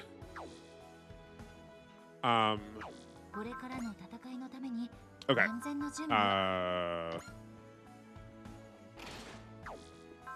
Then Okay, so we're gonna put on 2 of SR spirits. I guess we never tested whether SR spirits stack or not. I'm going to assume that they do. In 30, there is a damage cap of 999,999, but the record shows something beyond 1 million, so I guess this might be the case. Yeah, we're like, there is like visual damage amounts versus like internal amounts. Like, I play a lot of the game Warframe,